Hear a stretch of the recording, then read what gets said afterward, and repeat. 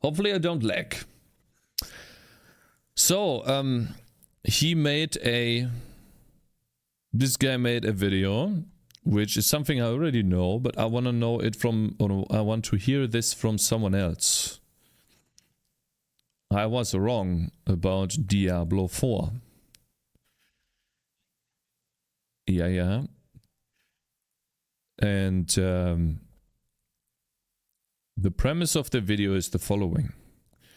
We have Diablo 4 plus $1 equals Diablo 4 expansion. Okay, that's what we are looking at here. And we're gonna watch the original video, not the react by Asmongold, even though I would like to want to know the react. I want to build my own opinion on the video. And now my what is it called? Hello C++ Game Dev. Happy New Year's Eve. Rugs, Happy New Year's Eve to you too, bro.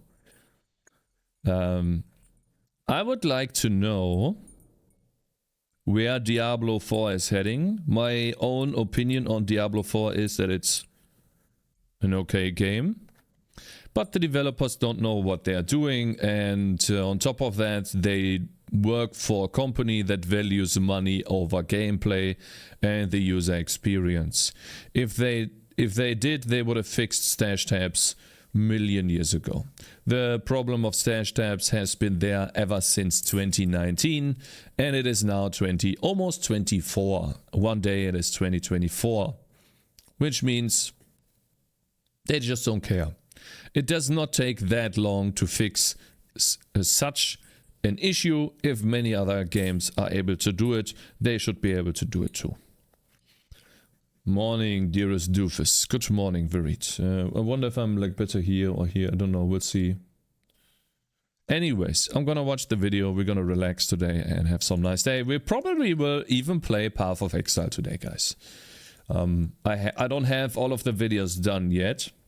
Unfortunately, I'm missing one video, but I suppose I can just leave that one video.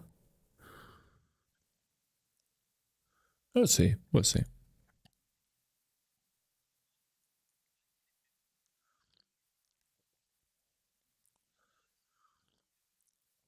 So you thought Diablo 4 was a good game? May the source be with you. Be with you too. Damn.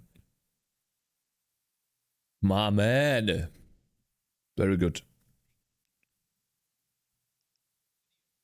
Oh yeah. Oh yeah, that's insane. Fuck, you don't have fucking sound. Of course you don't. God damn it. God damn it. Okay, we're gonna watch it again. I can admit when I'm wrong, albeit it doesn't happen all that often, but when it does, I can admit that I'm wrong. I'll give you guys an example. About a year ago, one of the third or fourth videos I ever made on this channel was called Diablo 4 Isn't What You Think It Is.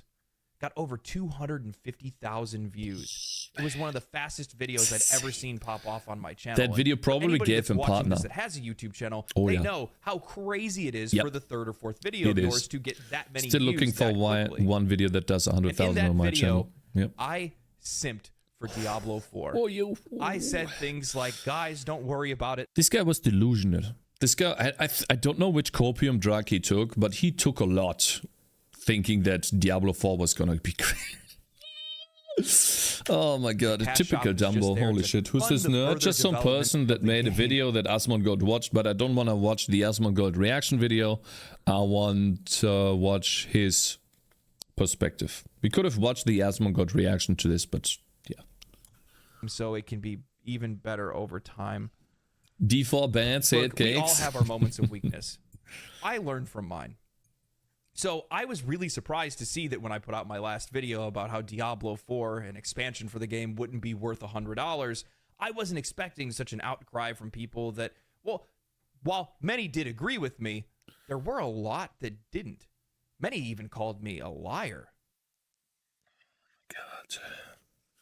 I mean, yeah, you can call him a liar. 2.2 user score. Where the fuck is that? Yeah, for. Oh my god. Diablo 2.2. At least it's not a Diablo 1. A liar. Yeah, so because first he says Diablo 4 is great. And then a year later he says Diablo 4 is bad. And so, like, there is no... He didn't explain why he changed his stand. So he didn't say Diablo 4 is bad, but he says it's not worth $100. Which, it fucking is not worth a fucking $100, man. No matter what fucking content you add. So... 200 fucking bucks in the first year for a game? Why? Today, what I want to do is I actually want to focus in on some of those discussions because I think it's worth having. Default bad, I may not change the hearts and minds of everybody.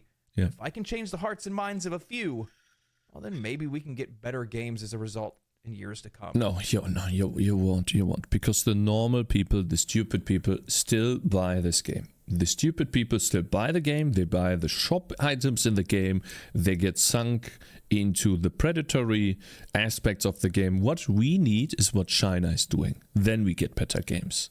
We need China to come over here and put their dick on the table and say, you are not going to do that to the people playing the games. But they're not going to do that because they're pussies. Hello everyone, So hello there, Salter we're going D. to listen to the people that disagree with me today. And we're going to see if they can change my mind. Spoiler, they can't. A common complaint that I saw is how unfair and Why is there a Path of Exile video now? Why is he showing B-roll of Path of Exile? Okay, I guess he doesn't have proper B-roll here. Okay. Hello there, I'm Ryan. My man, long time no see. Diablo 4 to Path of Exile, as Path of Exile has had 10 years of content to improve upon itself.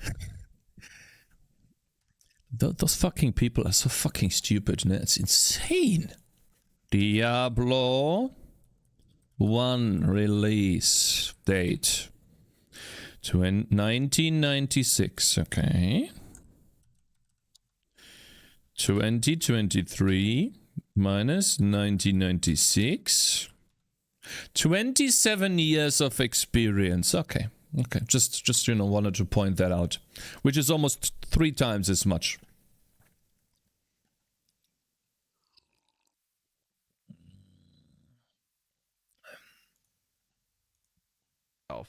And continue to add things over time, where Diablo 4 has only been out for less than a year. And from their perspective, this is true. Path of Exile has had over 30 leagues, each bringing new items, systems, content expansions, bosses, monsters, and various improvements to the game over the span of its 10-year reign. Hope you're doing good, bro. Some leagues are more successful than others. Some content is kept for the long haul, and other content is removed because... You guys remember the outrage over Harvest when they put Harvest in the game? Then everyone was like, this is OP, but this is great. Please leave it in the game. Then they removed it from the game. And everyone was like, okay, GGG sucks.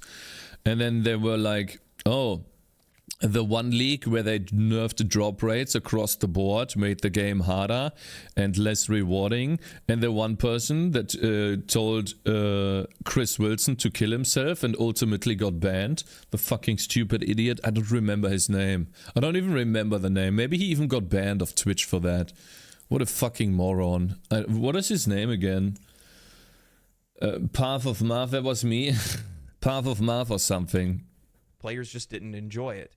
10 years is a long time to improve upon your systems. Engage with players and implement the feedback and data that you learn. No, Quinn69 was like, hell yeah, make the game harder, please. But I had to say, like, the rewards were really bad. Into the development of the game. While Path of Exile isn't a game for everyone, it is the game for the players that enjoy it because of how well Path of Exile has handled its continued development and its monetization. So yes, this complaint is actually true. They are right. I am wrong in this from a very narrow perspective. A less than a year-old Diablo 4 versus a 10-year-old Path of Exile is an unfair comparison. If Diablo 4 was the first game, please say that. In a world without context. But we don't live in a world without context. And in this matter, context is king.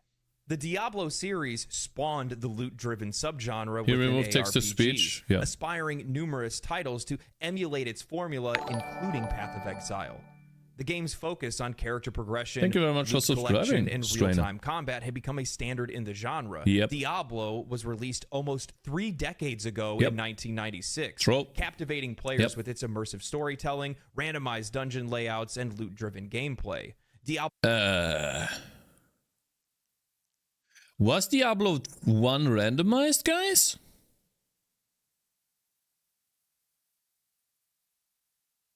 Was it actually randomized? Yes, it was. Okay. I know that's always the one dungeon that you go to, right? But yeah, hello, Azen. Oh, wait, guys, thank you very much for following. What the fuck? Why do I not get any notifications? Sorry about that. I'll put on the notification bot. Give me a second. By the way, I found the annoying voice on... I found the annoying voice on Mr. Beast's video that we watched yesterday about, you know, him playing rock, paper, scissors with the rock. And I tried to look online for that, you know. And they all charge money. Every single website charges money for that voice. But look what we have.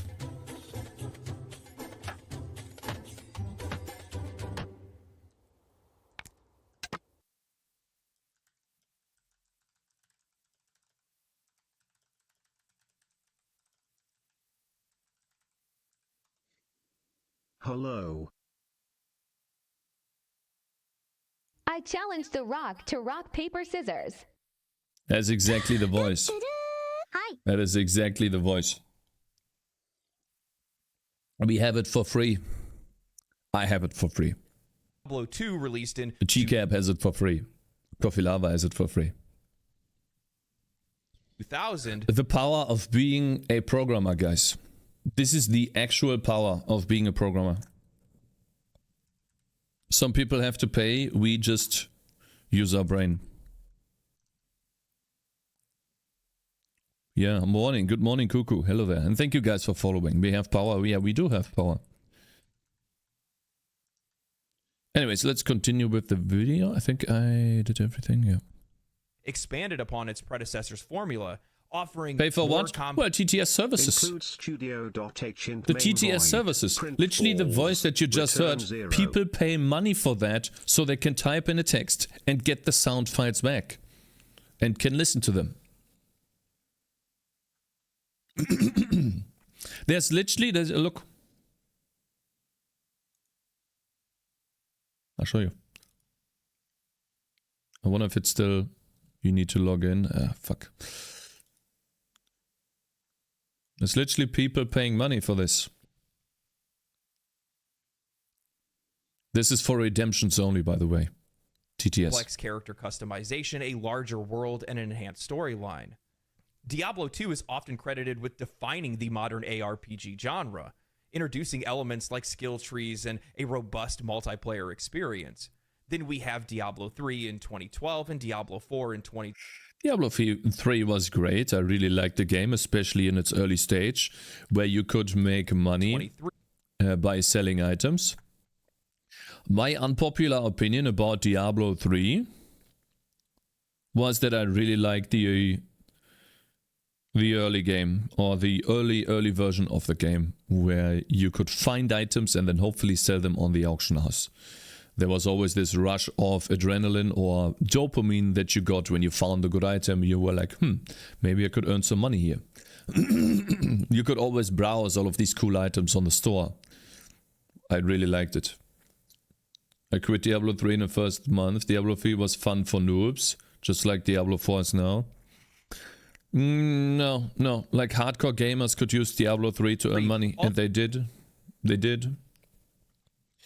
Yeah, it's cool. I really like that. Like a way of earning money in a game. That was really cool. Now, I know why Blizzard did it. I know the incentive for Blizzard to do it was so they could get a percentage of each sale. And so they could earn money from people using the auction house. I know why they did that, you know. Obviously, the transaction fees together with, percentage. I still think it was great. I really liked it. I'm very sad that they removed it. I want more like that. almost 3 decades of games, 3 decades of iterations, opportunities. And on Diablo 3, I think the balancing, while it was insanely difficult, the last one, I think it was Inferno or Torment, right? One of the, I don't remember which name the hardest difficulty was. I really enjoyed playing that because it was so hard. I enjoyed playing that on softcore because it was so difficult to survive. And you know, finding a very powerful item, which is a rare item, could be a rare item, made you more powerful in that very difficult game mode. And I really enjoyed that because there was always something to improve your gear with. The auction house was there, and you know, finding and farming those very difficult maps, and there was always something to move on to. Kicks my brother Hayes in. Innovation and expansion. Will you be baking pay to win RMT straight into your game, Cakez? No, I won't. First game. The company was founded in 2000. Like I'm hoping to earn enough money from streaming, YouTube, and selling my game that I just don't have to worry about that. You know, I can just make good games. That's my ultimate plan. You know. I saw the notification on Discord and immediately came, my man. So this does work. We could go even morning, further bro. back if you'd like to its days as Silicon and Synapse, and we have an over 30-year-old game studio. Heck, even if we just look at the development cycle for Diablo 4, over 10 years since the release of Diablo 3, Blizzard has had every opportunity to improve upon its initial formula and steal some of the best parts. Yes, they did improve. They made it much more simple. They, like, if you take a look at Diablo 1, 2, and then 3, and then 4, the game became much, much simpler in each iteration. And why did they do that? Well, because the normies don't want to spend hours and hours understanding a game like Path of Exile. They want to have a very simple game that they can smash on the console, and then maybe they see a cool armor and buy that in the store. That's what they want to do. Otherwise, they wouldn't do it, unfortunately, but true. And that's why FIFA exists. Games. Every so now fucking with year, context, new I game. propose this question. What Same do we game. have for now almost 30 years of Diablo? For a 10-year development cycle for Diablo 4. Do you want it extremely simple? We got a decent feeling RPG that looked really Yeah, good. it is. It had awesome looking cutscenes. Story was pretty decent. No loot filters. Brain dead boss design. Yep. Boring loot. Yep. No endgame variety. Nope. And a now deserted No end game at all. open world MMO light. You're forced to do hell tides when you don't want to do hell tides, otherwise you can't craft for shit. Stupid. And hell tide is time based. And hell tide, sometimes you log on, you only have 2 hours, you can't do hell tide. Because hell tides just happen to not be on the map for these 2 hours. But in the next 2 hours it will be. Stupid. Really dumb. Is it wrong of me? Randomly running nightmare dungeons up until a fixed highest level. Boring as fuck. Why would I run a higher nightmare dungeon? What for? To expect more. To level up my glyphs so they can reach a maximum level, which is very easily attained. Cakez, have you played Diablo 2R remastered? I have not. No, I have not. What is your plan for tonight? New Year? My plan for tonight is to do a little bit of programming and then a little bit of gaming. Or is it unfair of me to compare when the studio we're talking about from 20,000 2024? Genre itself? No, it's not. It's not unfair to compare Path of Exile to Diablo 4. It is. It is. Yeah, it is not unfair. Exactly. And it is that's fair. not me saying that Diablo 4 needs to be like Path of Exile. It's far from that. I realize that Diablo 4 Diablo 4 should be a good game, which it's not. To a much wider audience, a much more casual Diablo audience 4 should than be Path of Exile. But without that complexity and depth, that doesn't mean that Diablo 4 needed to be a game that lacked any innovation. Are you alone on New Year's Eve? No. I'm gonna go to that's exactly my wife's family. Got. That's the reason why I'm upset, and many other players are upset too, is because it should still be more than what it is. That's not to say that the game won't get better over time, but that still doesn't justify us spending more money until they get that game to what it should be. I just don't understand, why is everyone so fucking stupid? Like, they will release the expansion, it will cost an amount of money, and people will even go ahead and spend $100 fucking bucks on it. Like that, if people were not spending that money, that is how Blizzard would change. Blizzard is not gonna change by you making a video. Blizzard is not gonna change by someone writing a mean comment under their videos or disliking their campfire chats. They will only change when people actually stop playing. When this happens. Let's see, what is it? Categories. We're gonna have to scroll down a lot because the game's fucking dead. If you guys see Diablo 4, tell me. God, where is it? It's gotta be here somewhere, right? Is it that dead? Oh, 600, yeah. So the game's fucking dead. When this number drops down, then it's gonna change.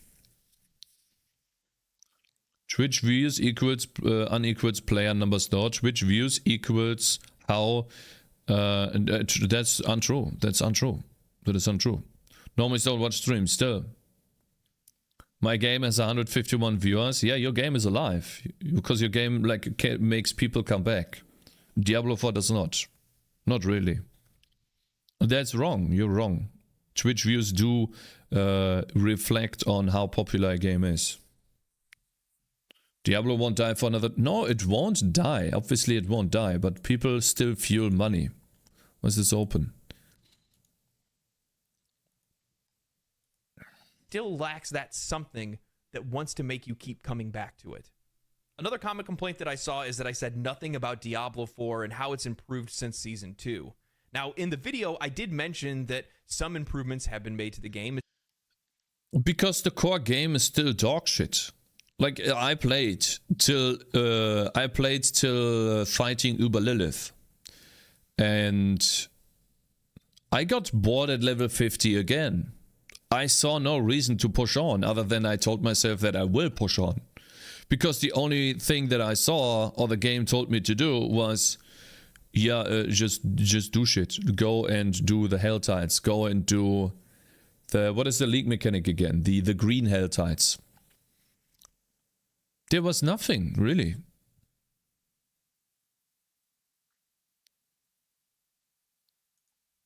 Especially in the Season of Blood. However, the uptick in player engagement was relatively negligible. So let's go ahead and look at those improvements. New players can now skip the campaign and jump right into Season 2. Previously, players had to complete the campaign at least once to even join into a seasonal realm. All renown now carries over to new characters and seasons. Previously, we still had to go out and do renown activities to build that stuff back up. By the way, I have played Diablo 4 like 100+ hours now, I think. I have never finished all of the renown. I just won't. They will not make me do that shit. Ever. I think it's the worst possible game mechanic that you can ever put into a game. You lock power behind stupid shit, like how many bosses you kill, how many zones you complete. And it's so it's dumb. It's dumb. It's like you are being told to be their personal bitch, to play their game for longer, by adding in arbitrary goals into the game. And get some of those character buffs and extra skill points. Gems no longer take up inventory space. Like, I don't understand how a single person would ever do that. Automatically salvaged, freeing up inventory space and easing some of the pains of lack of storage. New bosses have been added to the game. Man, this guy's doing so much damage, bro. Like, I was fucking struggling with this guy at that level. Like, he kept fucking running away. Throughout the seasons, target farming uniques has been added to the game, giving players the opportunity to potentially find some build-defining items that were previously randomly that was found actually and decent. couldn't be found just about anywhere. And they also improved XP gains by up to 40%. Yeah. Now, while I think these are great improvements, I want to communicate my frustration that many of this stuff wasn't in Diablo 4 when it first released. And on top of that, many of the innovations that we've seen across the genre over the course of Diablo 3's release up until Diablo 4, we still don't see any of that. Crafting, trading, interesting itemization, cross-class builds. And you deal 50% more damage on a Wednesday if you're attacking 45 degrees from the left behind the target. If the target is stunned at mid-range. Such a stat is just a loot box item that you don't want to have when you're rolling a loot box. It is a stat that is designed to be shitty so that you keep re-rolling the items, spending more time in a menu, just so that you That just so that they increase the player time, player spending in the game. Stupid. Subclasses. At launch, It is designed to be that way. It's fucking predatory and dumb. That is not, it's not about delivering a good game at all. You feel it every step of the way. Every item that you drop, by the way, every item that drops on the ground has one of these dot stats. I've taken a look at so many items, and every single item that I dropped had one of these terrible stats. And I believe that they hard-coded in that every single item that drops has to have one of these values. I believe that, 100%. Because the likelihood of that happening on every single item is so marginally low that it's almost impossible to happen. Didn't even so have... they force you to reroll every item that you find. You are not going to find a perfect item. You will always have to craft.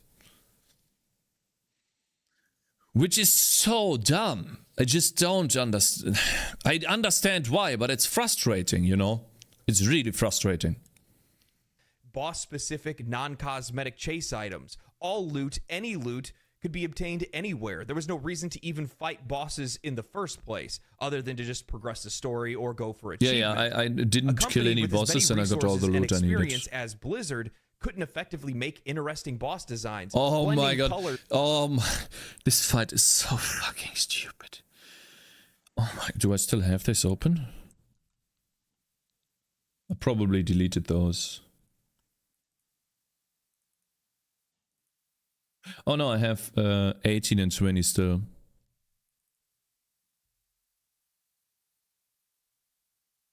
Where's the ah, there we go. You wanna watch some?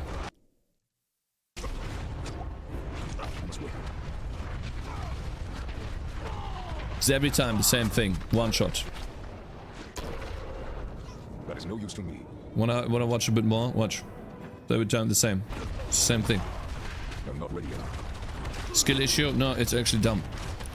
I know that you can make the waves go in a particular way. I learned that over like 100 tries, but it's still stupid. Yeah, it was me spinning around.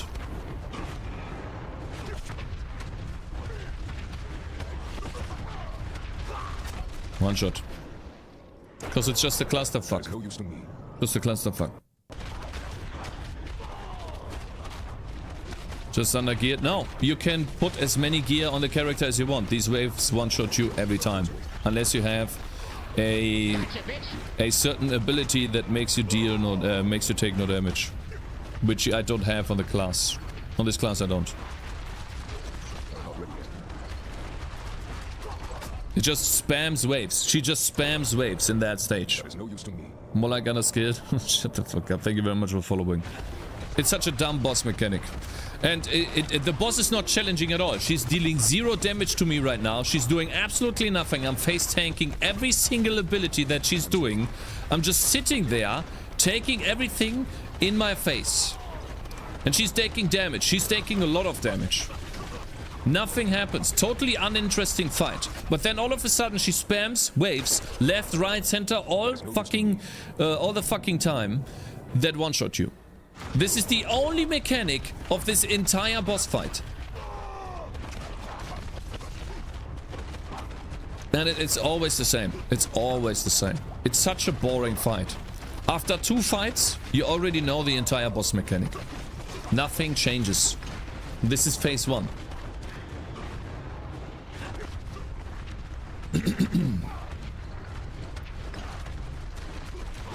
You know, I could click... Yeah, I could click at a random page. I guess I farmed a little bit. And got myself a different skill to deal more damage.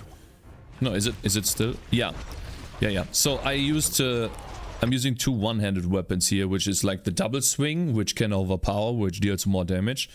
And that helped me burst her down. Basically, the entire boss is designed to be bursted down. If you have enough deeps, you win. There is no mechanic at all. And look, it's always the same. It's such a fucking boring boss, man.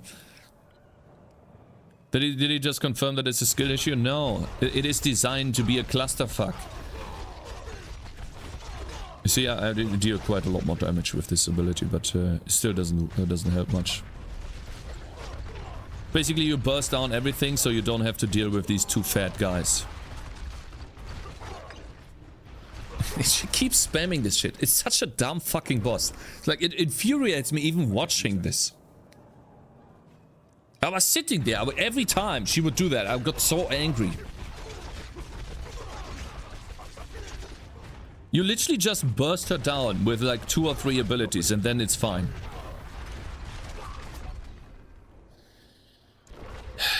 Like, this is just the worst boss design ever. Like, I think this is the worst boss that I've ever fought in my entire life. Not kidding. I've fought many boss. And I played through entire Elden Ring. This is the worst boss ever. I didn't finish the boss. I finished first phase like 2 or 3 times, but then I just gave up. I just didn't want to waste my time with this. I still have the character. We could still go right now, but no, I don't feel like wasting my time. And also, you know why? You want to know why? Because of the hitboxes. Let's find a place where I get one shot. Maybe one that looks like I didn't get hit much. The hitboxes of the waves are so ginormously big that it makes seem like you would actually dodge the wave while it still hits you. You physically dodged the wave, but it actually you did not. Back to town to fix durability, yeah. Like, and then that is the entire thing that you do. You do the boss, you go back to town to fix durability, 400,000 gold, done. Such a fucking dumb boss. It's fucking stupid.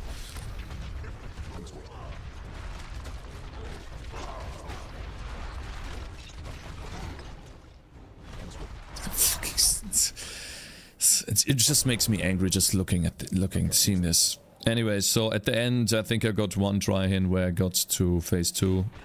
Let's see here.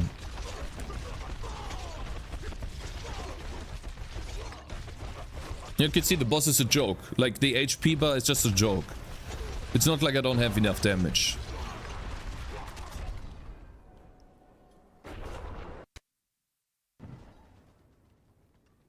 I think at the end I got one in. Let's see here.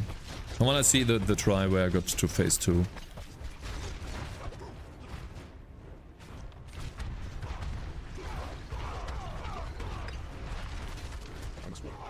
Like, I learned later on that you should just be in one, like on the side, on like the very edge. It's another one. It's so fucking stupid. And then in this phase, as a melee guy, she just keeps spamming the waves, being outside. So actually, you're literally in the worst case if you're playing pure melee on this fight. Like, any ranged unit could just spam her HP down at this point. You have to just run around and hope that she comes back into the circle, please. Please come back. See, like, I'm waiting now. Oh, I got unlucky. Okay, she spams waves again. What a shitty fight, man. And she spams waves again. Like, what is this mechanic? This is everything that she does. She keeps spamming waves, running away. And if you, by the way, if you go outside the circle, you're instantly dead. Instantly. Like, this might be one. Let's see.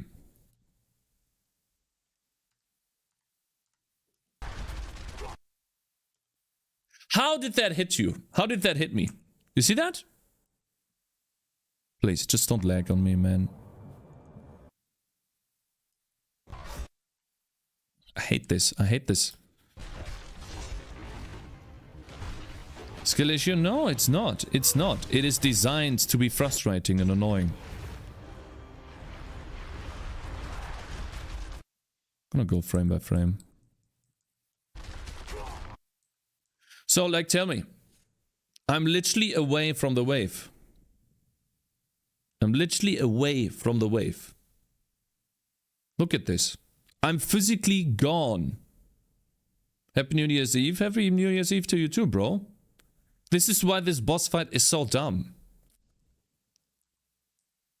I'm literally gone at this point. I made the step. The wave clearly hits your toenail, yeah. I'm even like further gone now. I'm further than gone. I'm beyond the wave at this point. So fucking stupid. It's insane. This boss fight, yeah, anyways. I can't use Is that Genshin Impact? Yeah, it is. It is. It's cute Genshin Impact, true. Yeah. Like, those people just don't know how to design bosses at all. Like, they don't play their own game. They only do so to, you know, boast about it on a fucking stream. Hallo? Alles gut?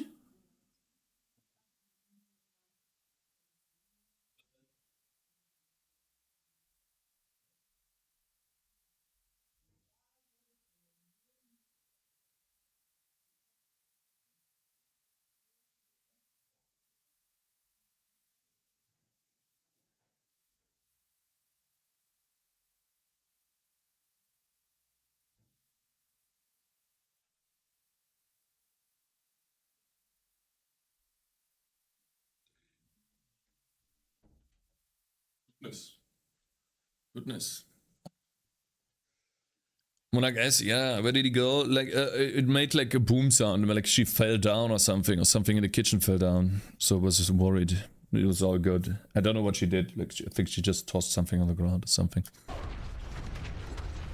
Anyway, so yeah, I think maybe it's this one right here where I get into phase 2. Fuck. Just seeing this makes me angry again. I played. I told myself I'm gonna record until I get to phase 2 again, so I can prove that I managed to do phase 1, which, you know, people would tell me, oh, it's a skill issue to not get past 1. No, it's not. It's just designed to be annoying. That's all. It's designed to be stupid. Oh my god. Which one is it? It's gotta be this one then.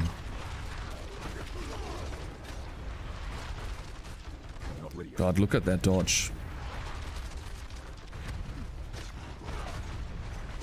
Like, the moment I hit the next phase, I stopped the... When did I do that then?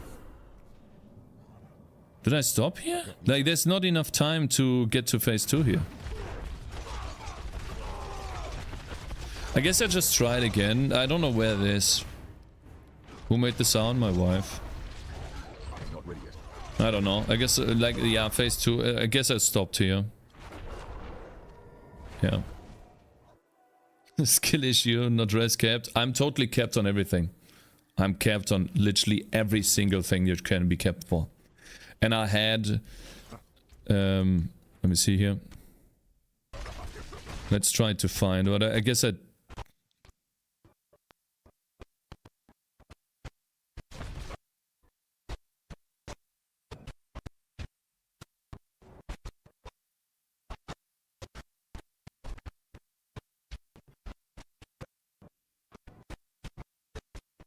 Can't find it.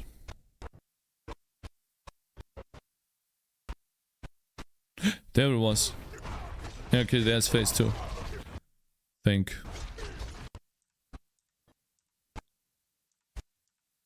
Think, right? Wasn't it? Wasn't it? Was it immer tripping balls? Was it?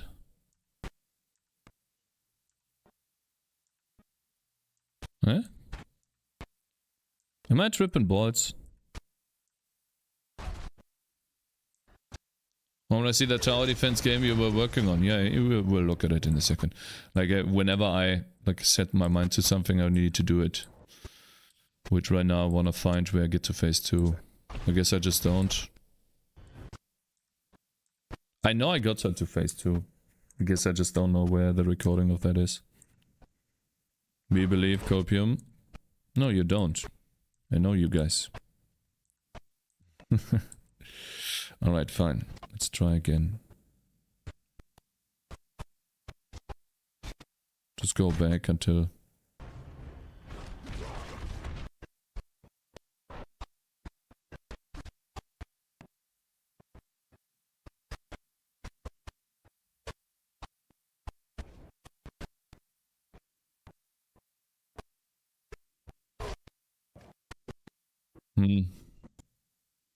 This is me changing my gear. I don't know.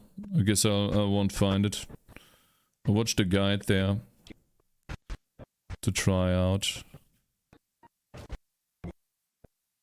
Yeah, anyways, who cares? Living in the past. Anyways, yeah, somewhere along here in the recording I got it to phase 2. Whatever.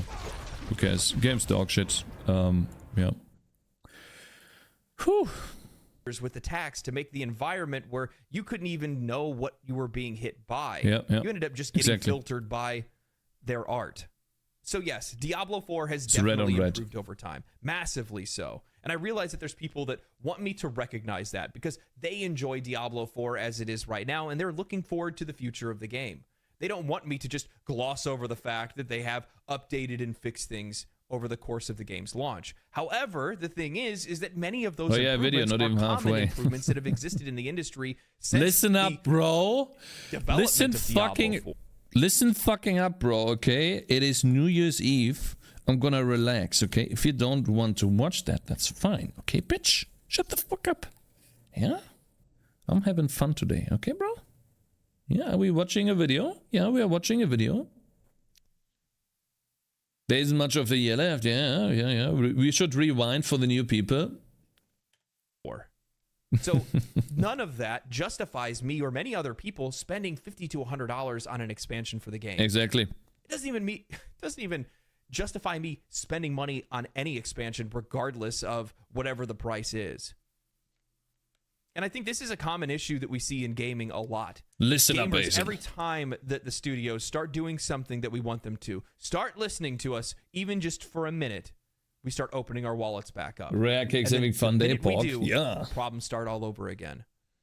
Our reward to them for doing the right things is by us playing their game. Because if we're playing their game, it's popular. If it's popular, there's more people that are buying it. There's more people that are probably interacting with their microtransaction systems and all of that other stuff. We don't need to spend money for them to improve games. And that's something that we've been doing for far too long, and it needs to stop.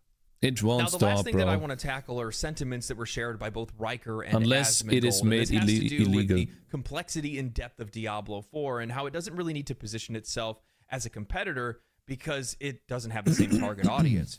Diablo 4 is meant to be a more casual game than P. Yeah, it's a more casual game, but why not have the typical stats for a casual game without the loot box mechanics in it? Why not just give it the stats that Diablo 1 had? I just don't understand. That was simple. Everyone understands that, even casual players do. PoE. And the way that I worded my arguments about that, well, kind of left me open to this, so I want to clarify. Path of Exile is far too complex and complicated for the layman and honestly even veterans of the genre. Yeah. I just recently started playing the game in earnest with its last season, and while I've enjoyed myself, I cannot play the game without having done significant research and having max roll opened up on my other monitor. The game has so many separate ends. He's playing a ranger. See, this is what I want to start today as well, by the way, after doing some programming. Lamar PoE learning curve is a joke. God sees burgers. Game systems that you genuinely cannot tell at first glance which is going to be the most rewarding or even enjoyable to engage with. The game feels like it has countless ways to level, gear, and progress through the game. Oh man, I can't wait. We are going to play softcore, by the way. And I will promise you guys that I will not get bored. I will play a softcore bow character to the max, like Rex is doing. The guy that found 2 mage bloods in one map. We're gonna do that. Some of the most complex skill and talent systems that I don't think I've seen anywhere else. Path of Exile isn't just a learning curve. It's a learning mountain that once you get to the top, somebody just pushes you off. When I brought up the value proposition between Diablo 4 and Path of Exile, what I was trying to really show off was the comparing and contrasting of As Cole put it, you don't need to do everything in PoE, just the things you feel like. Smiley face. Personally, this is my opinion, but when I Soft look at core Diablo solo 4, I self-found. see Nightmare Dungeons basically being the Soft core exact same self-found is thing actually as pretty Crater fun. Rifts. I look at the Tree of Whispers is Just don't focus on basically trade, it will be enjoyable. reimagined version we'll see. of the adventure mode. And the open world lacks really any thoughtful design whatsoever. Like, the only reason why you go into the Diablo 4 open world is so that you can craft. you find very limited amount of currency to craft when you do nightmare dungeons. It is a joke. Actual joke. They took a nice way of crafting in Diablo 3 and turned it into a tedious job for you to do that you can only do sometimes. You know, in Diablo 3 you could reroll as much as you wanted to if you had the money, and I think you needed some other stuff that you found just naturally by playing. In Diablo 4 you have to do the stupid hell tides. At least in Path of Exile, with all the different systems that it has, there's meaningful ways to progress your character. Whether that's through the labyrinth, being able to access a more specialized tree of skills and abilities and things. And I should do videos like this guy. Or it takes like fucking 5 seconds to do these. Fucking hell. maybe it's some no of the editing other at endgame all. systems that have Look at specific that. items that you can only Then get from Asmongold is doing gonna those watch my video and I get a activities. lot of views. There's something to that makes you want to keep coming back to it. God That makes you damn want it. to learn more about it. But there's nothing to learn in Diablo. It's just go kill 5 stuff. seconds in a Hopefully 50-minute you video. get a higher number. Okay, you got higher number. Good job. Maybe you can beat Lilith now. There's just nothing to it. And while I realize that this game is supposed to be for a much more simpler audience, for people that aren't looking for something ultra complex, that doesn't mean it shouldn't have meaning. And for me, Diablo 4 doesn't have meaning. All in all, I expect more from the company that created the genre, from the company that made the game that inspired all of its competition, with some odd over 9,000 people that worked on the game over its creation, as well as all the money that they invested. I would expect an improvement over previous iterations and innovations within the genre. So How are they going to do that though? Every single talented programmer just leaves the company and does their own thing. Have you guys seen this? Have you guys seen this? This is insane. What is it called again? Starbound? That's not Starbound. Not Star Trek. Star Citizen? No. Starfield? Starfield? No, Starfield? No, it's not that. StarCraft? No. The StarCraft clone, guys. Made by the ex-Blizzard people. The one that we looked at. Stormgate. Have you guys seen this? Look at the number.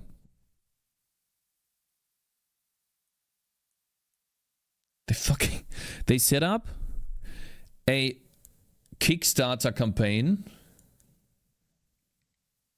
and just in a couple of days they reached over 1 million, and they only wanted 90,000. It's insane.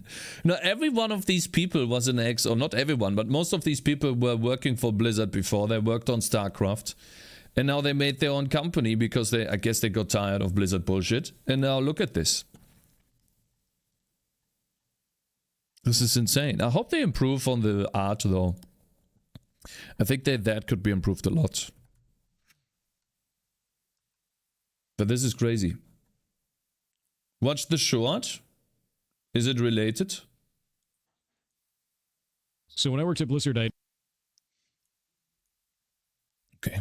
to do a social engineering task where I had to hit customer support. No, I And had to already get watched 50 that though. questions answered. But I guess And we let me can tell watch you, it again. I got my questions answered. I shouldn't have. That was the problem. They're not supposed to answer those. And one of the things that I found that was really interesting is people that had been there for 1 year were really, really hard to trick. But people that had been there for 5 years were really easy to trick. What have we learned? We've learned that training is the issue. Everybody that actually worked at the company got training in their first year and then they never got training again. So they became complacent, exactly. The director of CS came and he said, I want the names. And I said, I'm not giving you the names. You're just going to fire those people. And he You goes, I'm worked going to go at to your boss. I was like, Blizzard, do it. My boss is like, you got the names? I was like, yeah. And he goes, you going to give them to him? And I was like, no. And he goes, he's not going to give you the names, bud. And then I sat down and was like, look, I'm not giving you the names because if I did, you'd fire all of these people that are your best employees, the ones that have been here the longest. And in 4 years, you will have the exact same problem with the people that are newbies right now. The issue is not the employees, it's your training regimen. I sat down with him, we created a new 6-month training regimen. The Guess MS what? I went Paint back God. about a year later, did the same thing. All those people passed with flying colors. Not a single one of them Told you answered my guys, MS questions. Paint is OP. So when I worked at Blizzard, Yeah, anyway, so my point is, like, I think it just, not proves my point, but it's like underlines my point. My point is that the talent leaves Blizzard. People leaving Blizzard and making their own things. Just work at Blizzard Cakes? No, I don't want to work for a company. I want to make my own game, man. And so how are they going to make a better game if the talent just leaves? Like the original Diablo creators left. Blizzard North is gone. Same company is coming at me asking for $50 to $100 for an expansion of a game that didn't meet mine or many other players' expectations, that still has a long... I don't understand why people even had expectations for the game. I knew the game was going to be bad, and I was right. long ways to go to improve. I mean, we still don't even have stash tabs. Loot filters don't exist. You don't have stash tabs for almost 5 years, bro. The overworld endgame still lacks really any... You still bought it? My brother bought it, bro. My brother bought it. I didn't buy it. You're wrong. I bought $20 for early access, which I shouldn't have done. So you're wrong. I didn't buy the game. I would have never bought the game if he didn't buy it. I feel that loot and builds need to be a little bit more interesting, and the game still lacks that something intangible that really wants to drive you to play it. Now again, they definitely have improved the game since Season 2, and Season 3 can take it even I should further, make a I'm disappointed in Diablo 4 video.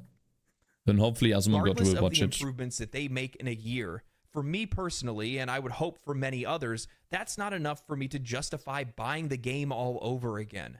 Am I to believe that in tandem when nothing will change? Diablo 4, No, they won't change anything because they get enough money. 4 to layer over on top of it, or they developed a... Now, this is a huge copium, you know, guys, but maybe it will change when Bobby Kotick finally leaves next year.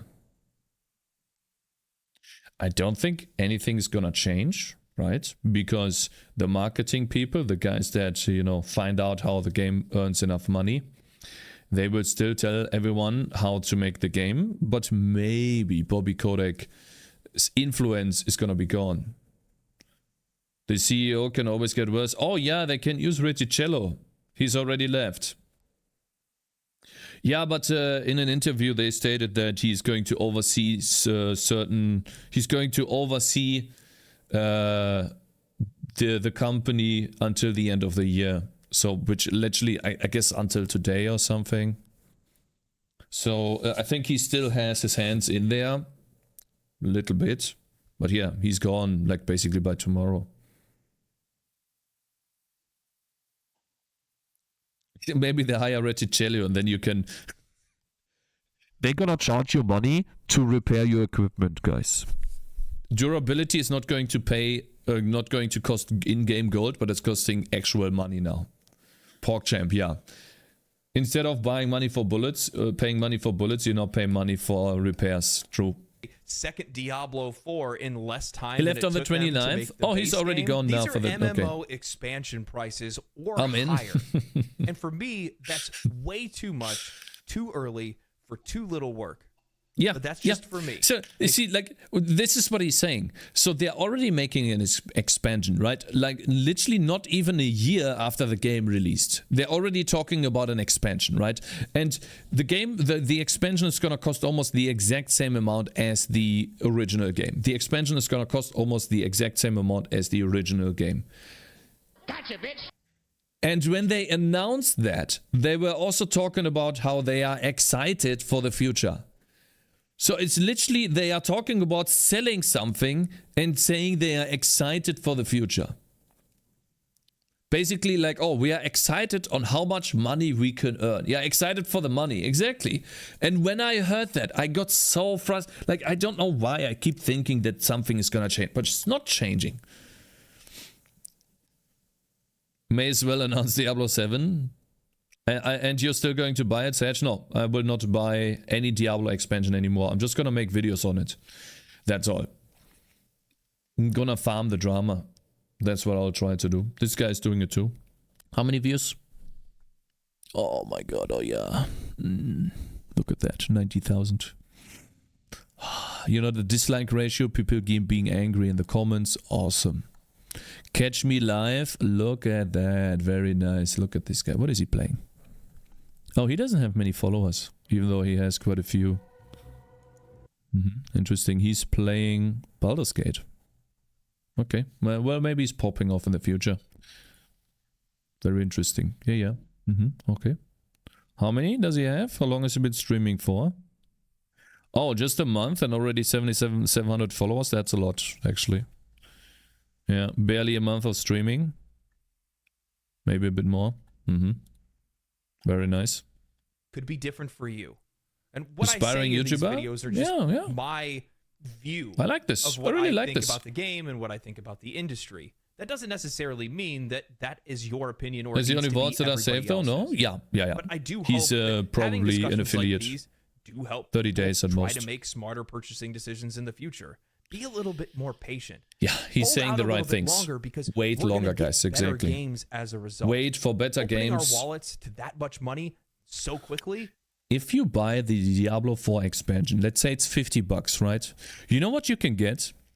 You can get this game right here. You can get Hordes of Torment.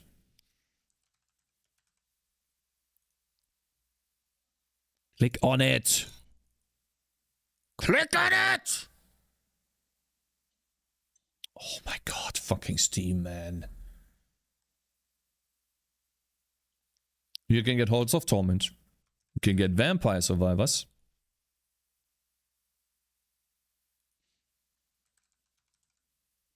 You can get Stardew Valley. Which one is a good game as well? You can get a $50 computer that Cakez says. Shut the fuck up. Oh, fuck off. There's a demo out for 10G Defense for free. The demo's dog shit, man. Don't play it, please. Please don't play the demo. Doesn't make a lot of Please sense stop. to me. Terraria. That's the Oh, whole Terraria, reason yeah. I made the video in the first place. Not You can buy yourself stash tabs in Path of Exile. You can buy yourself a starter pack for Path of Exile, get all of the stash tabs, and not equipment. What is it that you, when you color your equipment, what is that called again? Transmogs? I guess it's transmogs.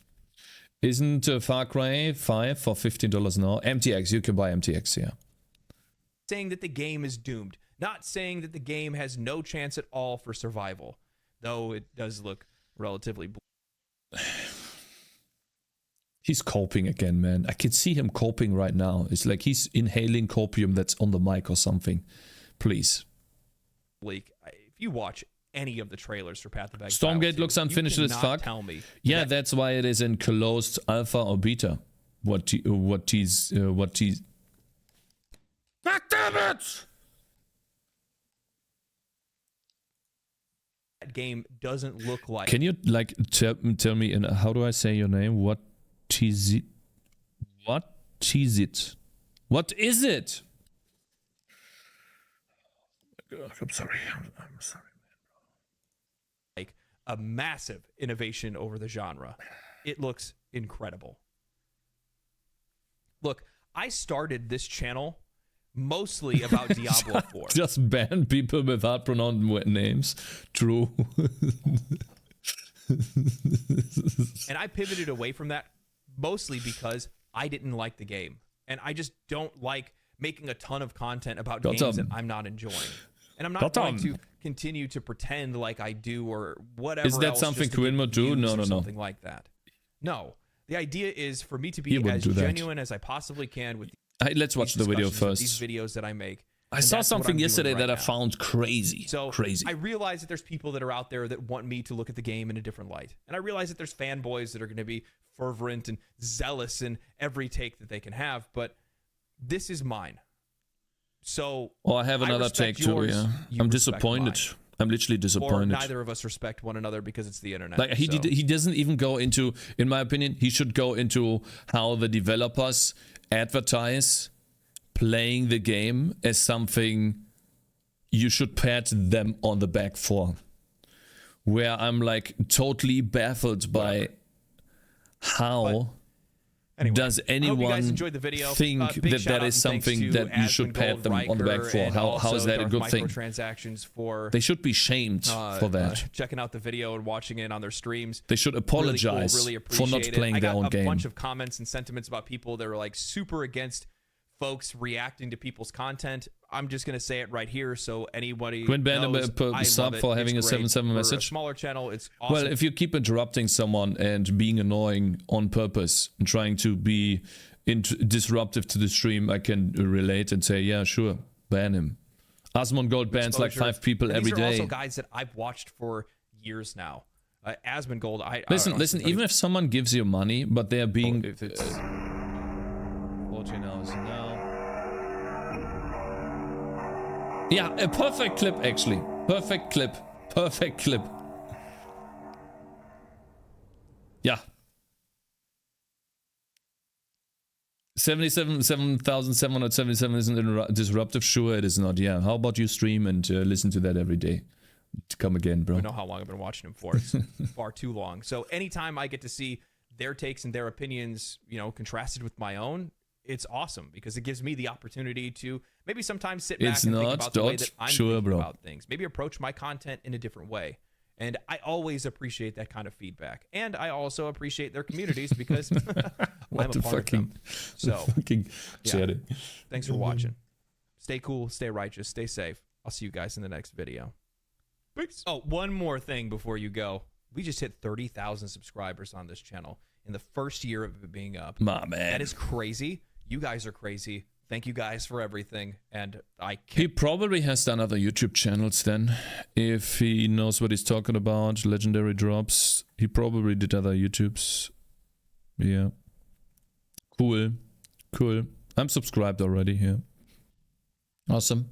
You guys want to watch the video? I guess you don't, but you know what? I'm going to link it anyways. Albeit I'm going to link it to you guys. You know, that's, you know, proper etiquette. You know, none of you really cares, but here is the video, guys. If you want to give it a like or something, you know, or subscribe to this guy if you like him or not, do that, please, you know. Cakes, what is I have 30,000 subs and we don't? We don't have the subs because we are still learning, bro. But we will have one day. We will have it one day, bro. I'm working on it, you know.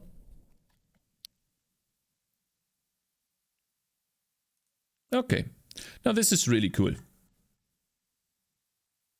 End of reaction content. No. Sturdy Poses gifting 1 subs My to the community. man, look at this end guy getting a sub. Thank you very much, Sturdy Pose. I really appreciate the support, bro. Alright, yeah, now the reaction content is over. You know, my chill time is over. We get to program the game, guys. We're actually working on the game now. True. Do you want to watch a good video for the 7th time, Cakes? How about this, Varit? If you want me to watch a video, just put it... and I know that these messages exist, guys. I know that these messages exist, okay? I promise, I know that. Hä? Was ist das? Oh, ja, klar. Aber du so Salz und Butter. Soll ich Salz? Ja, ja, ja. Ne? You can put it here. Danke. Oh ja.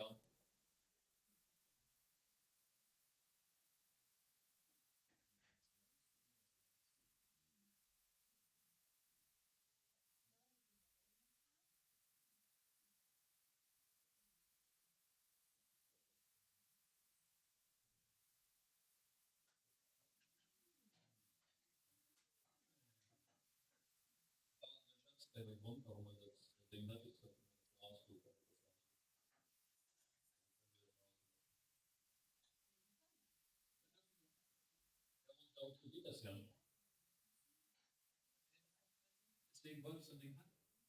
Okay, pass auf. In Zukunft werde ich mir einen eigenen Butterroller kaufen und den raustun, okay? Weil dafür ist das. Macht das keinen Sinn, so ein Ding zu machen. Okay.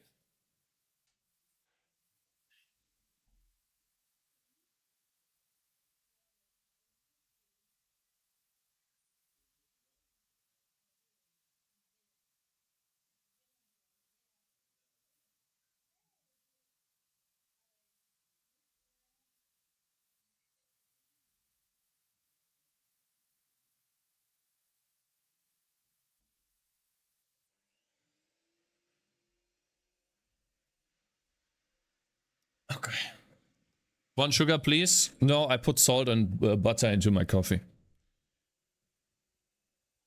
Hazenris, happy new fuck. Good morning, guys. So you put it here, okay? Still waiting.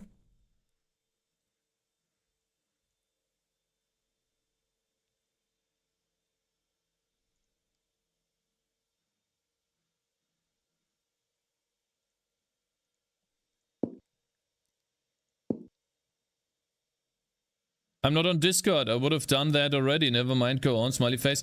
Oh, I see. Then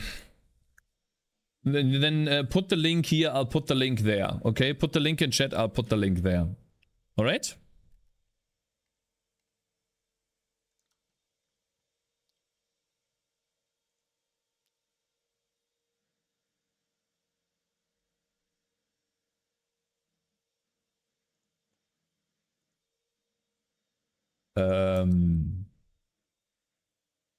Wanna quickly check. Yeah, you guys don't hear the music, do you?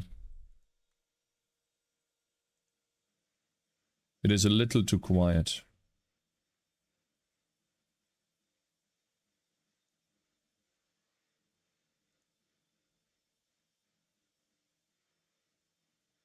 We do. But this is a little bit better. We hear something in the background. Yeah, something in the background is my wife making tiramisu. Fuck decap. Oh, wow. Wow, Pacerk. Man. Alright, guys. This is what we did yesterday. We added in a nice little background for each ability. And today we're going to redesign this menu right here. The ability menu that it should show these ability descriptions right here as a choice and not on hover. That is the idea.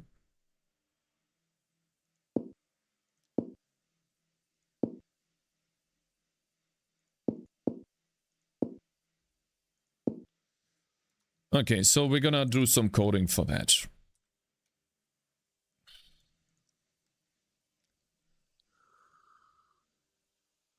Wow's Darkest Secret? I watched that already.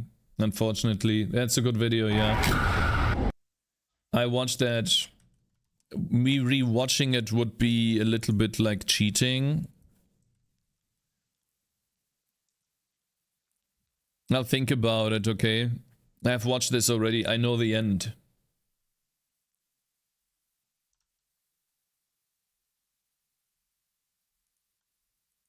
But thanks very much for the suggestion, Verit. I really appreciate it. Don't cheat on us, Cakes. I watched it even before I started streaming, bro.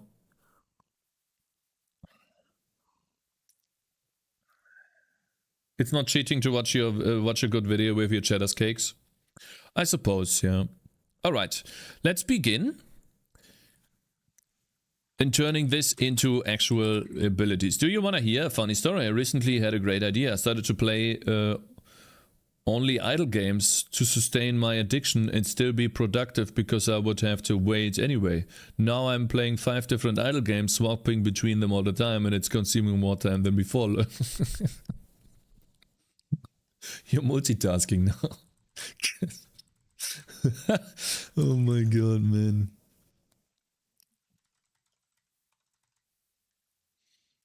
Goodness.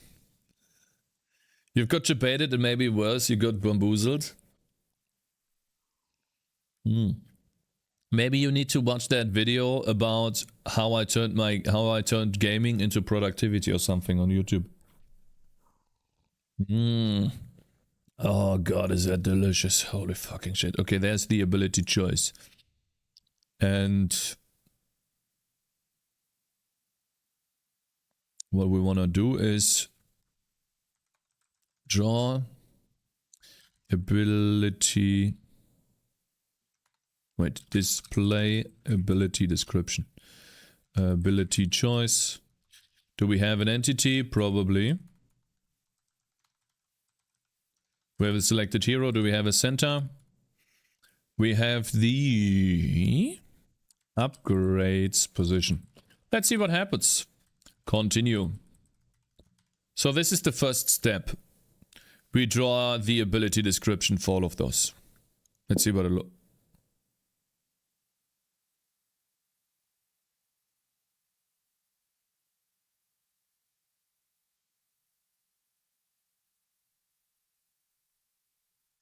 Uh-huh.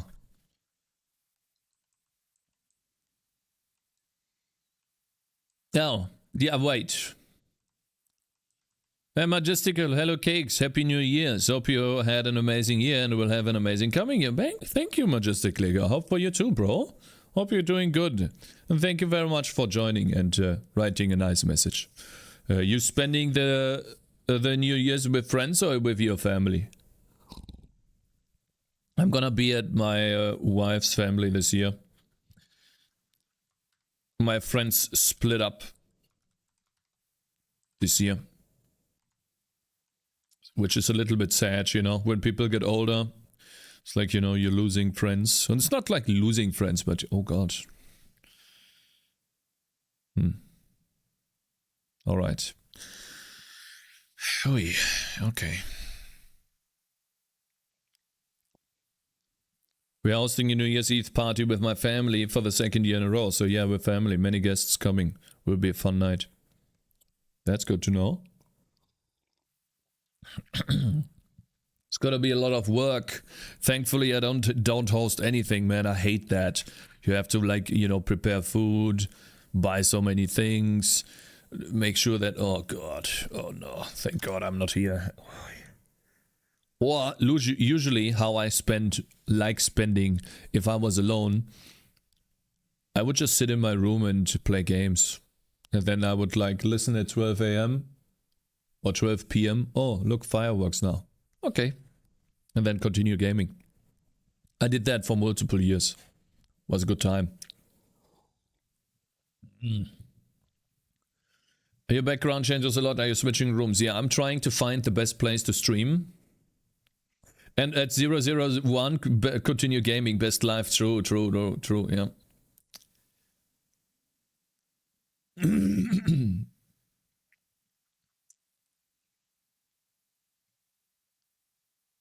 What if Cakez is schizo because we never saw his wife? Actually spending this time alone while living with his delusions. No. Holy shit, no. He actually saw her already. She walked by today.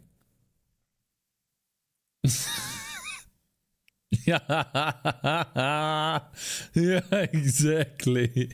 Oh my god. That is exactly, man. That's exactly it. You know, that was me, by the way. This was Germany winning the World Cup. And my brother coming into my room, you know, all excited. He was the fireworks, like, hey, we won the World Cup. And I'm like, close the door, please. Okay, thank God I can keep on gaming. Oh, man. Yeah, I didn't give a shit at all. I just wanted to game, man. I don't remember what game I played even. I wish I could prove that I have a wife. What if Cakez actually has no wife and it's his roommate? True, yeah.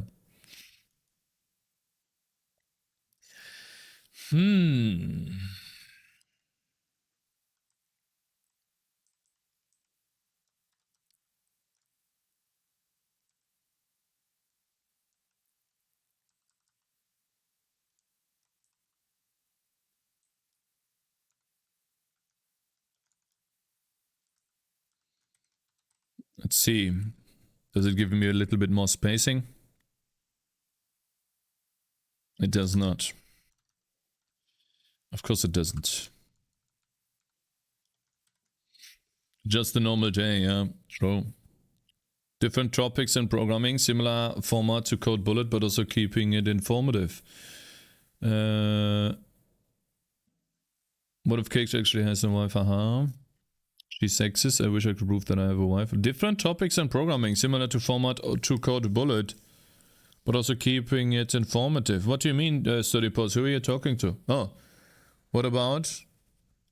About what? What are you guys talking about? That sounds interesting. Hopefully next year I'll start making YouTube videos. I'll have to finish my studies first. My man, yeah, and you linked them here. I like talking about that. I'm a harsh person, you know. I say a lot of like, oh, you could improve that, you could improve this. But I really like watching someone doing that the same, you know. And when you're doing it, bro, you know, we can talk together on Discord and we can improve together. You know, you can be like, oh man, this video popped. I was like, yeah. Like I don't have anyone to talk to about that. I just talk to myself. Like, hey man, what should I do next? How should I do this? How should I do that? True, yeah. What is everyone's New Year's resolution? Oh well, yeah, Cap. Anyways, not here to stay for long. Just came to wish you Happy New Year. Gonna continue learning with WebDev. Set up Tailwind CSS today. Already liking it a lot. That's great to hear, bro. If you keep going with that, then at some point in the future, you will find a good job because you're doing something that most people don't do at your age. You're learning something on your own. When I was your age, I would just game all day, every day, and I don't learn anything. I regret that now. Where, yeah, like who of you just gamed, didn't do shit? You have us Cakes? Yeah, but like having someone that does exactly the same thing as you do and really wants to put time into it and wants to learn is different, you know, bro. And also, I don't want to bore you every time talking about YouTube. You learn Blender instead of only playing games. Easy clap, my man. We are inferior? No, you're not inferior. I'm not saying that. I don't mean that.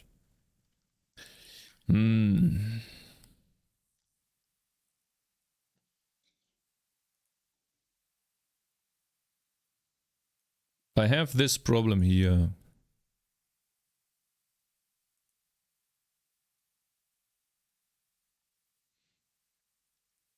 How about we use the center X, not the mouse position?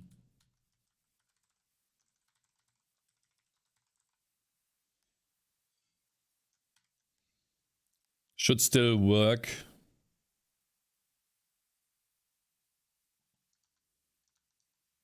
Yeah.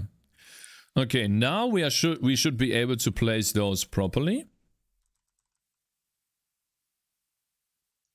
I learned English through gaming, me too. Me too. Actually, perfect way to learn English in my opinion. So, how do I get to this upgrades position? I'm calculating it here. Excuse me. Hi there. Hello there, bro. We probably have to multiply this.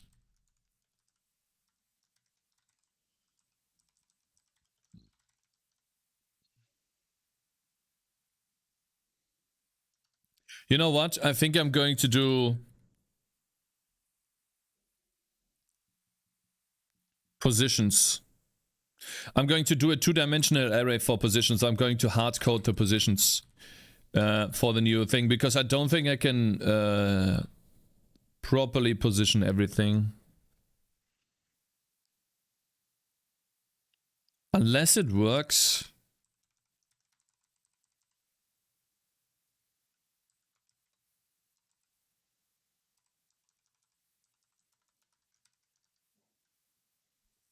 Should spread it out more. Doesn't do that.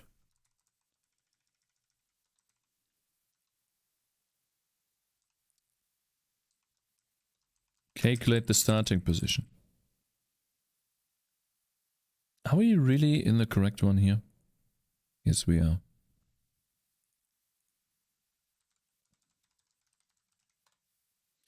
Okay, 120. Let's see.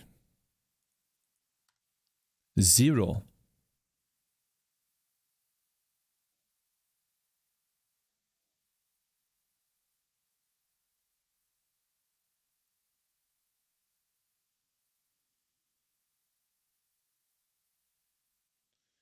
Hello there, Mecca. Hi there. And Metron, hello there, bro.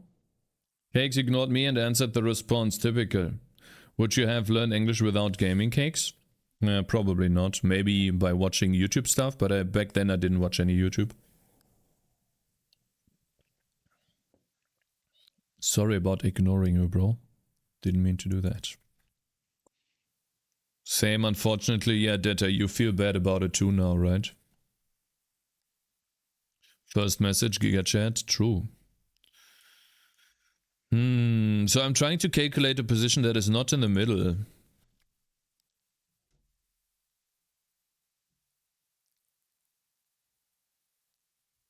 What is this?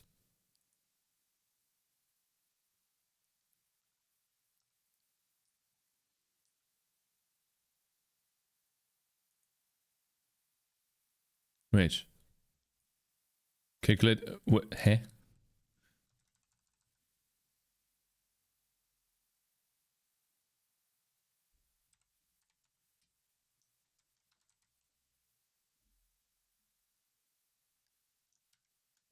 I guess this wasn't even okay.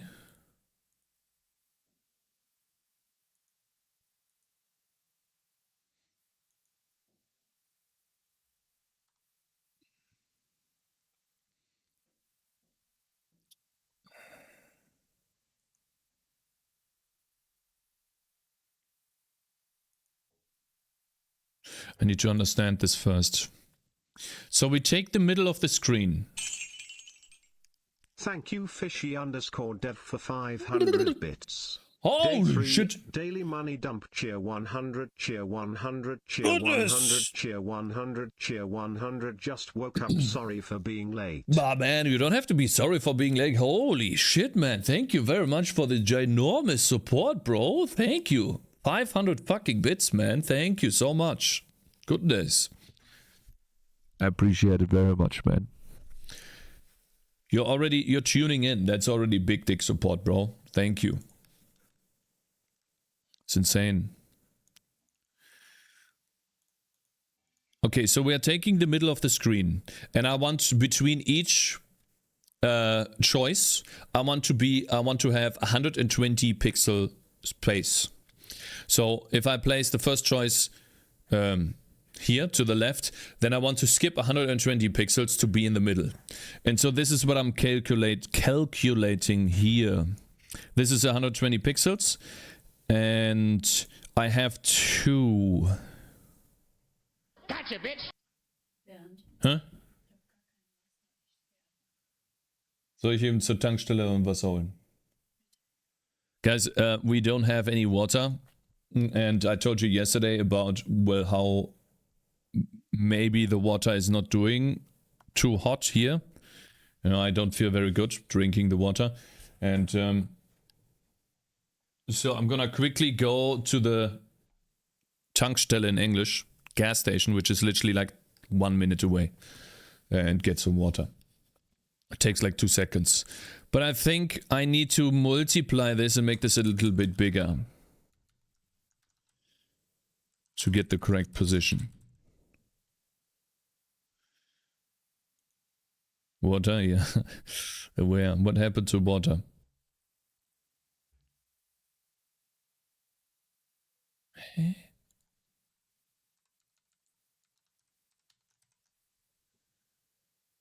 Now it's 240? 240? 360?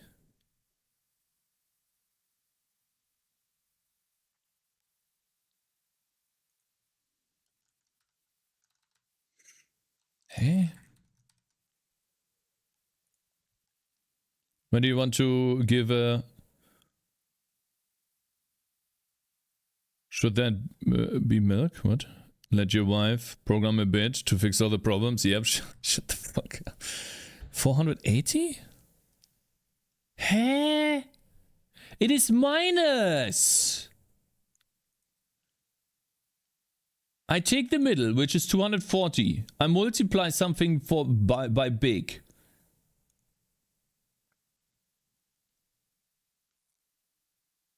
Huh?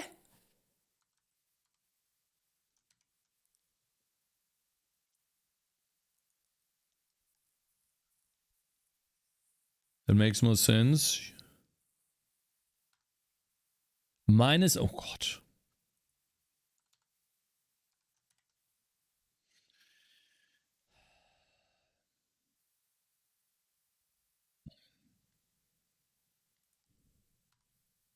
Okay, guys, I'm just gonna do this.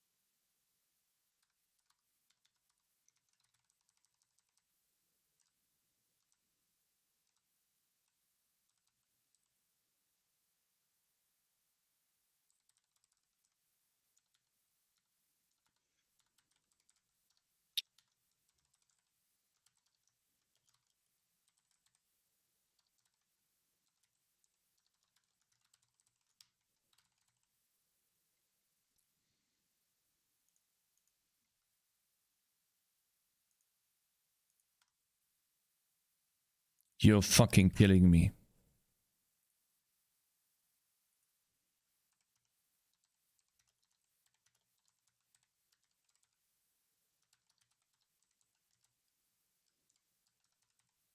Hello there, my man. Arbeya. Hello there, bro. Are you fucking kidding me? Okay.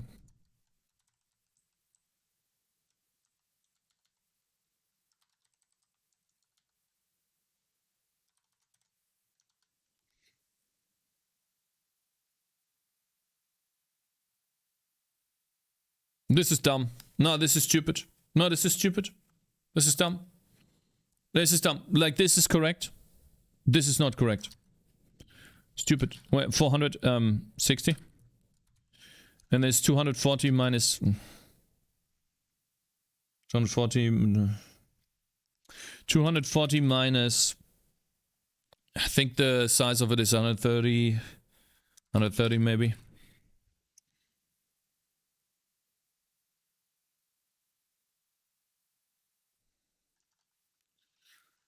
Divided by 2.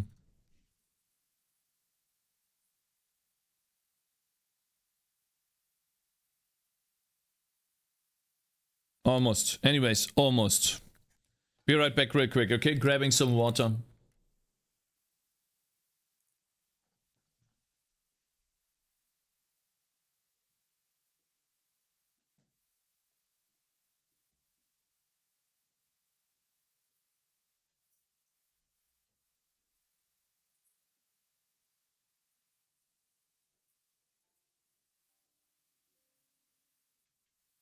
Always on top?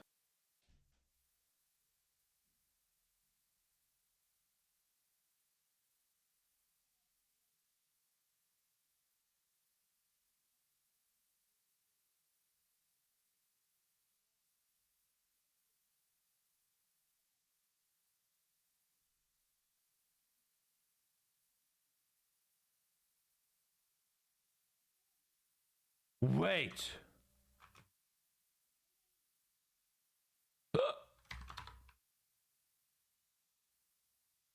Oh my god! I hate Kunst! Kunst is trash!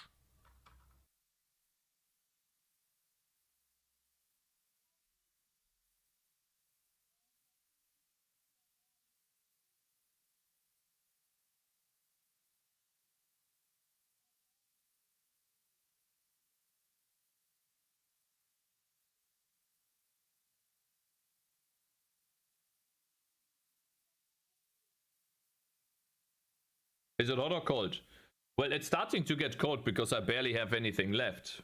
I just got a dragon! God damn it! The door's open. I should not be so loud.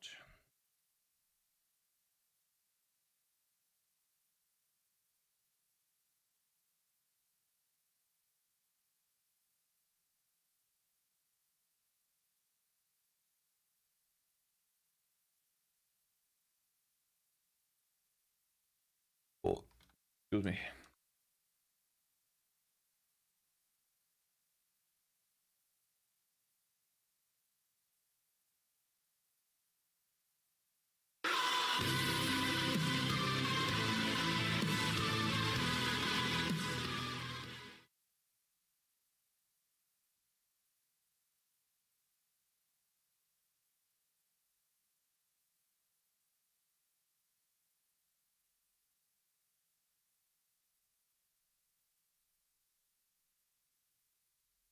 that burn proliferation, not taken a,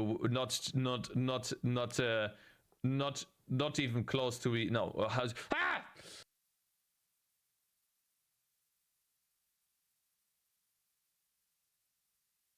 Experience. Whenever I finally have something visually pleasing. Attention. Whenever I have something visually pleasing.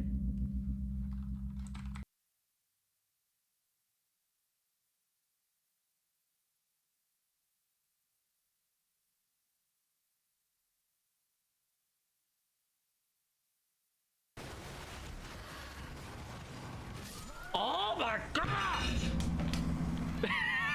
What happened? What did I do? No, I'm sorry. What the fuck is that? Microsoft Office? I didn't want to start that trash. Jesus, I'm sorry. Oh my god.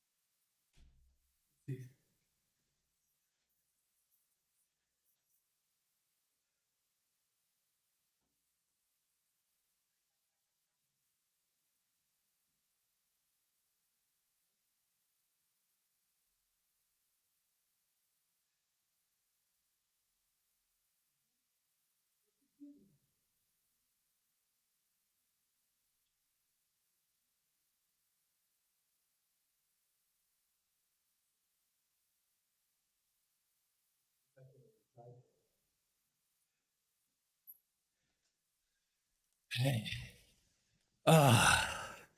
I'm back. Okay, guys. I need to bring my wife to her sister. I will stay online. I just can't entertain you guys for a while. Whew. And so, what I will do is, if you guys have like 1 or 2 videos, cue 1000 random clips. No. Good morning, Mr. Cakez. Hello, Inukai. Are you still interested in games made with Rust? I saw a small indie game board today that made 300,000. Yeah! If you have like an article or something, sure. Oh no, my entertainment neon. It will take about 20 to 30 minutes for me to bring her there. I don't want to turn off the stream for that. Is it creatability? No, that's display.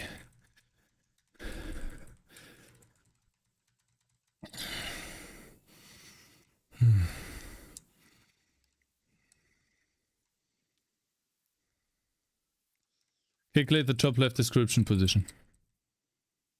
Why?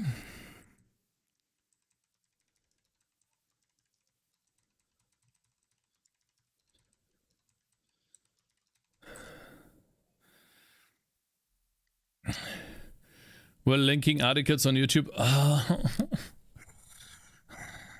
Fucking hate YouTube. Little bro is mined from running across the house. I ran to the gas station and bought. The person in front of me had like a little child with him, and I don't know, but he had to pay 29 bucks, and he paid it with like this ginormous cash in his hand. Like all of them were like Münzen in English. I don't know what you call that. Thaler. Like €1 pieces, right? And so he put it all in a... Took a long time. Pills, coins, yeah. He paid in coins, like 29. So that's why it took a little bit longer. I want to do this. Center plus description and calculate the top.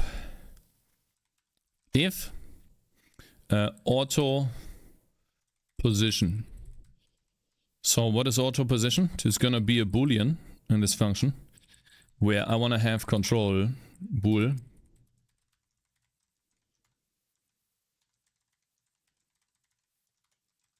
By default, this is false. If we don't auto position, actually by default it is true. I want to auto position the thing, which basically makes it so that it's always on the screen. And now it is not going to change the center based on the world size. That will make this probably be here somewhere. This one in the middle, or maybe to the left. This one to the right. If we display that with false. 1, 2, 3.5, 4.7 damage. We have to start again. Okay, this is what I wanted, by the way.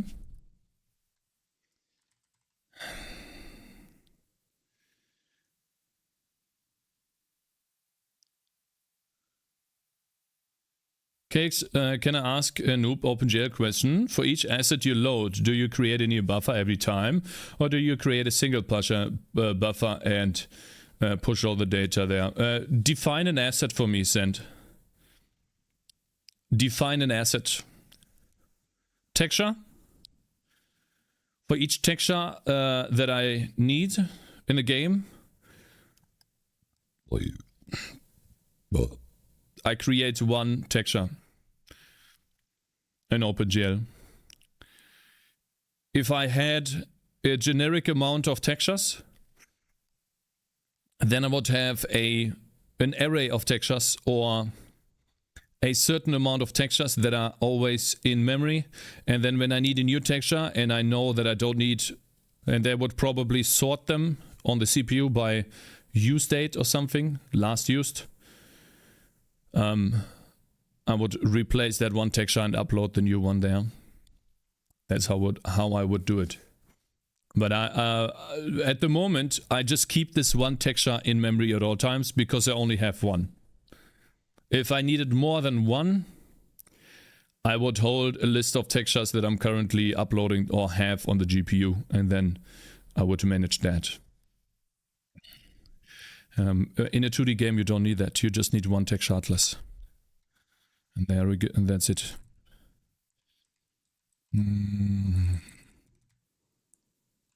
Let's see what it looks like without the positions.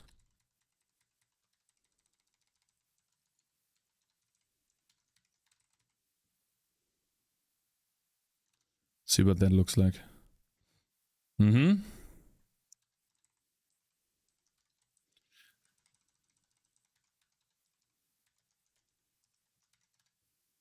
Let's space them out a little bit. Now guys, here's the question.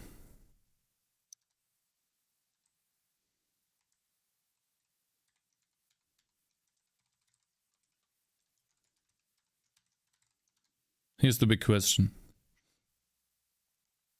How should we align them? Top align? Or like this? I think we should top align them, right?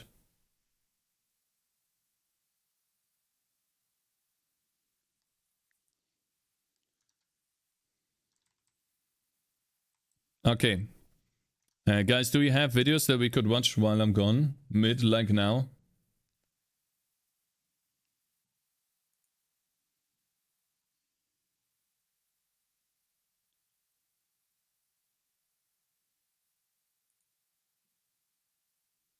At the end.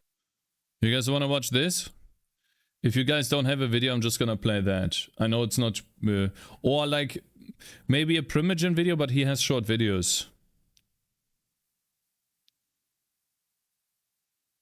I like the mid, to be honest. Do you like them like this? The one that we read linked before?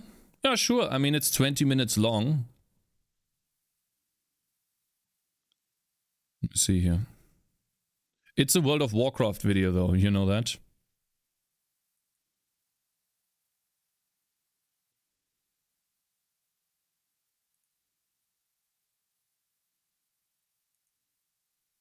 And on screen, yeah.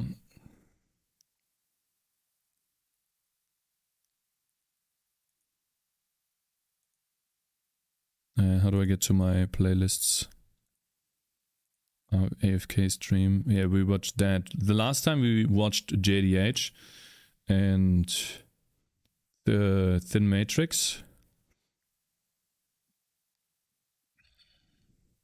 We could also watch...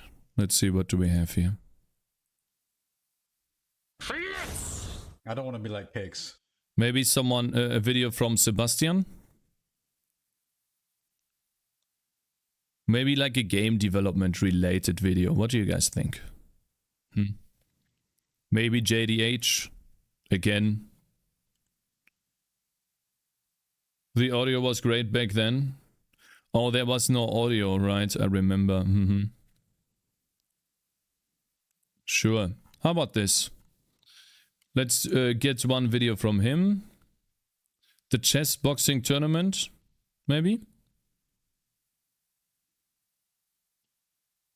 It's an hour long. That's too long. Holy shit, they have literally an hour long. Oh my god.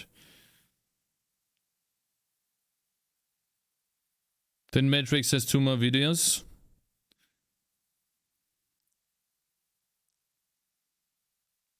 Something from the journal? Game engine review? Or why not?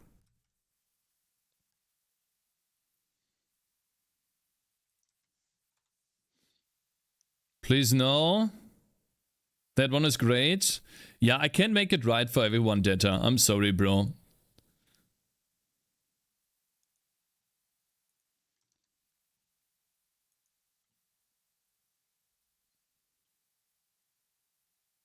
It's on the front page of the Rust Reddit.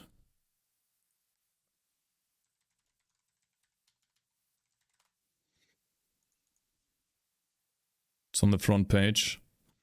Inuka, you still here? My GF painted this week's Rust.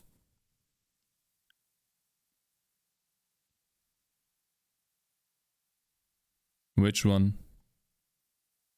Doesn't look like it is.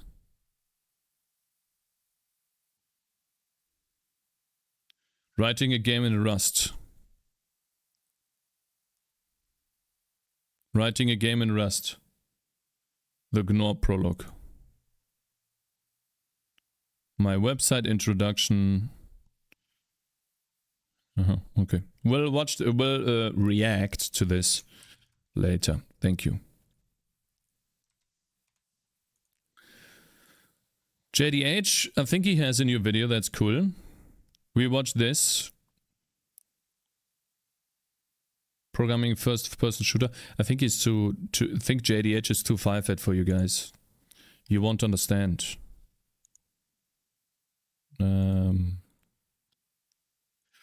Okay, I'll do it like this. I'll put this in front. This guy, wow, rude. YouTube watch. I need to check on... What is this? Failing to fail? Oh, I watched this before, but maybe you guys find this interesting as well. How do I add another one here?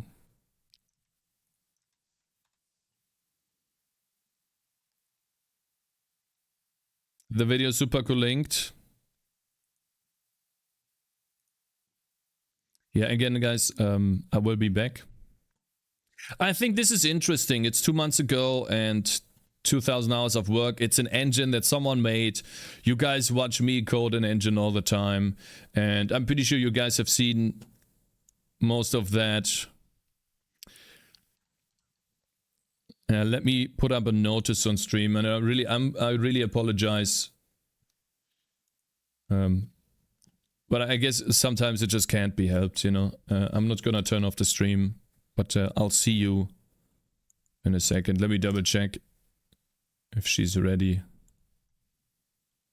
or not. Let me check real quick.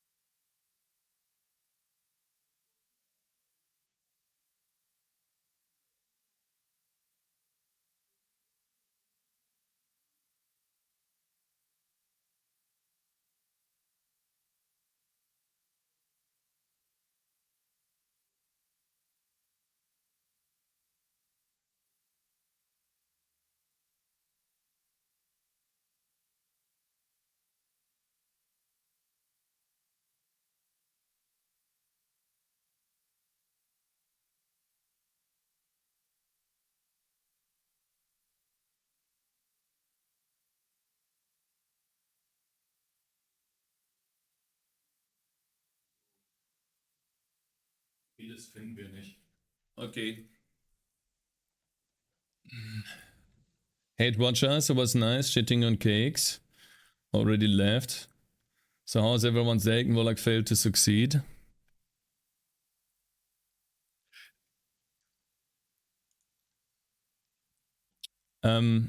Push, can you do a poll? I guess, nah, makes no sense. I think I want to top align those. What do you guys think? By the way, guys, do you see this? To the left here?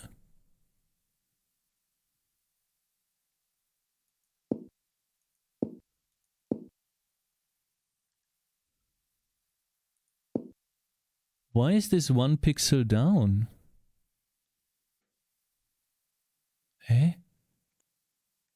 Look at this. Here's this white line. And if you take a look at the lines here, like the middle portion of this is 1 pixel down. How does this happen?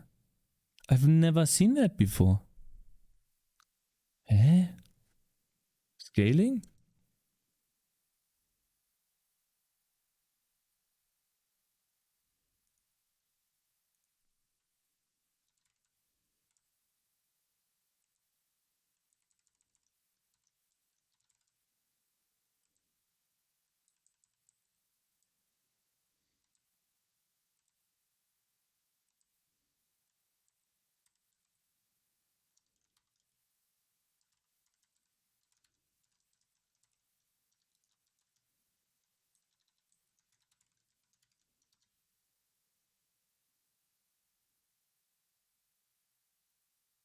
Huh. It was a floor. You see that? It is gone. Huh. Interesting. You see that, guys? Fucking 5-head programmer. 5 fucking head. You see that? Anyone would have been sitting on this for hours. Do you use MX keys on your keyboard? Has no sound. Your keyboard has no sound. Oh no, I just use a good microphone together with good settings on the microphone. You don't hear that. Look, I can clap. You hear almost nothing.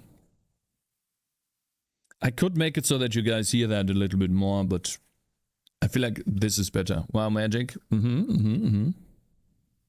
PogChamp, yeah. Okay, guys, I'm gonna bring my wife, and I will come back after that, and we do some more programming, and later on a little bit gaming. You will watch the Be Right Back emergency. Yeah, the Be Right Back. You will watch this while I'm gone, and I hope you have some fun time while I'm gone. Again, sorry about this.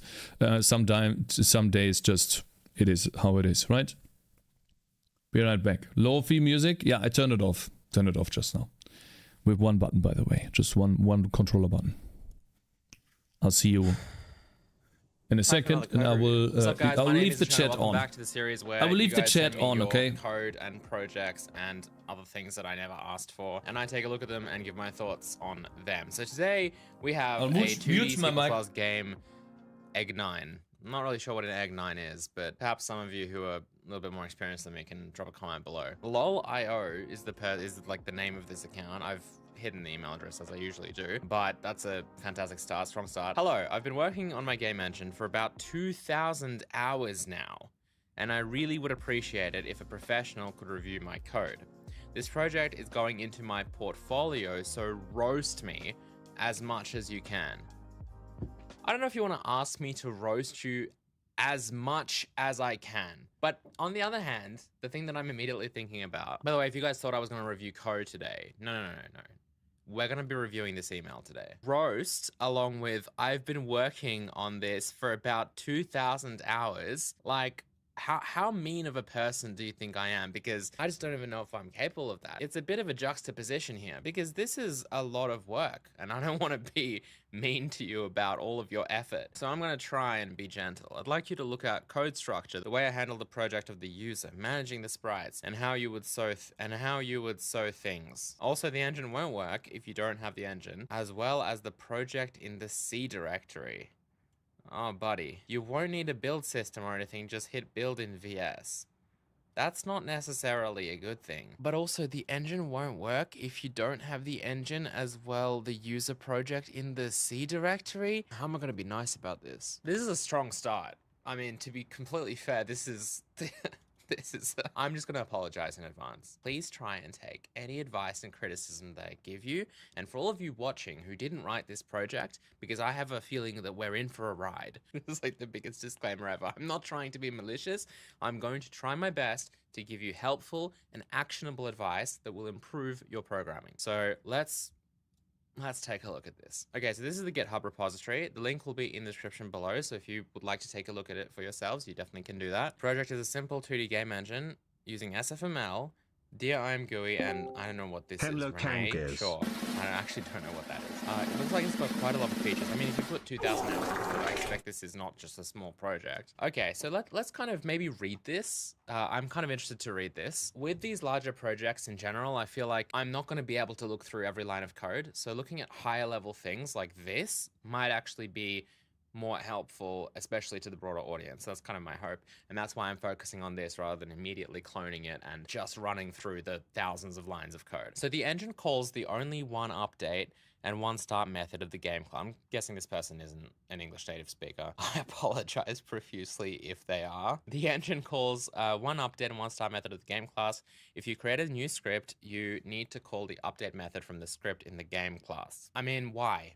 I don't like that. If I'm understanding this correctly, it seems like you need to manually call the update method from the script in the game class. So this is already a bit of a conflict of design here, because if we have a game class that is presumably part of the engine, because it's like the central game runner kind of class, I'm assuming, then the fact that we need to modify the engine code when we do something as simple as creating a script, which is clearly on the game side of things, this is already not a good design, because the core engine should be treating the game scripts as just data, meaning that they are kind of like an asset that the game has. The core should simply load that data, and then in this case with the scripts, simply execute the update function within the scripts. It's the fairly simple concept of just having a core engine and associated data/assets that the core will simply load and then use. So this is already not very good. Now, if you are inspired by these code reviews and you want to improve your programming, then there's an excellent free way you can do that with the sponsor of today's video, Brilliant.org. Brilliant.org is an amazing website filled with lots and lots of excellent high-quality courses on various STEM topics. Computer science and math, both extremely important for the world of programming, and Brilliant has excellent courses on both of those topics. And their courses specifically, why I love them so much, is because they're extremely visual, engaging, and interactive. They're just honestly a load of fun to get through, and they're not too long or anything. You can just get through them if you have only a little bit of spare time. Their range of math courses is so huge. They've got everything from the entry-level everyday math course, which is a great way to ease into math, all the way to stuff like calculus, which is really useful if you're making games and game engines, but also quite difficult.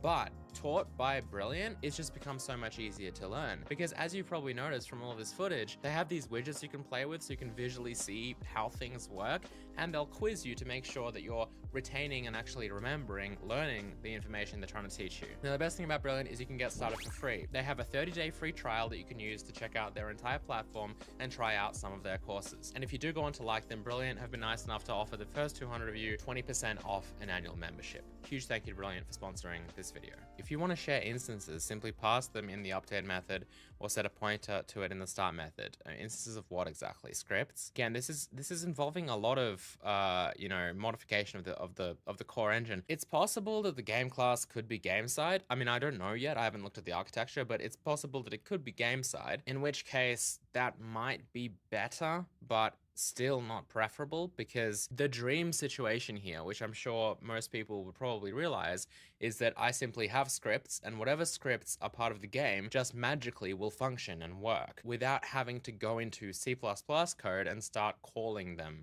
directly as function calls. You can get access to a sprite by calling this config pointer sprite get sprite with name. Okay, this method returns a pointer to the sprite in the sprite repository. Now you're able to do all kinds of things with the sprites. Please note that the engine does still have a lot of bugs.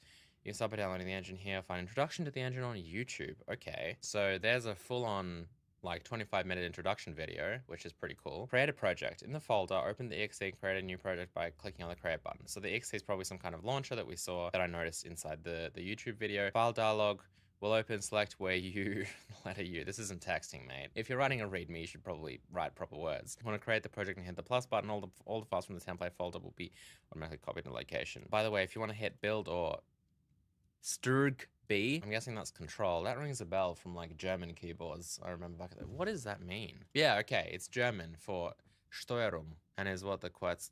Yeah, I remember that. I went to school in Germany for a while. So Control B, the engine, the exe will automatically build into a folder. Oh, by the way, there comes the English, not native language, probably. Oh.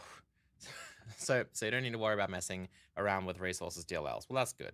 How do I script my sprites? Right-click the hierarchy window and select new sprite. In the game engine, you can right-click on the asset folder and select new C++ script. So we have a separate sprite and a script at the moment, and this will contain new script containing the update and start functions. Eventually, the script, which gets created is out of date. You can find the docs, blah, blah, blah. So you can create a new sprite pointer in your class. So this, again, is kind of very C++-y. We have this game class, which we're manually kind of adding a sprite pointer to. Oh, and then we're...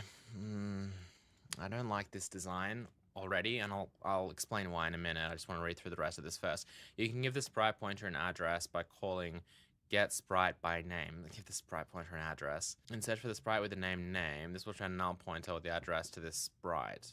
So I definitely don't like the way that you are just simply storing memory addresses of sprites inside the game class. Finally, you can change the properties of the sprite using the update function, for example. Okay, so this is, I guess if this is, so what about the script? Does the script not run for the sprite? Is this the script? Looks like it's like a main game class. And then if we hold the A key, then in this case, we can just transform the sprite's position. Sure. How do the sprites get managed? All the sprites are getting managed by an object called sprite repository. It contains a private list of sprites. You can add sprites to the scene. Okay, so this doesn't look like an entity component system. We'll look at the diagram here in a minute as well. So here we're seeing a new sprite being created. So game starts and we're creating a new sprite by just calling new sprite. So memory management, there's going to be a lot to talk about there immediately because this is definitely not optimal or not how I would do things. And then we have inside config, we're accessing pointer sprites, which is some kind of collection of sprites, and we're adding this sprite to it. I'm assuming that's handing off the ownership of the sprite and its allocated memory into this pointer sprites, and it might get released. This is, okay. Oh my gosh, there's so much to say.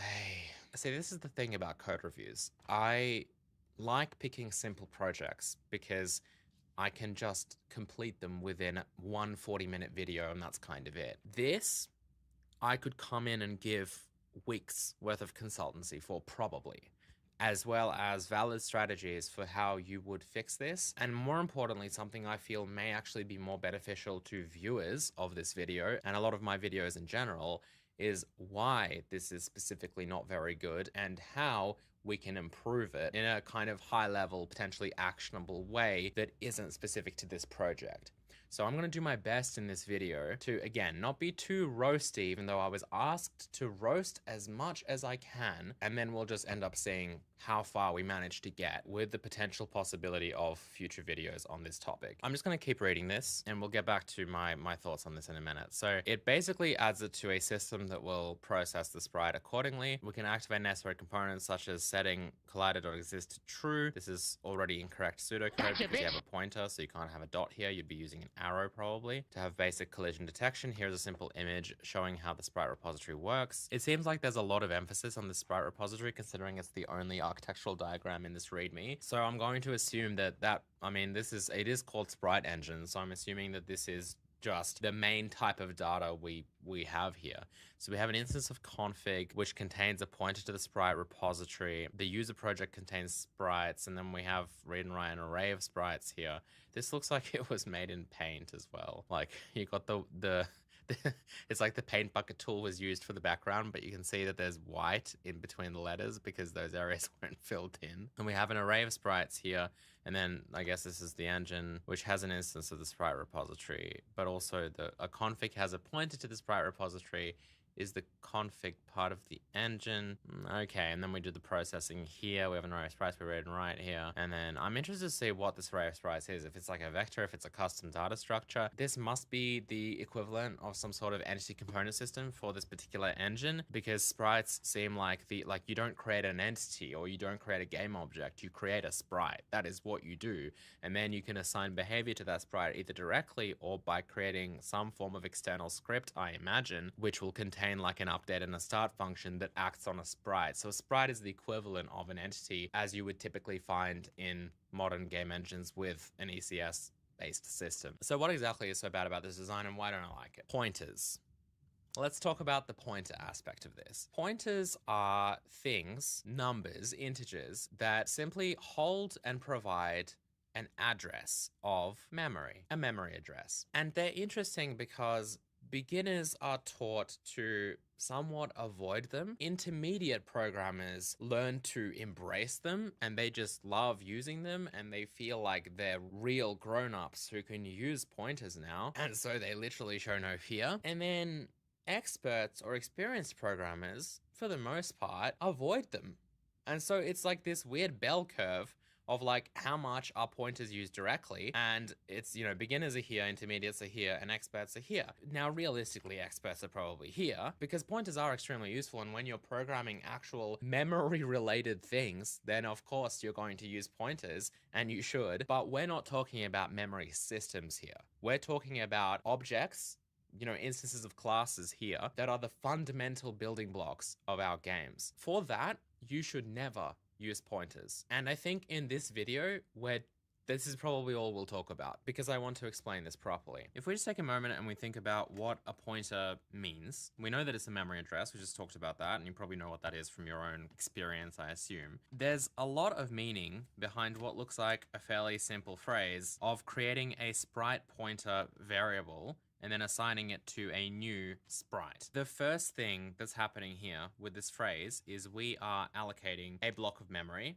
that is going to hold whatever the contents of that sprite class happen to be. All of its members, all of the amount of space that will take up, that will be stored inside a contiguously allocated block of memory, which will exist in a fixed point inside your memory until it is freed or deallocated. We're then assigning it to a variable that is the appropriate type, which is just a sprite pointer. Now you can technically assign it to other things.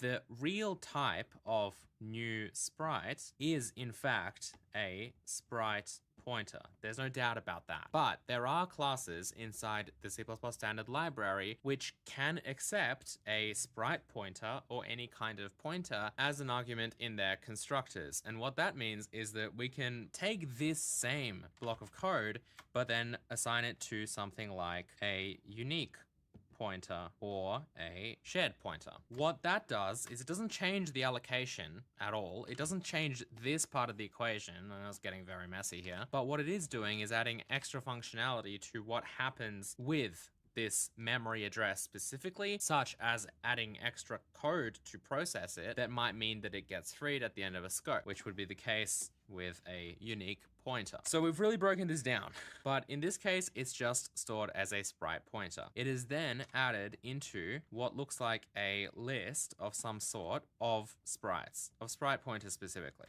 And so what we have here is a collection of sprite pointers, which we could assume is some sort of vector. So we're dealing with something like this. This over here is a collection that's storing all of these pointers. Now, the interesting thing about this solution is that it's going to work. I've seen much worse. As an example, one thing that is definitely worse, and in fact won't work and will probably end up crashing your game/engine, is if you try and allocate this in place.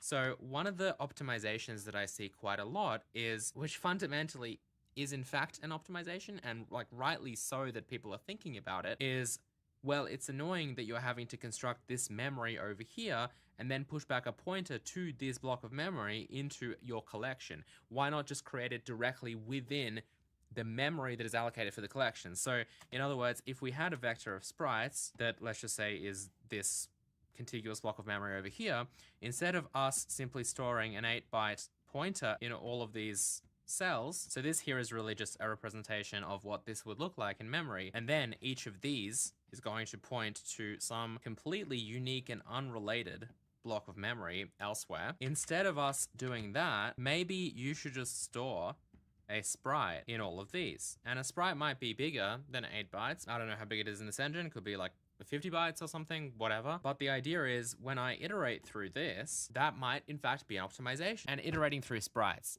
very, very common, very necessary. I want to render all of these sprites. How am I going to do that? Well, I need to iterate through them. And I'm obviously talking about simpler engines here, such as this one. If you had a more advanced engine, then you might not just have a global collection of sprites, you might have some sort of partitioning system. The design there is going to be more complicated. But in this case, we just have a global list of sprites that is literally stored in like the game class or the config inside the main engine. I mean, this isn't even divided into scenes, which is another thing I was going to talk about. It literally is just a global pool of sprites. So that would be an optimization, because if we go through that vector of sprites inside this for loop, we now no longer have to retrieve the actual sprite pointer from elsewhere in memory, which means that again, our memory reading is being redirected. There's this first part of having to retrieve the vector memory, but then once you're inside the vector, you have to go elsewhere to get the memory for that particular sprite, because if you have pointers, they're all pointing somewhere else. So that part is optimized, because to get that sprite memory,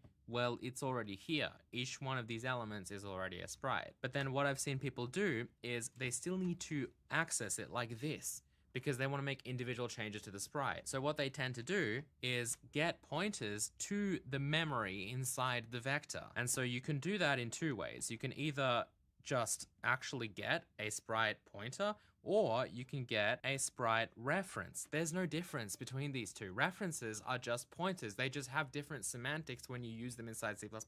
And in this case, there is no difference with what I'm about to say. And the way you get that is you can simply ask the vector, hey, give me like element 2, please. And I'm gonna go ahead, and this is probably gonna be very hard to watch because it's diagonal. I apologize for that.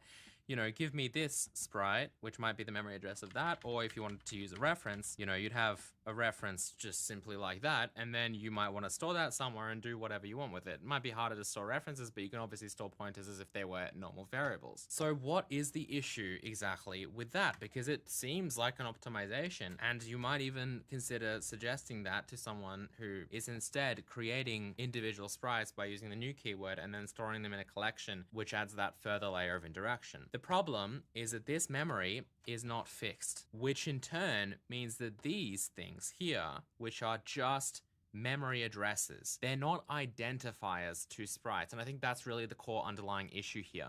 The fact that when you store a sprite reference or a sprite pointer, in fact, any kind of reference or pointer, you are simply storing the address of that data in memory as it stands right now in this moment. Game engines are complicated applications which might, for further optimization or just out of necessity, really, reallocate existing memory somewhere else. So as an example, what if I want to add a 5th sprite here and we don't have room because this is the entirety of that contiguous allocation? Well, we need to find a new block of memory and we need to resize and grow the vector. It is possible that it might be able to do some sort of realloc and simply grow the existing memory whilst keeping the same address, but you're probably going to end up with a completely different block of memory that is now bigger, able to house your extra sprites. What that means is that any reference you had to that sprite, so either an actual literal reference or a pointer, is now completely invalid. It's now pointing to memory that has been freed. You have an invalid pointer, and if you try and access read-write to that memory, you're probably going to crash. In fact, crashing would be the preferable thing here, because the other option might be you're overwriting other memory that you didn't mean to touch, or you're reading garbage. So in actual fact, it's really dangerous to simply take pointers or references to elements inside a vector. And instead, what you should do is anytime you want to use or reference an element within that vector, you should use this directly. Because if you always simply write vector at element 2, you will always get the 3rd element inside the vector without worrying about, oh yeah, but has that vector grown? You know, has it reallocated its internal memory? A detail that you should never care about. Now, if we continue breaking this down and we take a look at what the heck 2 means, because I think that's an important thing to look at. We've solved one problem because we're still doing the thing where we are storing all of the sprites themselves in contiguous memory instead of pointers to additional blocks of memory. So this is still a good thing, but we lose the ability to simply refer to them like this as a sprite pointer, which, by the way, bit of a disclaimer, of course you can still do that with a vector. I'm just saying that you should be careful about it, and you probably shouldn't do it too much. In fact, if I was being really pedantic and careful, I wouldn't do it at all, because whilst it might be okay in a scope such as this, if you end up storing that anywhere, it might work for the time being, but then depending on how the vector is used and when your engine grows, it can lead to hard to find bugs. And we've had some of them in my Hazel engine as well, because this doesn't just apply to vectors like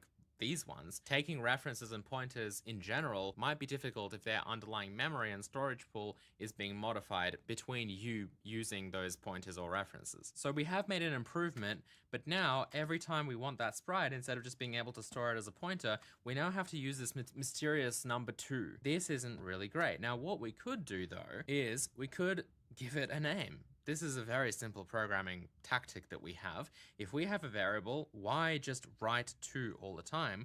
If I can instead give it some kind of name, such as sprite, and then what does that mean? That means that when I write vector, and instead of writing 2, I now write sprite. So it's kind of cool because it's like I've taken this name, I mean it was SPR here, but I've taken this name and I've given it the value 2, and now I have a way of giving a name to the exact data that I want to access instead of it being arbitrarily 2, and it still works with the rest of the system, which is great. And what have we done, really? Well, we've created some form of an ID, haven't we? We have an integer that defines a particular set of data that we would like to access, which is our sprite, and it will remain here forever. The only reason why it wouldn't is if you delete it, if this vector gets completely deleted, if you move or rearrange the sprites, like as an example, if instead of push back to vector, you were doing push front or something, or if you swap out that index, that element inside the vector specifically, of course you're going to lose the data. But if you just let it exist as is, then of course it's always going to be index 2. It's not going to have the same problem of, well, I was holding a reference or a pointer, but that was a memory address and the memory got reallocated, so now I've lost it. No, you're always going to have a valid ID to that sprite. Now, in more complicated systems, you need to be careful with this, which is why we generally use things called UUIDs, universally unique identifiers, which are the same, well, depending on who you ask and depending on which context you use them, they're basically the same things as globally unique identifiers. And what those are typically could be anything from, in my mind, could be anything from a 64-bit at least, probably, to 128-bit, 256, whatever bit integer that is supposedly globally unique or universally unique, meaning that there's very, very little chance for a conflict if you generate one of these. So as an example, let's just say we have a 64-bit UUID, which is currently what Hazel uses for all of its identifiers. If I randomly generate a number that is obviously, if it's unsigned, 2 to the power of 64 is the range there. So this is kind of the range of numbers that I'm generating, and I'm just randomly going to come up with a number in that range.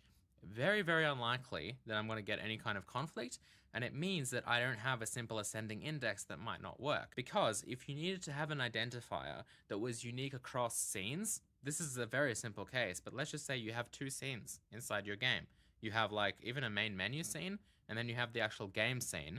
And then you're referring to everything as sprites because, well, you have sprites in all of them. You have some sprites in the main menu, you have some sprites in your game. If you just have an ascending index that just goes 0, 1, 2, 3, 4, then as those 2 scenes are being built, you're going to run into conflicts. And if you do still maintain a global vector of sprites, as you're doing here, and just whatever, we have multiple scenes, but there's still a global list of sprites, well, what happens if there's someone else on the team working on this project? They're obviously creating new sprites, which means that they're getting an ascending index, index 5, for example, but then what if you also create a new sprite? Then both of you have created sprite number 5, and that's going to be a conflict. But if you randomly generate a 64-bit unsigned integer, they're going to have completely different numbers. I can almost guarantee it. I don't remember what the exact probability of a collision there is, generating the exact same number, but maybe someone in the comments wants to point it out. So this is really the preferred way to do this. But at the very least, what I've hopefully shown you is that instead of trying to refer to these sprites as pointers to blocks of memory that are either very fragmented, meaning that every time you add a new sprite, you allocate a block of memory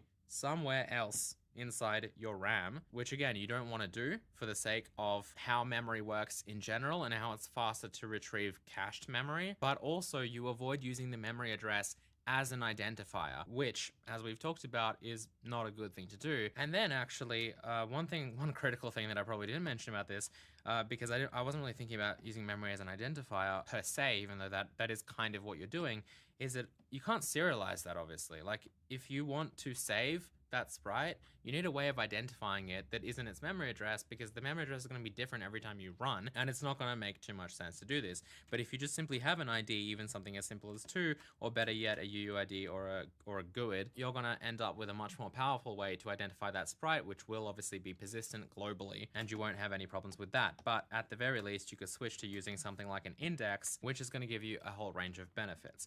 Now, dealing with it as a specific integer, like if you just store integers, there was this example over here where you're storing a sprite. If you just change this to be an int msprite, you might not like that because you lose out on some of the functionality, meaning that you can just do something like msprite.transform.position.x, and that might be something that you like doing, versus if it's just an integer, you having to retrieve the sprite from the vector first like this, and then on this object having to use, well, if it's just a list of sprites like that, you know, dot transform or whatever. But that's not really a problem because you can still create a sprite class. So you have your class called sprite here, but then internally it can have that ID, which is really an index into where it's stored. And then as long as it has some way to reach that vector, so as an example, you might give it some sort of reference to the scene or to your config or to your sprites vector or whatever, then you can still write all of your functions around that. I mean, it would have to be a function. It wouldn't just be .transform, but inside this sprite class, you could have a function as an example, you know, called transform,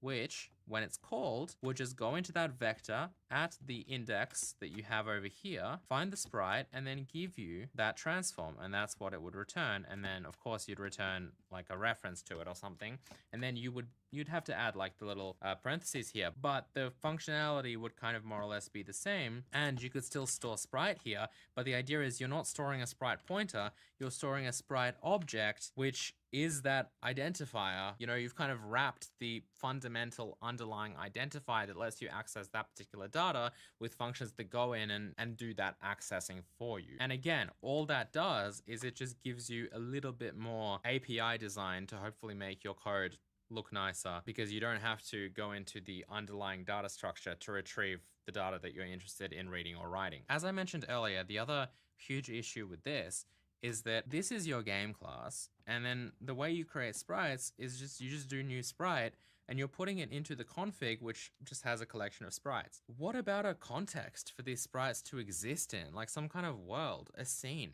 is basically what I'm talking about. In pretty much all game engines, and even in like entity component system-based engines, even engines back in the day, everything still revolves around the concept of having a scene or some sort of equivalent where everything lives. So all of your game world lives within a scene, which includes all of the sprites, all of the different entities that might play audio or have some sort of behavior attached to them. They all live within a scene. And that is so important because what it does is it semantically ties the lifetime of these, I don't know, assets or actors or whatever to this scene. And why is that important? Because games typically have more than one scene, and it wouldn't be efficient or even functional to simply store the entire game inside memory at all times. And so if you create all of your essentially entities within a scene, you can simply more crits, more accuracy, more speed to the next scene, and what's then the name, all Helga? This just gets I don't know yet. Immediately. Oh my Because the goodness! lifetime This guy tied is to the scene, insane! and He's you like, can begin loading whatever destroyed might belong to everything! this scene. So the fact that, again, you've spent 2,000 hours on an engine that you don't seem to have the concept of scenes is a little rough, to be honest. I would have expected something like this. And again, it doesn't have to follow, you know, you might be trying to make something a bit more unique. And of course, you are potentially going to have assets that are shared between scenes. So you might need more complicated lifetime models than just simply a scene contains everything and that's it. But that is still something very important. See how fast and I got would say that how these far I sprites got that you're high. storing here should How be high I got there. contextually residing within some sort of scene. Maybe you could have a scene which owns a list or collection of sprites as an example. Okay, I think I'm gonna stop the video here. Let me know your thoughts about what I was talking about. I hope that this was helpful to some of you, as well as the author of this engine. You I can't haven't use it. even opened this engine in Visual Studio. We've been on the GitHub README this entire video. What the fuck was which that? I honestly Did you guys see expect. that? Before I started the video, I went ahead and cloned the repository. What the fuck, huh? And we didn't even progress past the GitHub README, which is amazing. If you would like to see me continue on with this engine, let me know in the comment section below, as well as if you liked this idea of me drawing stuff and explaining things in a little bit more depth. My hope is that this is more helpful than just me talking and looking at code and giving commentary, so please let me know if you liked this. If you would like me to review a code, go ahead and send it into channelreview@gmail.com. There will be some instructions in the description of this video. We might be stuck on this project for a while, but it's always good to send in your code because you might be next. Don't forget to check out brilliant.org/the channel. Link will be in the description below, and I will see you guys next time. Goodbye.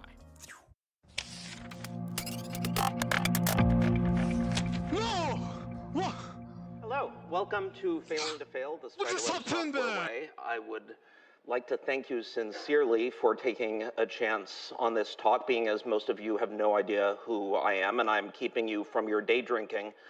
My name is Jeff Vogel, and I run a company called Spiderweb Software, which I started in 1994. We're a little company, 2 full-time employees now. It used to be 3. Most people have never, ever heard of us, but we've been around for a very long time. No! Indie fantasy role-playing games. Very low budget, very retro, a lot of words, a lot of dialogue, very story-heavy, intricate settings. We do them for Windows, Mac, iPad, Linux, and Android when we can get someone to do the port for us. These are some of the series that I have worked on over the past. They are not household names.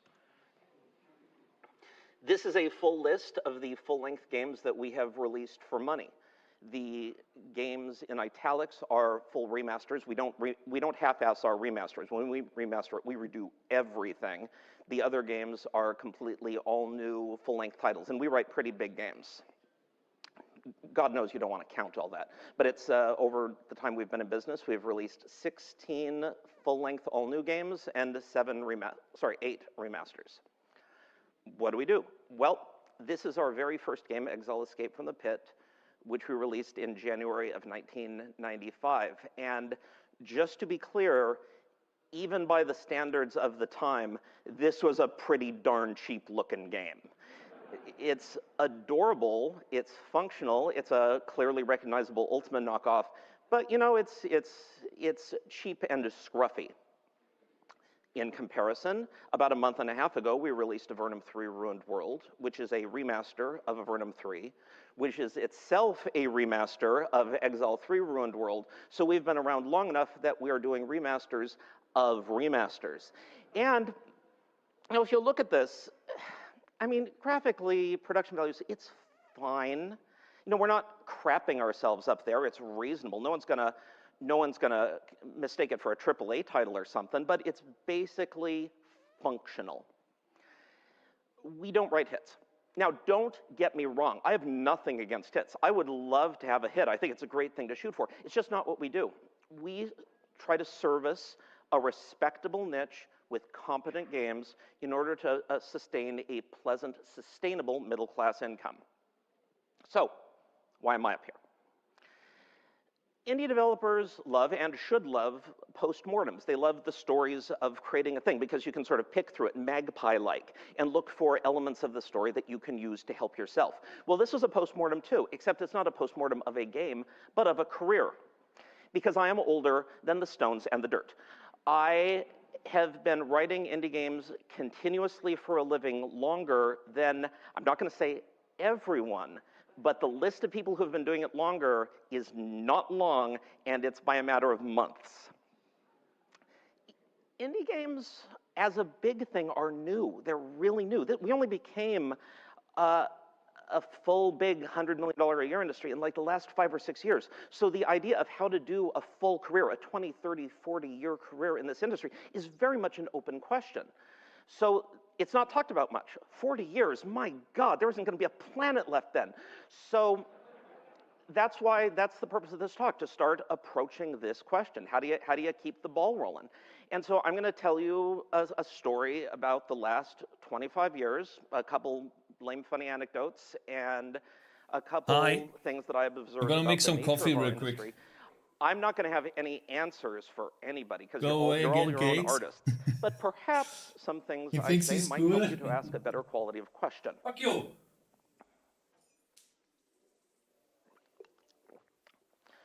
So this is the old person part of the talk. And I've observed that there is nothing that young people hate more Coding than Moo just old subscribed. people talking Big about tick support what for things 4 were like years. when the world was Yo, young. Ooh, Happy punch New Year. cards. My first computer was a cinder block with a keyboard duct taped to it. Yeah, there's going to be a tiny bit of that, but I promise to try to bring it around to something that might be valuable to you. So how did I get started? I was a really, really weird kid. When I was 5, I spent all of my time in my bedroom with a pencil and paper drawing increasingly elaborate mazes because they fascinated me. I was lucky enough to have worried but basically supportive parents. 1975 or so, my dad went to a bar with friends, and he came home and said, Jeff, I saw this weird thing I'd never seen before. I thought you'd find it interesting. And he described to me a thing called Okay, Pong. bye. Stop talking about He was right, programming. it did sound awful interesting, but I couldn't try it because even in 1975, Fail to fail the 5-year-olds hanging spider at bars software was not way. going to fly. But 1 year later, on a Washington State ferry, I found this big old wooden box where you could put a quarter in the front, and you could fire rectangular torpedoes at these two-dimensional boats for 70 seconds, and if you did it really well, you could do it for 20 more seconds. And even then, my tiny, little, barely alive pea brain knew that this was my thing. This was my bag. Such a Cakez move, both Writing video games viewers with for a living 30-minute video was an idea that compelled me all through my about childhood, using all indexes through- and I read arrays, everything then I could comes about back video when the games, actual good programming. video I played them starts. whenever I got the chance. Honestly, kinda When I prefer was 10, I walked into my to fourth stream grade like this, classroom, and shared there were room people with this vibes. weird-looking blue book and some funny Happy shaped New Year, dice. Coding And Rule. once Thank you very again, much for I didn't look at it subscribing, for like man. 2 or 3 I really seconds before appreciate it, bro. colonized my brain. And that night, I was bugging Can you my explain the parents, difference "Please, between oh game my God, programming take and me to game the mall so I can development to buy me? this." I thought about And, both were the that was same, how just I got another way started of with saying Dungeons and title. Dragons. I would just learn My how to get school into game library had a development. I program was where really kids sure could write about books what and you could expert put I them in would the school try. library, and then other kids could check them out. And so I immediately had to like learn to type, hunt, and Well, text style, and I programming wrote my refers to first the D&D programming module, aspect of game put it in the development, but library. game Now, at the development the news is media at the time, even the most everything prestigious together. The outlets were programming, starting the to run art, stories the about design evil decisions, gamers, about the how there are marketing. these treacherous, evil, Programming is just programming the code. creatures who must be feared. You need to learn everything if you're alone, to this day. or you And pay people. as a result, a concerned One of the parent two. called the school library, and as a result of that, I'm the only person I know personally who has had a book banned GTS from the works. school library. No, does not work. Okay. This is the module that I wrote. Fine, you can watch. Art I need, also still by need to do me, my copy. The Tunnels of Grok, and you will note in the title that I spelled tunnels with the somewhat less common LE spelling. What was the point of all that? I have been gifted with a gift that is almost unprecedented in the whole of human experience. I am older than the art form in which I work. Now, this is one of my all-time favorite quotes by William Goldman, writer and screenwriter best known for making The Princess Bride. Nobody knows anything. And he was saying this about the film industry, which is a far better understood industry than ours. Video games are young. Nobody knows anything. We're still scrambling to figure out, how do we design these things? How do we create these things? How do we test these things? How do we sell these things? How do we market these things? How do we add loot boxes to our $100 million project without causing to blow up on the launch pad? Diablo 4. Nobody knows anything. And if you think you know a rule, one of you out there, your fortune and your fame might be figuring out the way to break that rule. And, you know, in 2 days, grown-up GDC is going to start. Real GDC is going to start. And these halls are going to be filled with Microsoft people, and Electronic Arts people, and Activision people walking down the hall like they're too cool for school and looking at me like they're something they just scraped off their shoe. And there's going to be high-powered consultants here whose job is to charge a fortune to stand in the corner of the room and pretend they're the person who knows something. D4 bad. Nobody Thank you, knows thank you. anything, and Mush, this is your art form just as much as theirs. Mokshi, thank you very much for following, bro. Shit. Don't patronize me. Okay. My first game was a thing called shareware, which was a marketing technique What was shareware? Well, in 1994, most software was sold in boxes on store shelves. And shareware is based on the bananas radical idea, wait a second, what we're gonna do is we're gonna write demos of our games, small portions, and people are free to spread their demos to everyone that they knew. They could put them up on Guys, I need BBS, to do they could put them on programming. American Online. They could give copies of the demos to I need their to do friends programming, in guys. on the off chance Can't they watch a had any. 50-minute video. And if you liked the demo, then you pirated it 90% of the time. But sometimes you got the full version by sending me money. Now, how did these demos get around, and how did the money come back? Because bear in mind, at this time, there wasn't really an internet. We're back to 1994. Do it on a second monitor, no one cares. There was no real web browser. There was no real web. Most people, this is my first 14.4K modem, which was capable of downloading my 1.2 megabyte first game demo in a blazing 90 minutes. You used these. How was your game distributed? Well, you could put your demo on AOL, CompuServe, Prodigy. These were services Happy New that Year, cost $3 Jim, an hour to be on. That's how much the internet cost in 1994, $3 an hour. You could get demos Holy shit, by that's buying expensive. magazines, which have shareware on discs in the front. You could go to your local Office Max or CompUSA and spend $10 for a disc with 30 to 200 shareware demos to try out. Excuse me. You want a discoverability problem. This is a discoverability problem. And finally, my favorite, you could go to the mall and you could go to kiosks and you could go to shops, and then there were walls covered with discs with shareware demos on them. So you would go and you would pay up to $10 for a shareware demo. You would take it home, you put it on your computer, and if you liked it, you would call me on the phone and say, hey, I got your demo, I want the full game. And I'd say, hey, the full game is $25. And then you would say, you freaking con artist, I paid $10 for this disc, and then proceed to yell at me for upwards of 5 hours. So as you liked the game, you wanted to send money back. You mailed me a check using a stamp. You would get a postal money order from the post office. You would mail me cash. One Viking mailed me $25 in change. The envelope went like this, ching, ching, ching, ching. And finally, if you could get a credit card, a bank to trust you, your small business could gain the ability to accept credit cards, which almost never happened. Put a pin in that, I'll get back to that later. So, it's 1994, I'm in grad school, and I hate it. My wife at the time has already quit grad school and gotten a real job, and we decide to live the That's dream interesting. and That's the actually interesting own part. a computer.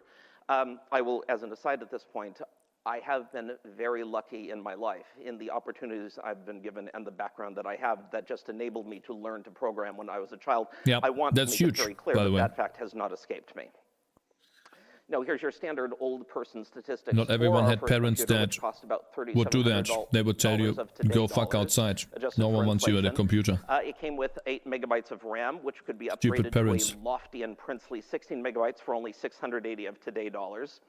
I bought Code Warrior Good to morning, write Alice. computers programs because I liked doing that. And if you wanted to learn to program at the time, there was no internet, so there were no discussion groups. So you just went to the local bookstore, you bought books, and you stared at them until little pinpricks of blood started appearing on your forehead. Got a computer. I want to play a role-playing game because that's totally my bag, but I couldn't find any.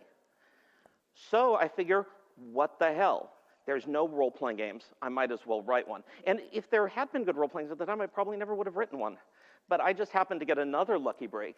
You're going to see this chart again. I got into a trough in the business cycle. What this chart says is that industries have a tendency to go through boom times and bust times. It is a very important concept to understand. I'll get back to it when I talk about today. I hate grad school. I can live my lifelong dream. I'm going to sit down and I'm going to write a full-length fantasy role-playing game. And what the hell, release it to try to get some pizza money. I wonder how you wrote the game, which So, language. Now I got to sit in a room and stare at the wall. What the heck am I going to do? I'm going to live my dream, but what am I going to write? How am I going to write it? So it doesn't take me long. I come up with the idea. I loved these games as a kid. So what I'm going to do is I'm going to go to every single game I liked as a kid and steal the single best idea from every one. And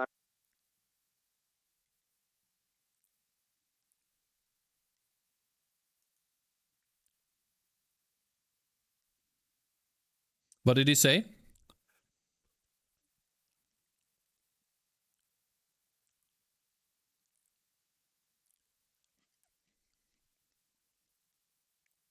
Let me rewind that. So mistake. Das sieht mir das. Das sieht mir that.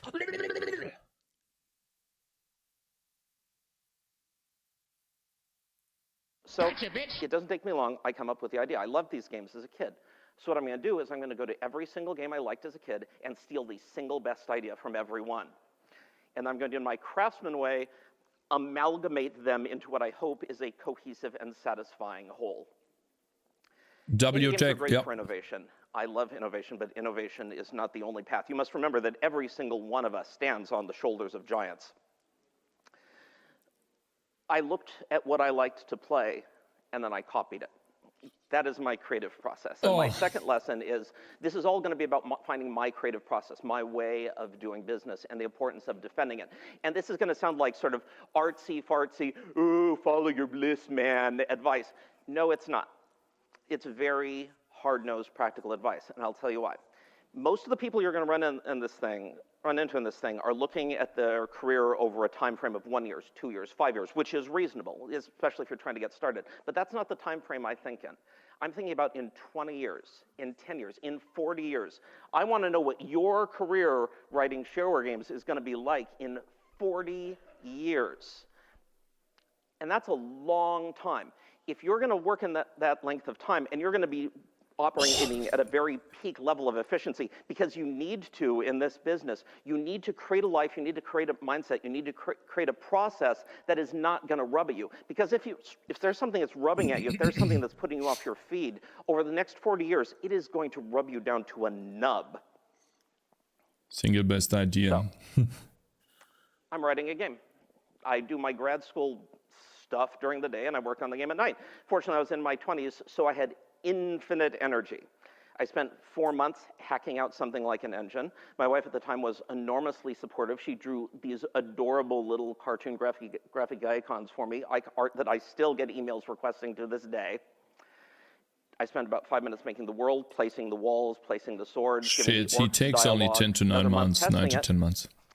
And then it was done. I had a complete, functional, massively get a wife, flawed whole. But I had something I could hand to people and say, this, see this? This is a game. Oh, excuse me. I ship a game, oh my god. 1995, real artist ship. True. It was massively flawed. It embarrassed me deeply. But then again, every product I ever write embarrasses me deeply. But this is one of my guiding phrases when working this business. In the end, you know, you struggle to ship the game, but at some point you got to push the button. At some point you got to kick the thing out the door. If I double the amount of time working on a game seeking perfection, I need to double indie game finishes before 3 years nowadays, yeah. Doubling your sales is hard. Time is valuable. I am always striving to be the only thing better than good, which is good enough. What is this video called? I get another lucky break. I'm on Usenet. Failing to fail the spiderweb software only way. Discussion forum on the internet. At this time, the internet was small enough that only one insane anarchic finishes this in 10 months, covers yeah. the whole thing. The Fantasoft had a hit game called Realms, and they wanted to get in publishing, so they offered me a really good deal in order to take my orders for me and give me sort of a basis of a couple thousand people to tell about my game. They were enormously helpful to me. I probably would not have a business if it wasn't for their help. Third lesson, I strongly recommend whenever possible that you be lucky. I tend to get in a lot of trouble when I say this. There are a lot of people who, just to get through the day, they really need to believe that they live in a deterministic world that contains some measure of justice. But that is not the case, especially when you're trying to live in art. Eventually you're going to need a lucky break. Eventually you're going to need someone to vouch for you. You get lucky at some point, but you can't get lucky if you don't put yourself out there. So you increase your luck chance by putting yourself out there. Just saying. And all you can do until that time is work your butt off so that when your lucky break comes, you are fully ready to jump on it and take You see how he says when and not if? Advantage of it. So I'm starting games, so I have to do all the tedious legal business stuff. I have to research what it takes to get a business license and then do that. Pick a business name, all of that stuff. So my next bit of advice, have a quality. Leaving the house gives a 50% and luck I boost. know you're thinking, Depends on what you're doing outside, why are you I guess. telling me this tedious 101 level stuff? Because I have lost count of the times when I've talked to a seasoned independent professional who should know better, and they're asking me questions, and I'm like, dude, you need an accountant, not me. Because once you get in the point where you need to pay taxes, where you need to do payroll, the mistakes are many and they are high impact. If you screw up your payroll withholding, all that is going to earn you is a tiny little sympathetic shake of the head from your auditor before he destroys you. Cakez doing taxes? I still didn't do my taxes. Fuck. Selling a game, so I need to pick a price, which is as difficult back then as it is now. Fortunately, at the time, all successful shareware games were $25, so I picked that. Fuck, man. That is in today's dollars, $41. Now imagine that. So imagine thank you very much actually for being able to look following. people straight in the eyes and charge them $41 for a game. But the tragic truth of it is that we are making a bespoke artisanal product for a niche market, and we should be able to charge this. It is only the overcrowding that keeps us from able to charge what we're worth. But that's the tragedy of the business. It's shareware, so I have to make a demo. And another tragedy of my business is that I always make my demos too big, 10 hours, 20 hours. I released a game with like a 30-hour demo. Have fun time in jail. I shudder to think of the amount of money that insanity cost me over the years. But I've always been weirdly proud of it too. One thing that helped me sleep at night is that pretty much everyone who got my game, one, tried it and found it worked on their computer, two, played it enough to know they enjoy it. And since we're indie developers and we like to act like we subscribe to a higher ethical standard, one of my mottos has always been, look, if you don't like my game, I don't want your money. I'm going to be the only person you're going to run into in this thing who think the main problem with the Steam's Looking refund for life, policies that's also is an they're not account. generous enough. I've had a 1-year no questions asked refund policy forever, and I've never had problems with it because by and large, the people who pay money for games are pretty honest. It's done, and I'm out of excuses. It's time for me to press the button to upload the demo to America Online and change my life forever. And I'm terrified. I'm completely terrified, and I'm only able to do it by making what I call a progressive screwdriver. And here is how you make that. A screwdriver is an alcoholic beverage. It is orange juice with vodka added. And what I do is I made a screwdriver, drank it down, and then just added more vodka. When I pressed the upload for my first game, I was wasted.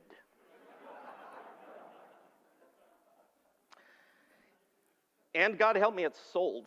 We got a little core of people buying the game because of our publisher.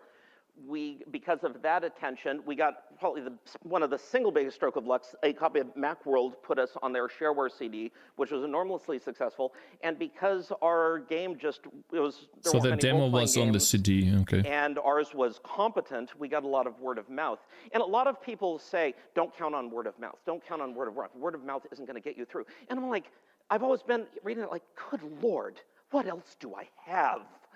My games are slow paced. They're not good for YouTube and Twitch streaming. They're cheap. They're not good for getting press. We're never going to get a proper publishing deal. We can't afford advertising. And even if we could, advertising almost never works. Word of mouth is all we ever got. And to be perfectly honest, you need to write a game that's good enough that someone's going to be passionate enough about it to bug their friends and talk on forums about it. If you don't have that, then you may have a problem. So anyway, this is what a game selling looked like in 2017, thanks to luck and thanks to Fanasoft. Aha, so yeah, okay, so 1 year gave them $53,000, which is reasonable. Kind help. We made $53,000 in today dollars in our first year, and that's solid money. That's a middle class income for a grad student. That's amazing. Yeah. And so I'm like, holy shit. Okay, this is for real. And the best thing about it, I think one of the great miracles of being an indie creator in any field is that I owned my work. When you make a video game, you've made a miracle. You've made a machine that prints money. Normally when you make a machine that prints money, it's a felony and they send you to jail. But here, they let you get away with it. And even if that machine isn't making money right now, you wait 5 years, you're a master. It might put some more ink in it. It might start kicking out money then. Yeah. There has That's how I see it hardly too. been a day gone by since I released Exile that I have not made money off of it. And owning your work is one of the greatest things in the world. See, this is why I And like even game back then, I development knew too. if I wanted to try and make a go of it, my whole story was going to be about two things: making a back catalog. It's like, not only do you get to make a cool fucking game, but it's also there to support you all the way through years and years of developing new games. That's the cool thing about games. It is something that stays there. Not only is your work and your expression of yourself out there, there's also it's also supporting you. You know, it's really cool. I just love that. It's Getting passive money. myself some fans.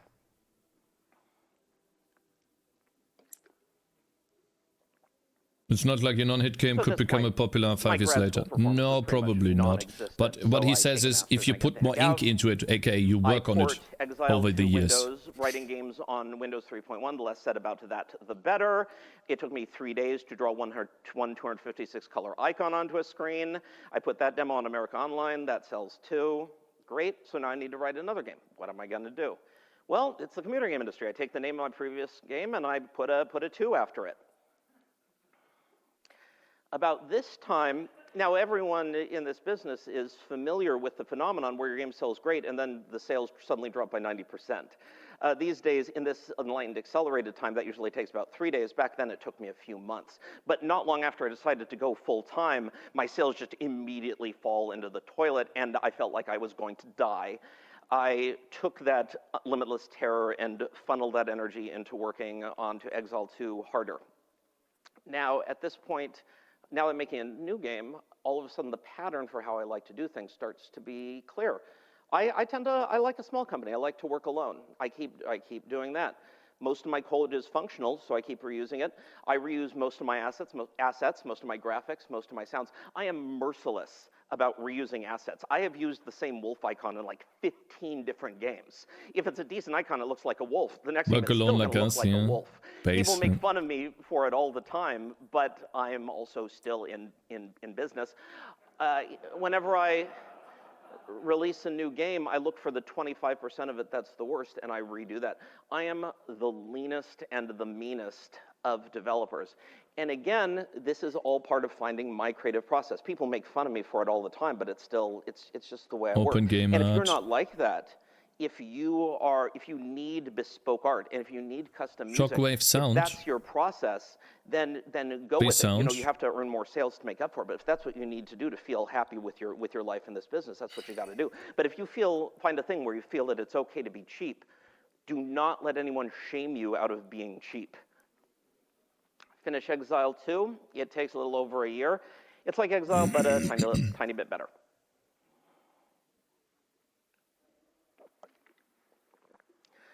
So it's still selling. I have to write a new game. Well, my last game had a 2 after the name, so I decided, being it's the video game industry, I changed the 2 to a 3. Now, by this time, I have pretty much entirely strip-mined my childhood of good ideas, so I evolved Those signs are ancient, bro. Instead Yeah, of stealing ideas I know. from the games from when I was young, I look at the games that came out in the previous 3 years, and I steal the best. Exile 3 is the best one, Pork, yeah? Again, innovation is great, and it is one of the greatest strengths of being an indie. But another of the greatest strengths of being an indie is that we have the ability to pick up the genres that are too small for AAA people to take advantage of. Valley, puzzle guys. games, roguelikes, adventure games, We'll and see here. exploit those. And because there's so many games, there aren't that many underutilized genres, but a new genre re-becomes underutilized every year. It's 1997, the web exists. So I code this utterly gorgeous website. It's on spiderwebsoftware.com still. It's not on spiderweb.com because someone has been squatting on that URL for the last 25 continuous years. We decide to go independent. We break from Fanosoft and we start doing everything ourselves. To do this convincingly, I have to gain the ability to take credit cards. Now, at this time, no bank will trust me because nobody seriously believes it is possible to make a living, make money on the internet. They think I'm going to collect a bunch of credit cards and then fly off to Honduras or whatever. So I beg bank after bank after bank, look, I'm a real business. I'm making real money. I need to be able to take credit cards. And It's for finally, sale one now. bank, to prove that I'm not a con artist, they asked me for a printout of my website. So I print out my website. Thank you for following. I hand it to them. They look at me like I'm a wizard. And then they sent me a credit card swipe machine to go in my apartment. So to order, people call me on the phone, and I type the number in with my finger. We program our own online store. We host our own demos. We handle our own Best game to those that always steal ideas. Take a look at Fear and Hunger. Terrific game with pretty simple mechanics, but its storyline and ideas gathered, a cult following. Steam Pun intended.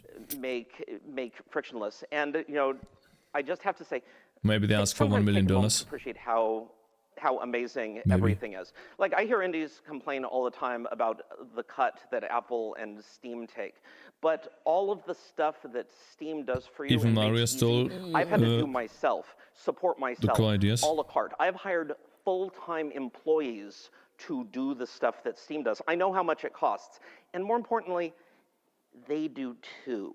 So if you want to be mad at Steam, fine, but bear in mind that that percentage is not going to shift.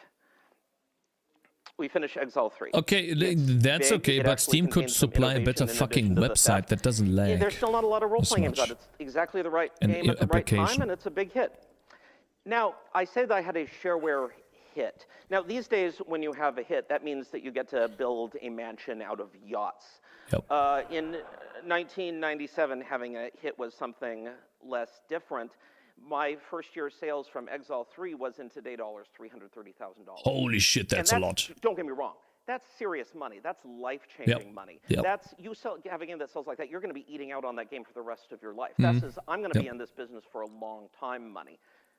But it's not. It's still, I have to work for a living money. And by the way, before I leave this slide, I beg you, please support bigcatclipart.com and the good work they do.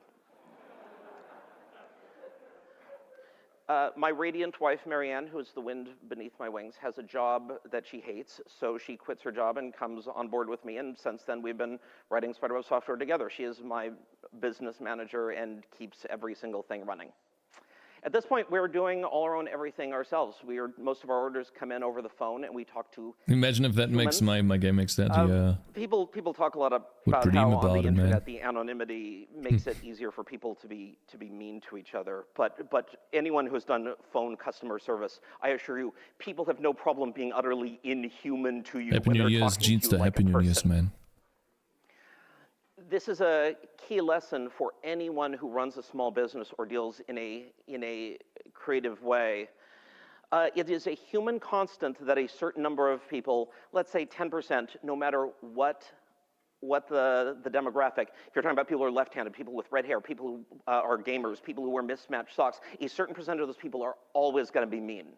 A certain percentage of those people are always going to be cranks, and there's nothing you can do about it. Like chat. And when you're building your business world and your mind environment, not us, you have to take that into account. And you should remember that often the people who are angriest at you are not going to be completely anonymous. They're going to be the people who 5 years ago were your most devout fans, and then you changed a thing, and it was their favorite thing, and they don't like you anymore. Just remember, there is always a very thin line between love and hate. And so if you're gonna make it for your 40 years, shelter your brain. If there is a sort of input that puts me off my feet and slows down my work, I have to be working at top efficiency to keep this ball rolling. If something is keeping me from working, I cut it out mercilessly. I have no idea what my Steam reviews are. None.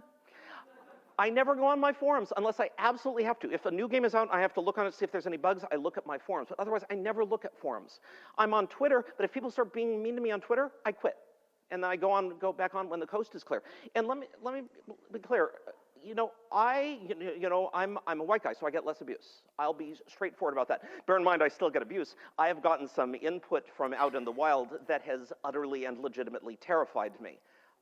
But other people will get more abuse than I am because of who they are. It is not fair. It is one of many unfair things that you are going to run into in this business. But no matter what happens, will you quit Twitter, Cakez? I don't even use it very much. I just read the news. It's like a newspaper to me. The first order of business is your work and producing it. And one more side note, don't be afraid to fire a customer. They say that the customer is always right. That's not true. Customers are wrong. He's like, don't be afraid to ban someone in chat. All the time. But the truth is nobody ever won an argument with a customer. There are times when you're going to have to say to someone, look, My thing isn't for you. I can't add that feature. I can't write that expansion. I just can't do the thing you want. Offer them a he's refund and right. send them on their way. If someone is on the forums and you can see that they're just there to cause trouble, He ban didn't say them. that. If people are making a noise, that person who is screwing up your business, you shouldn't have banned them. Ban them too. Oh, yeah, ban more. The beatings will See, yeah, continue ban them until too. morale improves. Daddy is home. Who wants to be banned now? Huh? If Seems you're to on be the cool. forum, if you're on your Devlin forums Cakez. and someone is just there to make trouble, you can tell. And some of them are good about it. They'll just push right up to the line and push back. Push right up to the line and push back. People who are nice and who support you will understand. Verit has a About this link. time, I also start, You can link. trying to help other Right, shareware Verit? people do what I do. I create this website, which is still up. It is hilariously out of date. It's like 20 years old. But I've always written talks, given talks, written articles, done everything I could to help shareware developers because I believe in it. I really do. People who are nice, other shareware people do what I do. I create this website, which is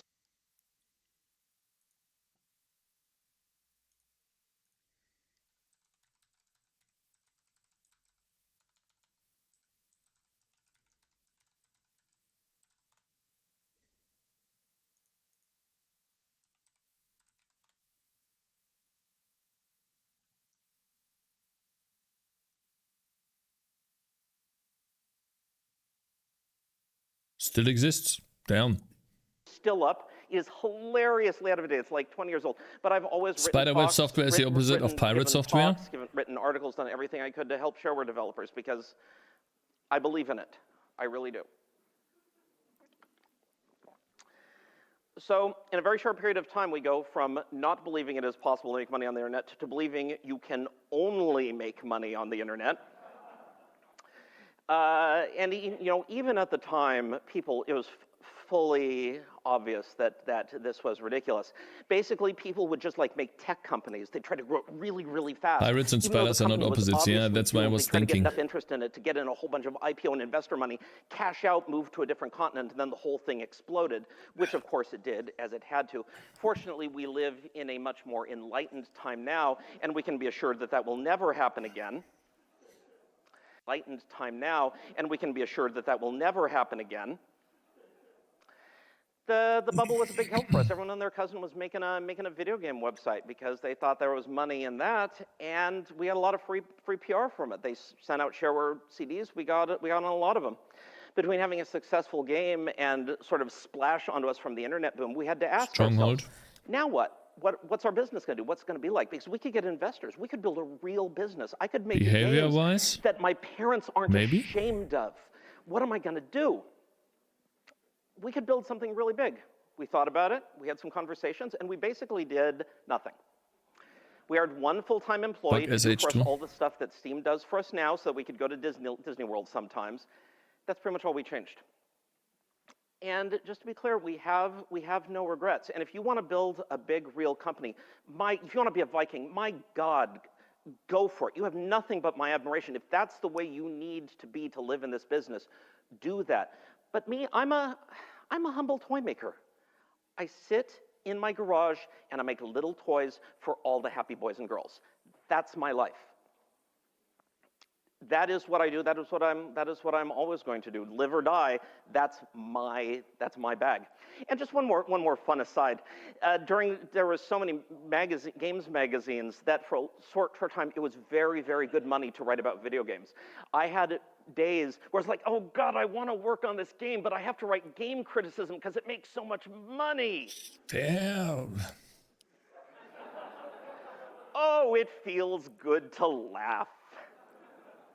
Of course, I can't wait. I can't wait. When I release my game and React content. He was doing React content. Yeah, like I want to release my game too. And then people will respect my opinion if it's remotely successful. And then I can do a bunch of React content. Just think about all of the Reacts that I could do. Calling games trash, and everyone like believes me because I made a game already and was quite successful. Go out of business, and the demand for some reason increases. You get a growth period in the business cycle. You just have to be lucky enough and ready enough. Today, devs become streamers. So over the next 4 years, we write more games. we write Blades of Exile, which is Exile, but with this really dumb, obvious scenario creation system that's simple enough that anybody can use it. And we get piles and piles of scenarios for it. It's still popular. We open sourced it. I decided to write a new IP. I write a game called Nethergate, which is something almost like innovation. It's a historical role-playing game. He has everything planned, guys. In ancient Britain. I read actual books. You have already established your credibility, Cakez. No, not really. I switched my graphics around. I'm trying to get a little I have a bit demo more, on Steam, but that's about it. It had a really innovative story structure where it's one story, but you can play two different sides and see it from both sides. It kind of seems He's fantasizing about using his power already. But it sold okay. And I was getting really sick at this point of everyone telling me, your graphics suck, your graphics suck, your graphics suck. So I spend some actual money, I hire actual artists, and get graphics that are somewhere in the same continent as the standard for graphics at the time. The result, of course, was that every day people told me, your graphics suck, your graphics suck, your graphics suck. That was the last time I ever made the mistake of making an effort. It's really important to note in indie games that pretty much every game is going to be someone's favorite game. Your goal is to make a game that is enough people's favorite game to keep you in food and shelter. And this is why you should always be very scared of someone asking for more curation on a platform, because one person or one panel of people can never, ever predict in the end what the market is going to like. The only thing that can decide what the market will like is the market. We'd been in this for a few years. Our games were selling consistently. We had a real fan base. We had role-playing games are an evergreen niche, and we served it well. Everything seemed to be just cruising along fine. So that's when we almost went out of business. Damn. He almost went out of business. How? Our next series was the GeneForge series, which I'm enormously proud of, and looks a bit green. Next in line for a really nice remastering. The GeneForge games were actually innovative. It was a sci-fi fantasy hybrid. There's no bad guys in GeneForge. There's just factions that you choose between. The gameplay is very open-ended. You can play an entirely pacifist character, get through the whole thing with trickery, and never do a fight. At this point, the Exile games are embarrassingly old, so we start remastering them as Avernum games. And once again, those sell great. Yeah, but then how do you go out of business? Come along for another 6 years. We do 2 GeneForge games. We do 2 remasters. We have fans. Every year in November, we do a sale. More like Green Forge. Can you imagine? That always does really well. Around this time, we're making in the 200,000s a year for 3 full-time employees, and that's most of the time that's around what we make, and that was pretty solid. 200,000 divided by 3.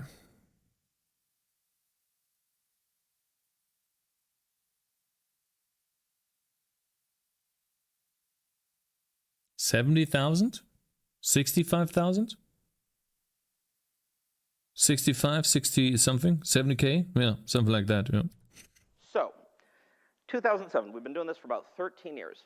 I remastered Blades of Exile as Blades of Avernum. It has a really powerful scripting engine. But how did you get out of business then? You said that before, huh? It takes forever to write it, and it was just too complicated. People weren't really as into making adventures with it. I write GeneForge 3, and quite frankly, I was lazy. It's been a long time I was complacent, and I slacked off, and I made a game that was just too similar to the 2 previous games. They just didn't do that well. They went down a bunch. And I'll just show you numbers to show what, for us, almost going out of business means. 2003, we make almost $300,000 in today dollars. The next year, it's down by over a quarter. And again, 3 full-time employees. We have a ton of expenses doing the things that Steam does for us. And on top of that, we got 2 kids. And you know the joke, how much money does it take to raise kids? All of it. So this seems like a pretty healthy number, but this means we're bouncing checks. At this point, we're kind of running scared. And so at this point, I wise up and try to get over my complacency. I start redouble my energy and start redoing everything I can. And once again, here's some advice. He went to school again. He learned again. Yeah, he found something that worked. He kept repeating, and then he realized it's like with YouTube videos. At some point, these will hit a wall, and you have to go to school again, learn again. That seems the market shifts. Like sort of artsy. Oh yeah, you always have to. That's why it's so interesting. Human man, have you ever looked at your hands? No, you have to keep growing as an artist, and this is hard-nosed practical advice. Will take energy too. For the most part, we're toy makers. We sell amusements.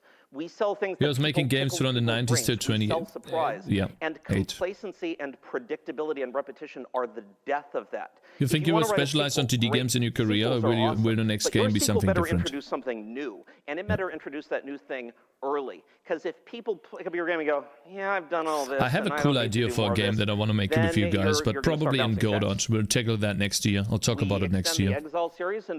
I'm pretty sure you guys will like it. It's gonna be an interesting one. Just gotta knock down a couple of things that don't make sense yet. Scripting engine and create really complicated multi-stage events and introduce them. And this time we're gonna start with like a document of features, like a game design document. We're actually going to make something that real game developers do. We're going to write a game design document with a list of things that we are going to specifically do, and we're going to stick to that list. And that list will be something that you guys can look at any point in time. As soon as the game starts, the next two Geneforge games sell And it's going to be a short game too, like 1 month at most. And then the most surprising thing I could have possibly imagined happened. Indie games. This for stream, for Steam or clone? It's for YouTube content, and it's hopefully like selling a game, like a short Indie one. bubble is not really the correct term. It was not really a true speculative bubble. It was more, I should call it the indie glut. But I'm not going to go much into the factors that caused it. It's been much discussed. I will only add one factor about why indie games got big that I don't think gets enough attention. AAA games went bad. Successful because people like us. We're the we are the weak guys. We are the guys that are like at the bottom. You know, we can barely stay alive and stuff. We have no money, and we are basically the outside underdogs. Yeah, like I didn't know the name. Fucking stupid English, but yeah, we are the underdogs. Little guy. We're the scrappy tinkerers in our garages fighting against the big monolithic corporations. This is an enormously powerful and moving archetype. Whole teen movies are made about this. And it is important to remember that we are likable, and it's important to concentrate on staying likable, because that likability is one of our greatest assets. If you're likable, that is what people Indie games have also become scummy, stick with you through rough times, and that's what people will go to make people go to your Kickstarter and spend $1,000 for a $15 game.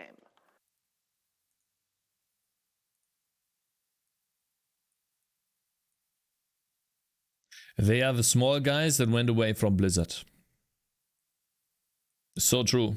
So true. So true. They are likable because they got away from Blizzard saying goodbye. Are you happy to see us over, Cakez? I don't really care, to be honest. Game engine and a whole new game, which looks the year doesn't matter to me, the day either. And it's a process over multiple years. We're able to make a lot of money. And I have to return again to the idea of luck.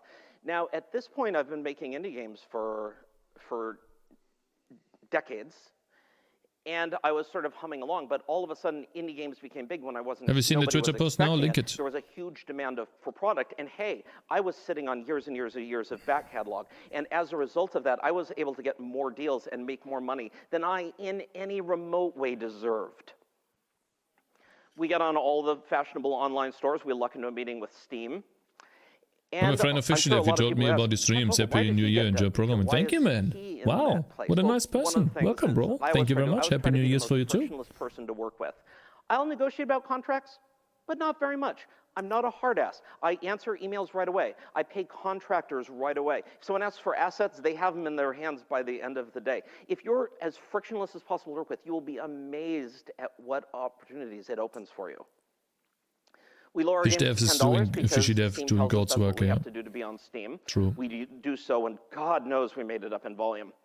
And at the beginning of the Indie Glut, this is how much money we made. It is, again, this is life-changing money. It's just the culmination of a very lucky break, followed by a lot of work, and it's more than we deserve. I don't think so. I think it's deserved, to be honest. Like, why is he saying no, not deserved? He got lucky, but he only got lucky because he actually put himself out there to be lucky. Like, I think it is deserved because he has literally years of experience. If anything, it was only a matter of time that this would happen. I don't understand the sentiment. Starts to rise. People see that indie games are big and they start writing them. We do our 2 standard decades thing. of We work, write 2 yeah. more new games. Mr. Beast, almost 2 decades of work. Look where he is now. Like, I think it's just consistency and working hard on something over a long ass time. You become an expert in something, you know. And the reason why you stick with it is because you believe in it. And even the hard times will not make you quit. They will make you feel sad and you feel like quitting, but you don't. I think that's just naturally what happens. I don't believe this is luck at all. I believe this is just a matter of time. We sell a ton, and then as more indie games flow in, we sell a lot less. Massive competition means we can't make it up in volume anymore. We raise our prices to $20, which is where we are now. Indie development enters the recession period of its business cycle, a recession period that I suspect will probably last for a very long time because it's tough to make a living as an artist. Other people are writing indie games now. It's a hot thing. It even gets to be in rooms. Perseverance, yeah. You all appear, and I quietly get old.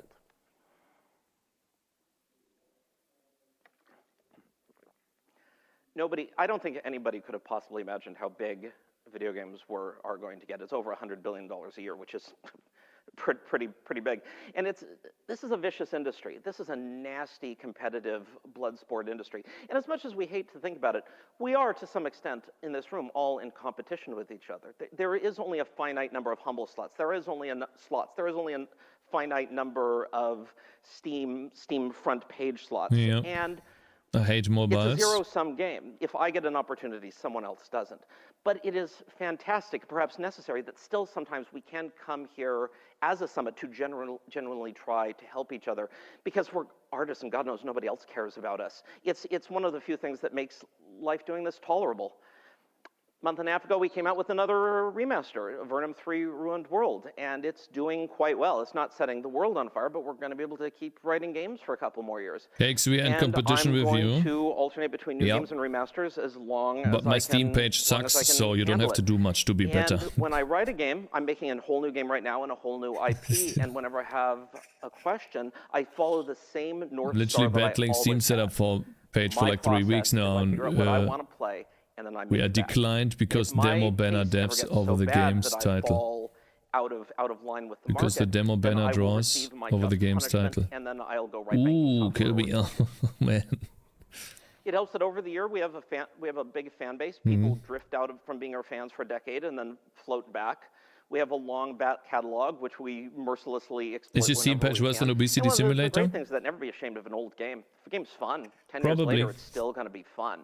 I don't know Never why. go to sleep on your old products. If you believed in it once, 10 years later, keep believing in it.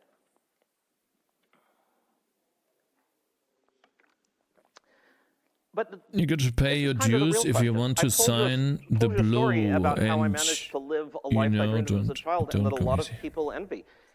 Can you do it too? And that's the big question. And honestly, I have to believe that it is possible. If you write quality games consistently, if you're tenacious, if people like your games, if you build up a fan base, if you have the tenacity of the cockroach, then you will eventually make it, maybe. Making a living as an artist is hard. It's always been hard. It always will be hard. And I want to say reassuring things, but I'm too I got my second review. honest to not. I have to tell the truth. It's possible, but it's rough. And people ask all the time, do you think I have what it takes to make it? Don't have What Twitter. do I Here's need to do to Asmongold's make it? reaction to that And Twitter. my favorite quote about this comes from noted stand-up comedian and banjo enthusiast Senior World Steve Award. Martin. You should always try to write games that pass the P test. You want to write a game that's so compelling that people forget to pee. If you let people test your game and you tell them you can't play it anymore, you should always be shooting. There should always be one person out of your testers, one weirdo who's grabbing you by the lapels and going, I got to keep playing this game. I had that one person. He was iLordy X. He kept playing until the Ranger was almost level fucking 500, man. I had that person, which made me so proud. And you threw them away? No, I didn't throw him away. You're wrong. You're absolutely wrong. Fuck, he's offline now. But he is He's offline now, but he's a feedback king, I think. You're wrong. You're absolutely wrong. I gave him a bunch of credit, and I give him credit right now. He was banned. I never banned ILODX. Never. Not once. You are wrong. That is He the goal. is. It's hard. My God. He was the one person that it's kept hard. playing for a long time. And that's why. And I'm telling you, when I get out my new demo version, I'm pretty sure there's going to be one person like that too. I'm telling you. You can't quit your J job. You have to have until you have some confidence, until you're sure. And again, this is a process thing. Some people will prove me wrong, but I really believe unless you're absolutely sure, don't quit your day job until you've got the game that you're going, this is it. 20,000% won't be me. Addictive. I will bet my life on it because you I have a fucking life. are. So I just want to end with a couple inspirational words just because I am fundamentally cheery. In all of the havoc and all of the terror, please occasionally take a moment to be proud. People who do what we do, people who are artists and musicians and whatnot, I'm proud, yeah. are carrying on a tradition that is as old as humanity. The compulsion, when you see a blank canvas, a compulsion to fill that canvas with something, to take all of the weird stuff in your brain and go, "Blah," and hope that it lands on someone and makes their life better. What we do is a noble thing. And I ask you, it's a rough road ahead, but I ask you to not forget it and to be proud. Did you check the road to Vostok demo yet? Did not. Yeah, this guy's cool. You know why these people are cool? Okay, well, he made a game in 9 months, but Obi-Wan, the reason why this guy is cool is because he is not massively successful. He's a normal person. He got lucky in a couple of ways, but we all are. I'm lucky right now. I'm lucky that I can sit here and stream and make games at the same time. Some people could not do that. That person on the right looks like Jonathan Blow. Everyone is lucky in some way. If you've got a question for Jeff, please come line up at the mic. But while people are coming up, I will say, if you follow my Twitter, you've already seen this. I was looking in my desk drawer and I found that this is a 3.5-inch floppy disk on it that says, "In case of emergency." I found it in my drawer where it's been sitting for about 15 years. And at some point about 15 years ago, I remember making this disk. I remember thinking, this thing, if I'm ever in trouble, I have to have this or everything's going to explode. And I copied something on a disk. Very unlucky watching Cakez. I have no idea what's on here. All I know is I can never get rid of this. I can never ever get rid of this thing. I'm gonna be buried with this. This is in my coffin. My head's gonna be on it like a pillow. Someone on Twitter says The Bald Possum has a lot of great talks, really. Reboot disk. Oh yeah, like I'm gonna take extra effort to keep running Linux. Okay, there's your hot take. Oh sure. So what was the degree you were working on? What was the Jeff that we missed out on because you decided to make games? I was at Rutgers University in beautiful central New Jersey working on a PhD in applied mathematics because the world needs much more of that. And sounds boring as fuck. I just couldn't stand it. The whole point of grad school is to make your life so miserable that it forces you to decide to do something proper. Oh yeah. Oh. Hi.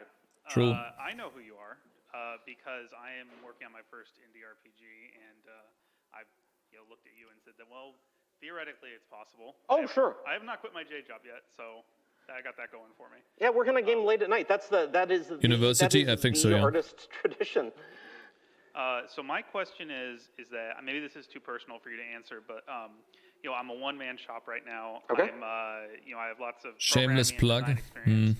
The art is where I'm kind of struggling, and so I'm at the point where I'm actually trying to ask the question: is how do I move forward with that? Do I go with a very cheap indie look, like some of your early games, or do I start investing in people to start making art for me in a more professional level? And I guess I was wondering what your insight of if you can afford it. I would say if you can afford it, do it. If you can't, do it yourself. Slide because this is the. It's if you can afford it. So there's tons of free resources online. My mind is just shattered by the depth and the quality. Yeah, of you could use can free license assets, online true. for free or very reasonably priced. So be merciless. Cheap in the look. You know, real artists ship. Find what it takes to get your thing off the launch pad and download that. And of course, it's going to come up to your creative. Vampire Survivors started out as an asset flip, by the way. And the animations were done using, I think, a software to animate.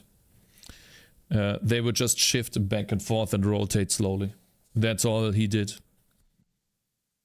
It's an asset flip, yeah. So, and Vampire Survivors sold massively.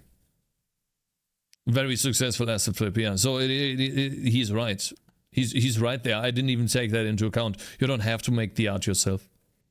Asset flip of what? Different assets from the internet put together in one game.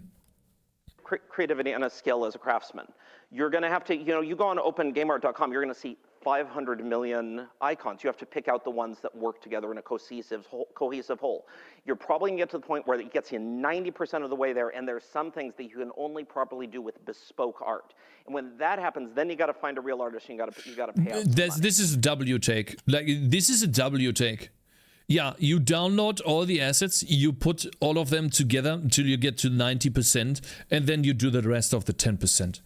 Oh, yeah. We're gonna do that in January. Yeah. And that's still my process. When I'm designing a game, I look at all of my resources, my own back catalog of art. I look at the art that's free online that is of quality, and I say, okay, what can I make for cheap? But what do I gotta pay a person for? So huge W take, yeah. Cruddy programmer, download stuff from sites, make cruddy programmer art for the rest, make a game, make it functional. So tomorrow.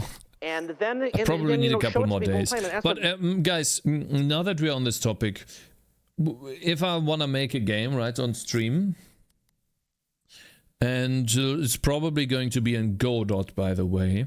I don't think I will learn a new engine for that. Excuse me.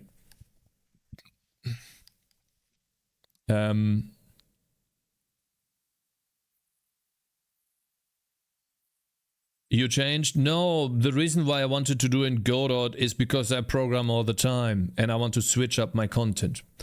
And I really enjoyed Godot, and Godot has hotcode reloading.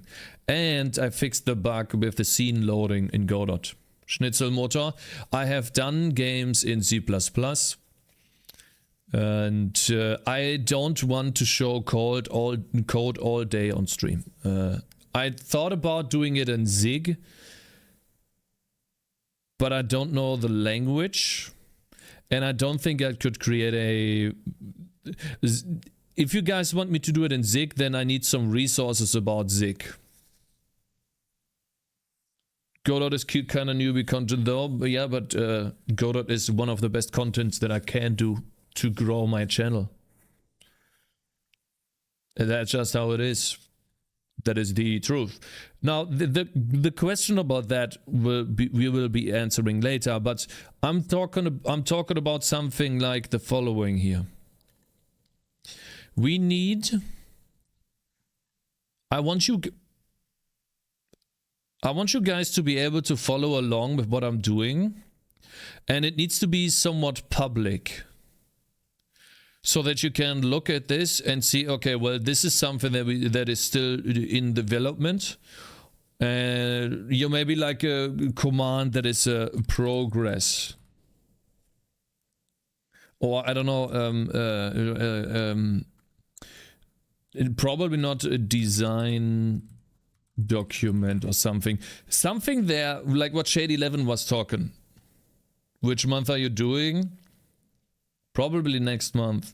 Can you use C in Godot? You probably can, but I will use Godot natively. GD script. You can make it view only in Trello. Yeah, but is Trello a good way to do it? AK. Or should we use a different program to visualize what I'm doing? We could use something else too, but maybe you guys have some cool suggestions so I can share with you guys what I'm doing and what I'm currently working on. Then we can, you know, pin like following. We do a /pin and then progress to Currently working on progress. Something like this. No, not ping. Something like this. Oh my god! Stop it! Something like this. Sorry for that. Something like that. Is what I'm thinking. If you look at chat right now, you will be able to see like there's a pinned message at top saying currently working on progress, and we can make that better. But then you guys can follow along with the entire process of the game, right? I could also put it on this website.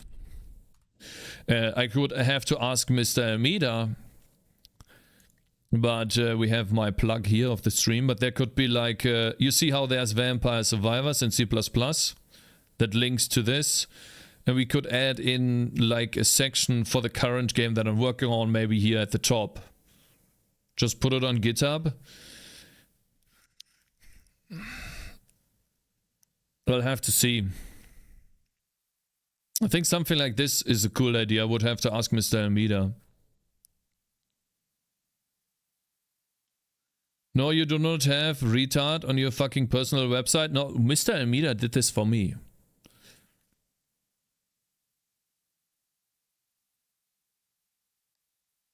Look at my link, Ragey. GitHub repo also has progress thing looking like Trello.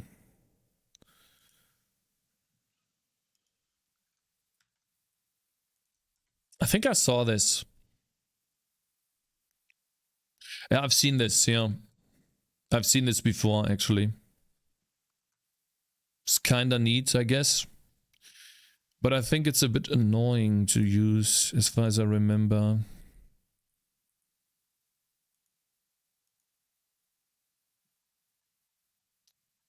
Maybe it's good. OpenTK. The reason why I don't like this too much, I'm thinking about something like this. I'll show you. Like, maybe I'm just coping, but I'll show you like what is on my mind. Something that I've seen Randy do in his videos, and I think that was cool. He had like a list where he had like a big point, so like, okay, make game.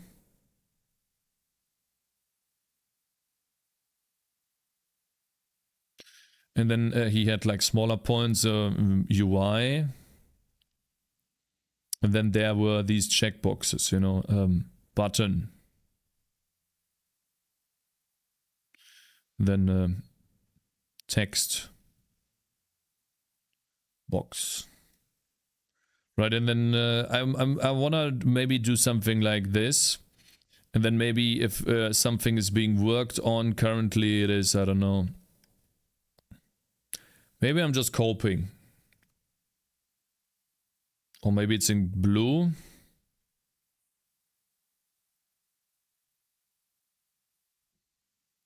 Then, guys, I'm just, you know, project management in a huge paint image. No, not a paint image, but, you know, something like that. Maybe Obsidian with Excel Draw plugin. Then you have UI, then you have like, I don't know, gameplay. Can you even read this? Wait, can you guys read this even? Of course you can't.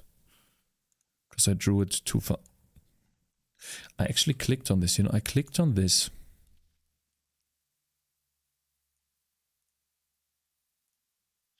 You know, game, play. Yeah, I could have used the move the camera to the right, and then, you know, we have another box where it's like, okay, let's say we make a Vampire Survivors clone, enemies spawn. Right, and then, okay, well, we have that done already. Something like this where it is easier to see the entire picture. In Trello, or in something like this, you just have text. I think you have a little bit too much stuff here as well. You have just text. And let me see, what do we have in Trello?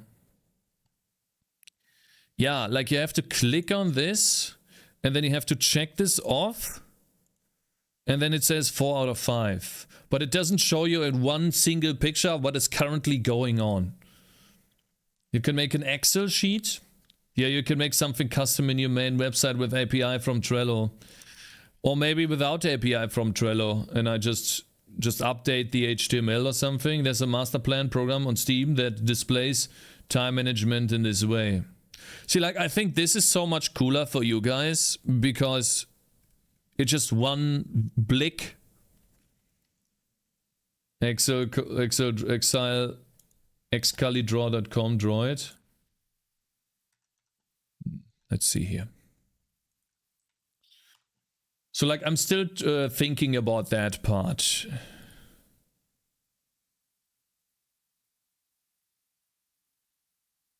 Pick a tool?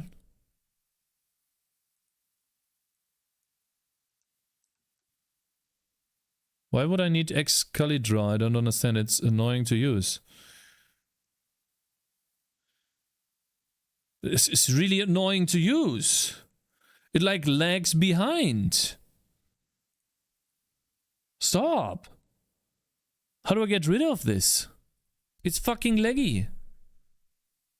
Figure it out as you go. Diagrams, Cakes.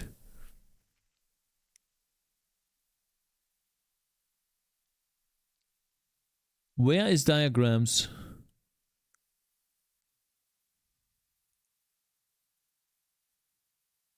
I don't see diagrams. Gotcha, bitch. Pika Tool. Hey Ashnob, thank you very much for following Cak. Use keyboard to write. Huh?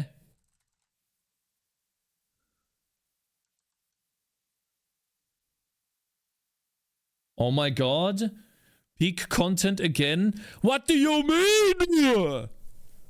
Stop pretending. What? I've never used this fucking program.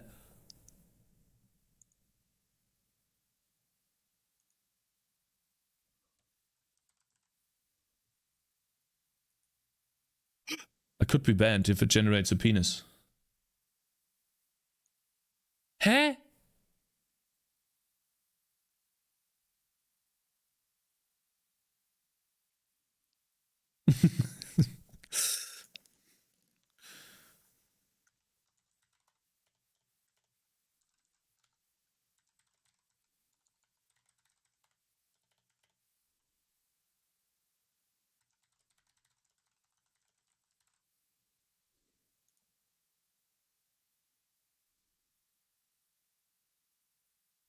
Oh my god.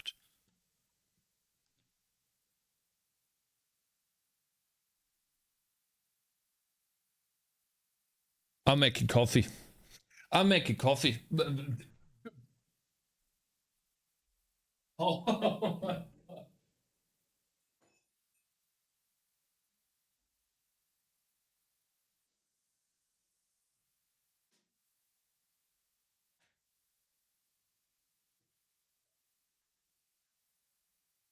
Gotcha, bitch.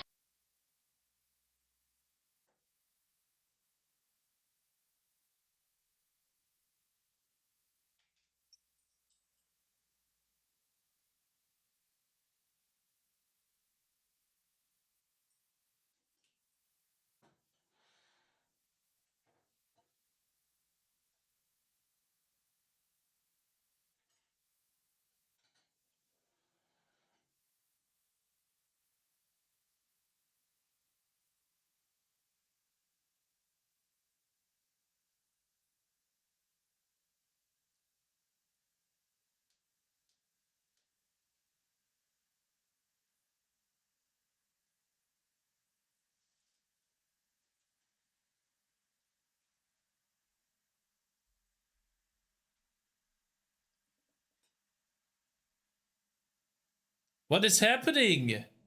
Stop spamming! Stop it!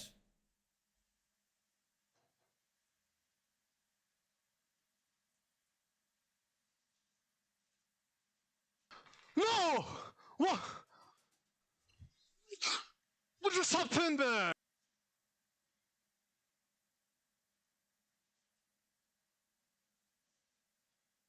Gotcha, bitch.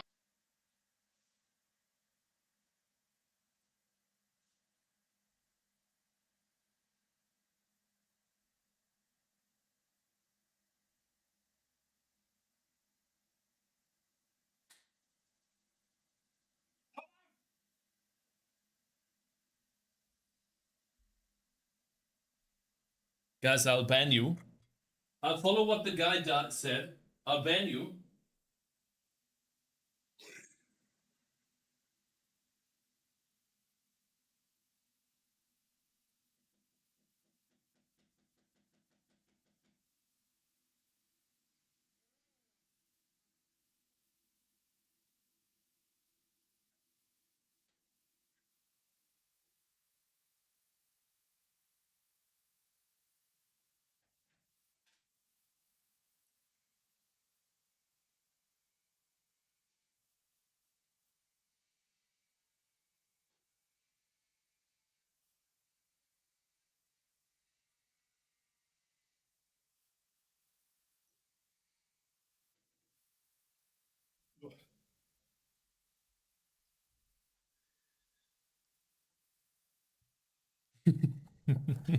Nice emote. Okay, this looks bad. Make enemies follow player, enemy 2, make enemies, enemy 3, enemy follow, enemy follow, enemy follow. What is this?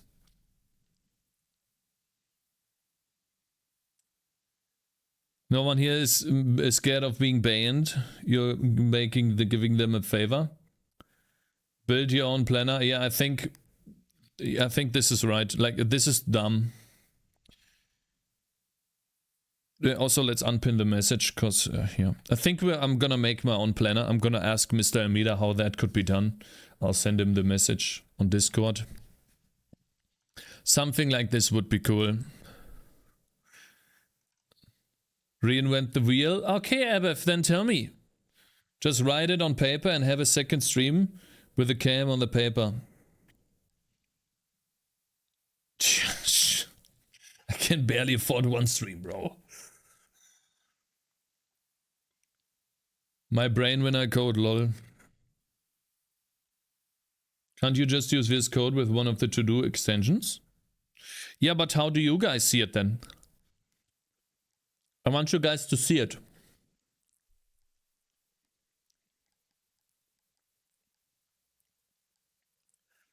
Gotcha, bitch. I could do it for myself. Face, thank you very much for following. But you guys don't see it then. If you make your own player, make it free, please. Use Emacs. It is supposed to be on the internet, so you guys can inspect it at any time and follow along with what I'm doing right now, which is what the pinned message will also entail. todo.mg on GitHub.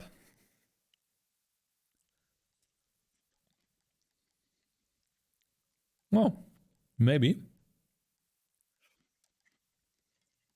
That could be a cool idea. Discord forum channel. Oh, Discord could also be a cool idea. True.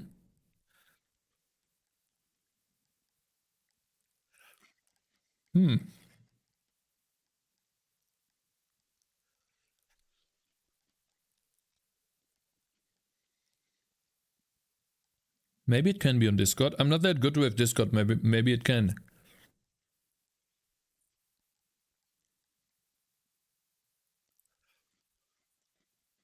Demo pancakes when it's ready. This is what we were doing earlier, guys. Would you guys like it if these were top aligned? Or aligned like this? What I see here is that this heading is supposed to be higher for the abilities, because some abilities could be really large. And then I also noticed that the abilities should be pushed further down.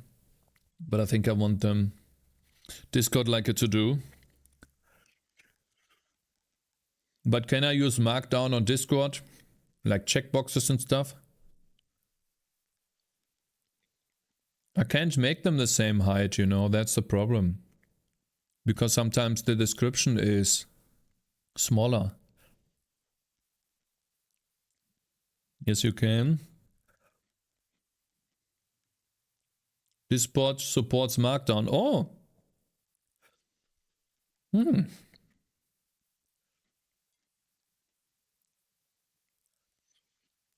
Discord is bad, guys. Discord is bad. There's many people that can't go on Discord, but everyone can visit the webpage. I've had multiple people in the past telling me that they cannot go on Discord. And I agree, I don't want to force anyone to go on Discord. Maybe this is just the best way to do it. We put it on like a special page here. We already have the TTS sandbox. You know, you guys remember? TTS är clown. Cakez är clown. Oh, shut the fuck up, you little bitch. Cakez is a clown. Oh, fuck off. Let's see how others do it in Yoink Classic. No, I think this is the best.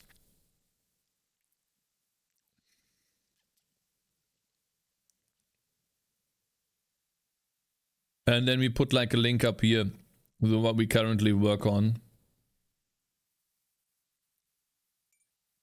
Cakez, here's how you use Excalibur.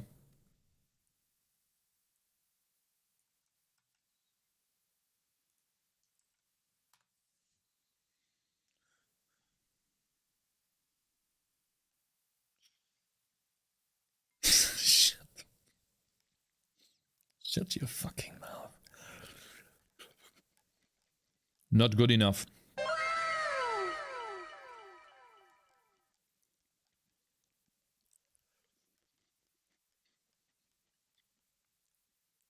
That's mean. We're gonna watch the rest of the video, guys, because I wanna eat the cookies and the cacao, the coffee, okay? There's a little bit left. People are asking him questions, and it is 7 minutes left, and then I will do the rest of the programming, okay? Let me tune down the videos, the music. Ask yourself, do I got a live one here? And if you do, then you know it's time to deal with the whole other topic / universe of pain that is finding and dealing with freelancers. But yeah, that's the best advice I can give. I guess just a real quick follow-up, like, if it's not all about money, when do you... Sorry for the pause. Sorry for the pause, but this is really important. It's something that I want to do in the next game.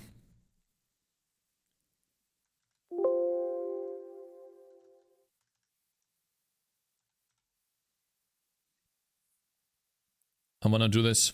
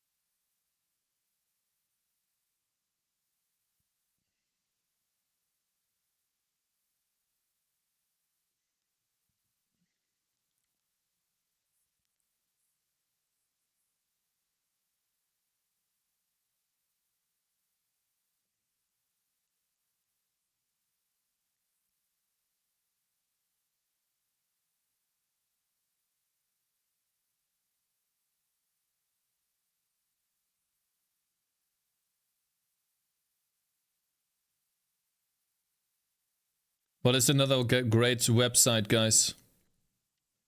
Open Game Art, itch.io.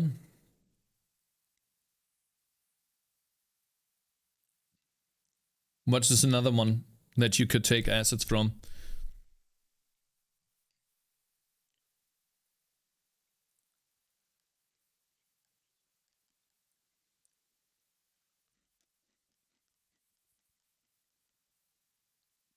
Any game will launch it in render doc? No, it has to be open.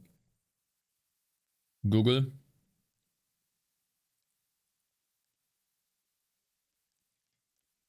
Quaternius.com. Is there for 2D stuff as well?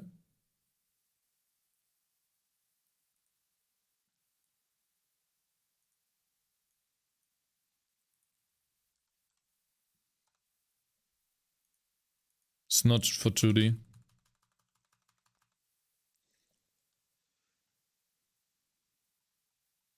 Doesn't look like there's a lot of stuff here on the website. If that is everything, then I guess there's a little bit. And is it free?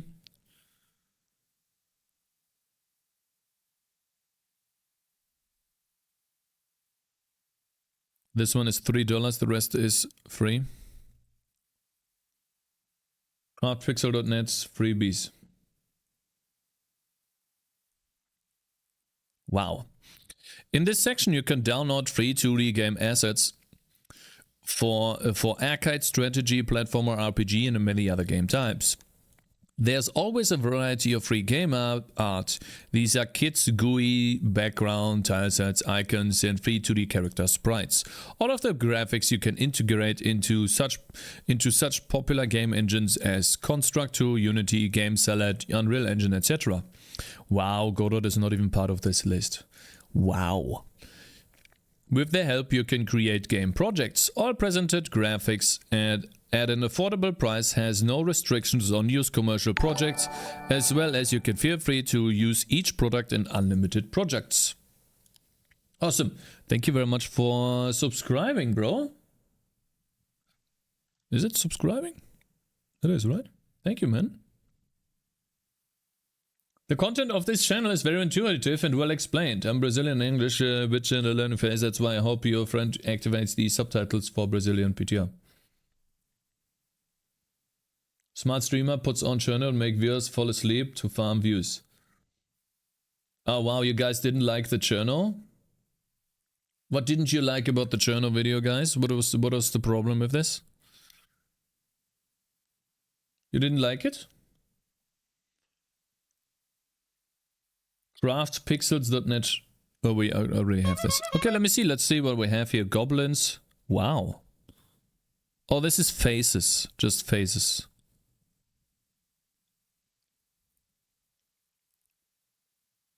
Unlock download. Re-download. Royalty-free usage. So I do have to sign in. But then I get it for free. It was shit. Sprite S is new sprites. Trying to be like, use no pointers. Is there animations? This looks good. Oh, what is that? Water? Animations? This looks like animations. But this is not pixel art, unfortunately. Damn. Wow. Flame is also not pixel art. Is there a way to look at only pixel art? Characters and sprites. Pixel art.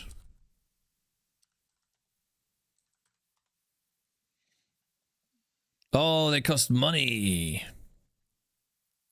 They cost money. Backgrounds. Characters and sprites.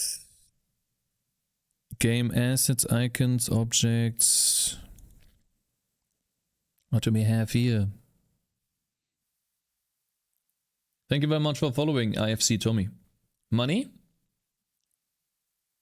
Coherent equals money. Magic sprite sheet effects. Why is there no video of this? It's really annoying. Would like to see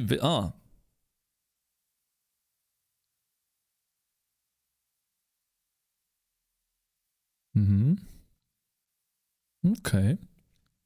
We can add Bloom to this to make it look really good. There's also gameicons.net.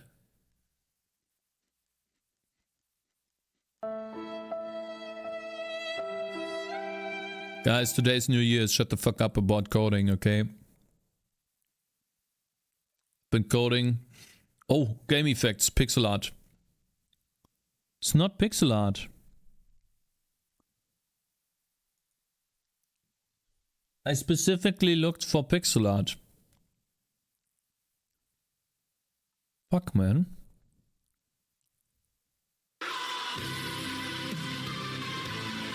I will look at this another time then, I guess.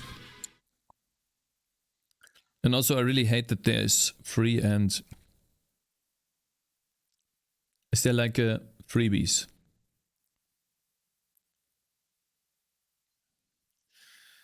The search system of this is really bad. This is not pixel art, is it? Cartoon effects. Pixel art AI.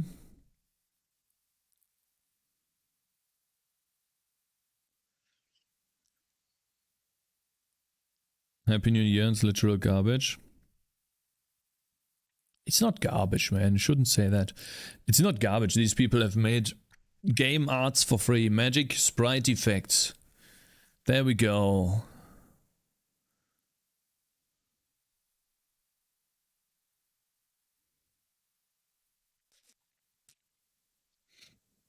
Demo animation. That looks kind of nice. That looks kind of nice. Damn, not bad.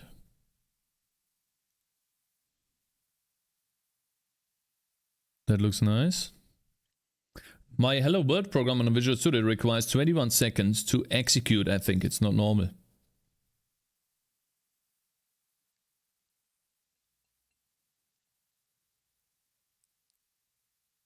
Execute? You mean to start? Particle game sprites put in online.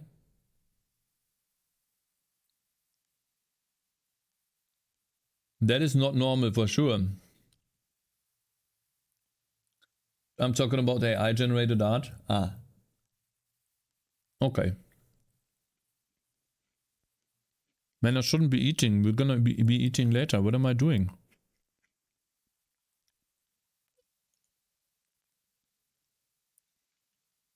Sprite effects platformer. Okay, guys, I'll stop looking now. Okay, one more page. Okay, one more page. Wow, it looks really good. This website is good.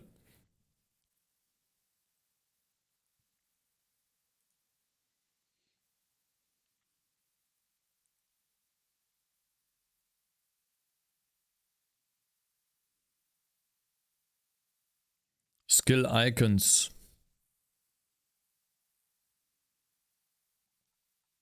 Okay. Craftpix.net.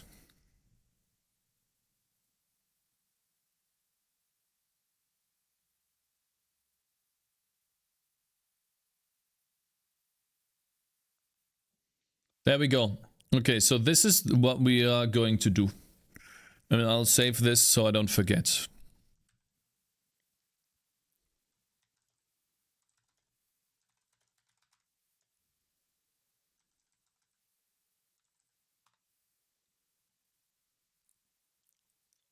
There's also Acid Jesus, aka Kenny.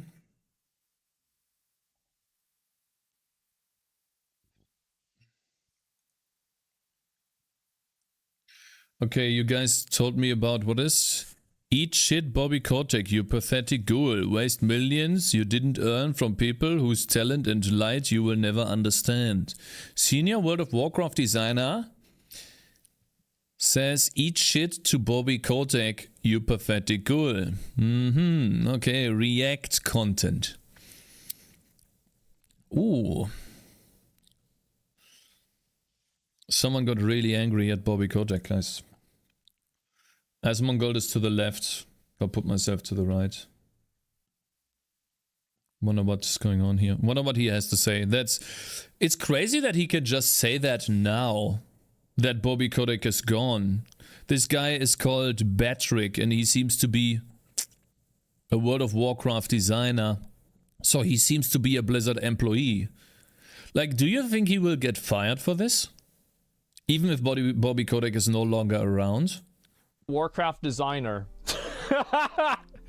Eat shit, Bobby Kotick, you pathetic ghoul. You will Waste get the promoted. millions you didn't earn from people whose talent and light you'll never understand. Eat shit, Bobby Kotick. The reason why everybody is tweeting stuff like this is because Bobby Kotick is gone now. Yeah, he's like, gone. I think yesterday or today was his last day. There it is. Like, look at this here. Bobby Kotick has left Activision Blizzard. He allegedly cost the team months of Overwatch 2 development time and once blamed a decline in stock price on the game, deflecting scandals during his tenure. To be fair, I'm going to say, I actually agree with Bobby with this. Yeah. The reason why people stopped playing the games wasn't because of the sexual harassment lawsuit. It was It's because the game was bad. sucked. Yeah. In my opinion, by the way, I don't think that Bobby Kotick leaving is going to have any impact on us as players. I just don't really think so. I think they're going to keep doing the exact same stuff. Yeah, unfortunately, right? I think Bobby it's going to be the always, same. Bobby's a great villain, and everybody gets mad about Bobby. Guys, I'm saying it now. This is my honest opinion. I don't think it's going to change anything that he's gone. I think the game, let's say Diablo 4, is not going to improve. Not at all. Maybe it gets a little bit better, but the prices will stay the same. The win conditions, you know, the pay to win stuff will be the same. It is going to stay a boring game because the talent is not there to make the game. And I don't think they will get more talent in the time that he's gone. Just, yeah. And oh Will shit, be the same why do you shit, think yeah. nothing's changing? If you ask Bobby Kotick how many levels are there in the Abattoir of Zir, would he know the answer is 25? Would he know the No. highest item level in Diablo 4? Would he know the new raid that's out in World of Warcraft? No, he Probably won't. not. I think in a way, like, he has the impact on everything on like a meta level, but the actual like fundamental product problems, I would assume, don't really have a lot to do with him. Like, he's not telling the designers of the Lilith fight to make the colors of the fire the same color as the ground. Like, he didn't do that. Yeah, exactly. Because there are just so many blatant fuck-ups that seem like they're so simple to solve. They don't and they have don't the get talent. solved. I don't think that Bobby has that. Bobby is not micromanaging. Not much optimism in War Within. Well, is the War Within fixing the problem that has everybody using 7 different add-ons to play the game? Is the War Within fixing the problem of spell effects so you can actively see what's happening on the floor? All I'm saying is I don't think that, yes, Bobby Kotick leaving, this Baldur's is Gate good, 3 the guy music. was an asshole, etc., and I've never heard anything good about him. But the truth is that I don't think it's going to completely change everything and make it all better. Culture affects game development, though. You're right, and I could be wrong. I hope I'm wrong, but I just don't think I will be. That's all. So we'll see. We'll see what happens. Oh, I clicked on a fucking Senior video. World of Wanted to pause. I think so too, unfortunately. Like, no one, he didn't go, Bobby Kotick didn't go and tell them to make Uber Lilith a terrible boss. He didn't do that. He didn't go ahead and tell them to make the hitbox of the wave enormously large so that you get hit even if you're outside of the wave. He didn't do that. He doesn't have the time for this, nor gives he a shit about that. He doesn't. It is the game designers that just don't know how to design the game. They are inexperienced. I wanted to do... you guys, you really like Baldur's Gate 3? Maybe it's royalty free?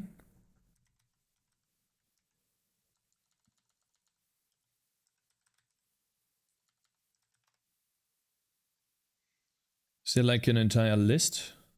Playlist? Baldur's Gate, Champ Music Mix, Relaxing Instrumental and Classic Soundtrack. Full soundtrack part 1, Baldur's Gate 3.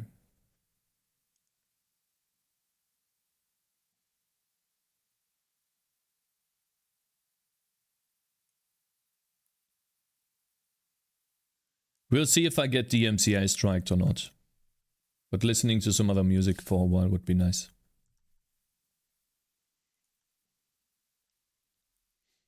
He was busy harassing female employees instead of picking the right person for the job. Listen, I'm gonna say it again. I think the reason why the games are dog shit is because the talent just left Blizzard. The talent is here, boys. In Stormgate. That's where it is. Or the talent is whatever Pirate Software is doing at the moment. You're still not streaming music to YouTube, so probably no strike. Oh, you don't hear the music on YouTube? Really?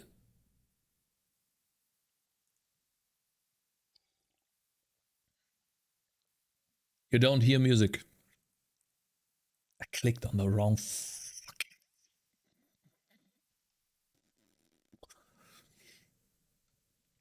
The talent is here in Cake City. Hello, Yagmo too. Where the talent at? We told you we didn't hear anything. You asked last time too, still not. Ah, I see now. Thank you very much, Inukai.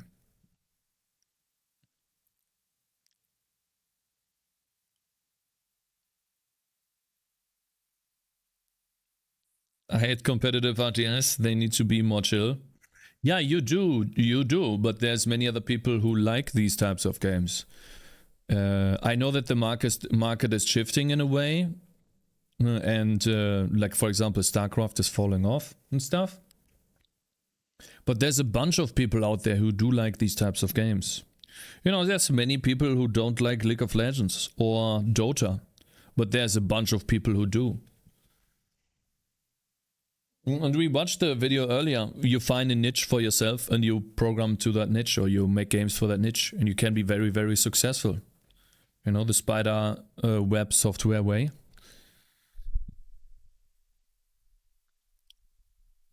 And you know, niche, he called it niche. And so that's what I'm assuming is the correct way to call it. Give me a second. Can you guys tell me if you hear something on YouTube in a second? I need to check if I'm showing something that is bad.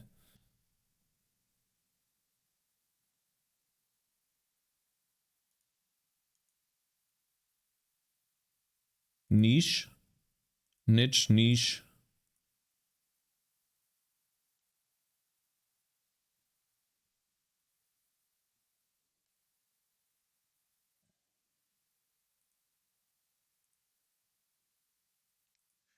Let me see here.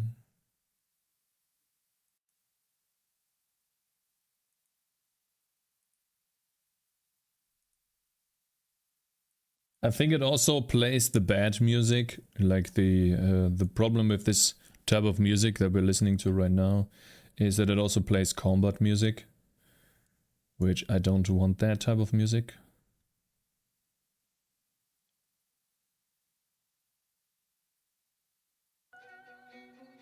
Do you hear music now?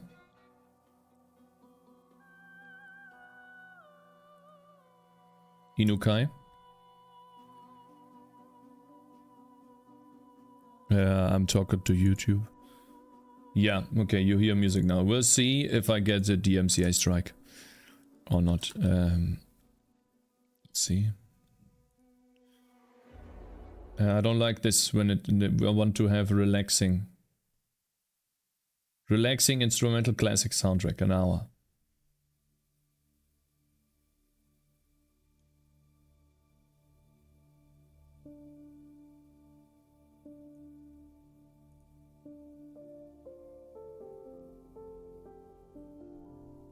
This should be good loudness volume. Okay.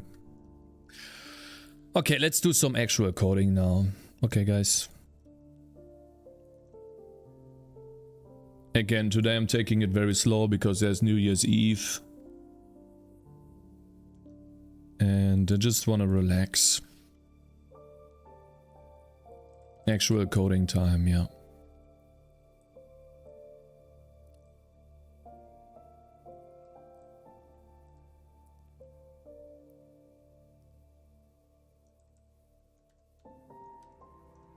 What happens here when I do this? Are they top aligned? Wow, they are top aligned. That's how easy it was to top align them. Damn.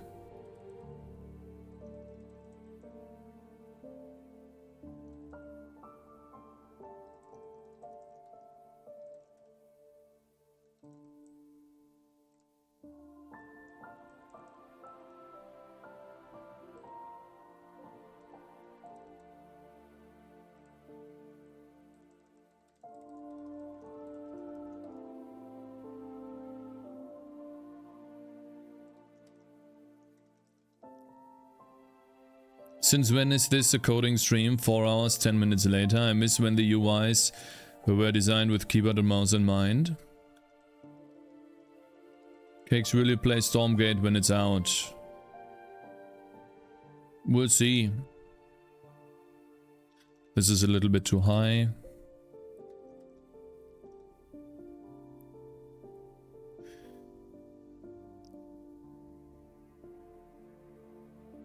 This might be a little bit too low, but it could be almost right. We need to do the heading.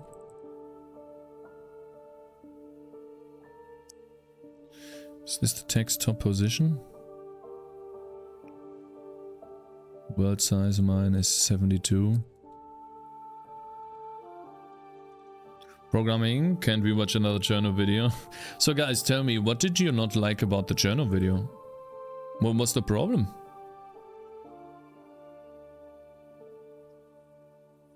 I thought it was a great video. Let's go to the left, by the way, so you guys can see properly. No, you?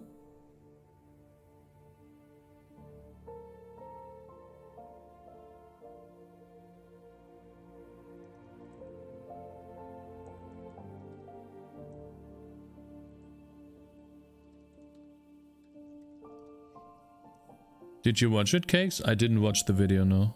I left, don't you remember? I left to bring my wife away. Okay, guys, what do you think? He wasn't really talking about the engine much. Explained instead of for 15 minutes that pointers are bad. Oh, I see. I see. Oh, that would be... This is such a cool opportunity. Maybe we can download the project as well and do another react as well. Hey guys, would you like me to react to something like this? Would you guys like me to go into something like that and just inspect the code and see how certain things are done in C++? Would you guys like that? You can react... No, I will not react to the video, but I will react to the engine. Should we try that? You have discarded the wife, Cakez? We would like that, yeah? Okay.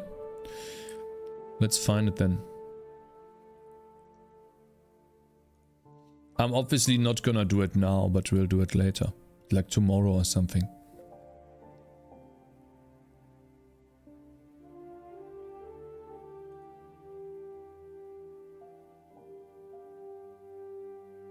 You have a two-based approach. Everything has to be done your way or it's bad. Wrong. Wrong. Wrong. So wrong. This guy's wrong.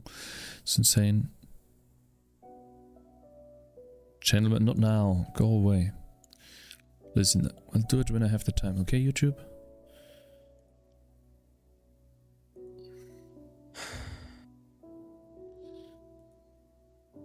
Code.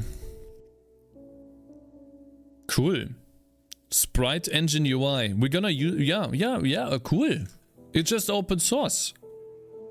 I'm pretty sure we can... Wow, 41 stars. Damn.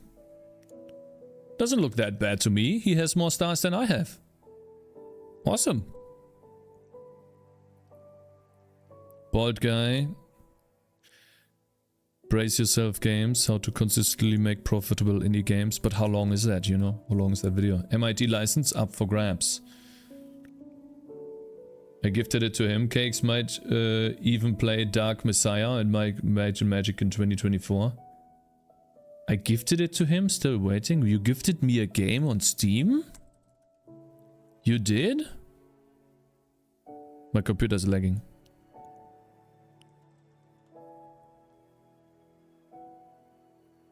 Hey, Ashenobs, I really appreciate that, man. Why not ask your viewers for code to review?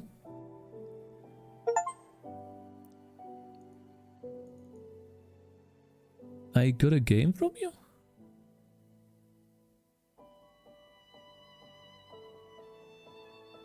You don't have to play it, it's your game now. It was just chat.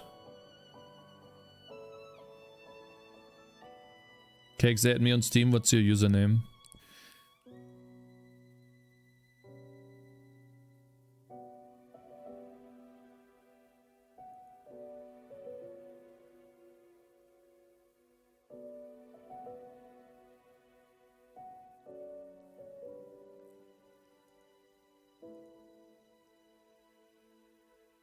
Hä?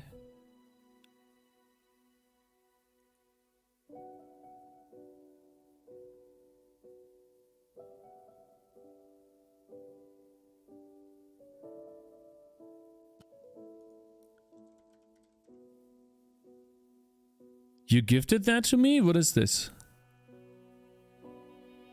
It doesn't even have like a background. Oh, it does.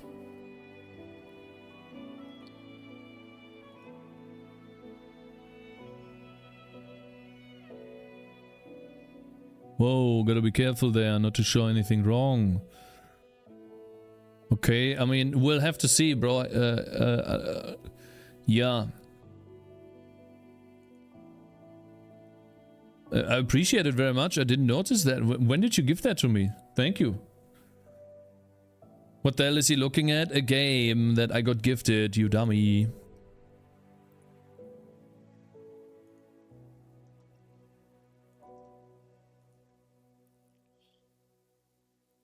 I think you were very busy with life at the time, or could be, yeah.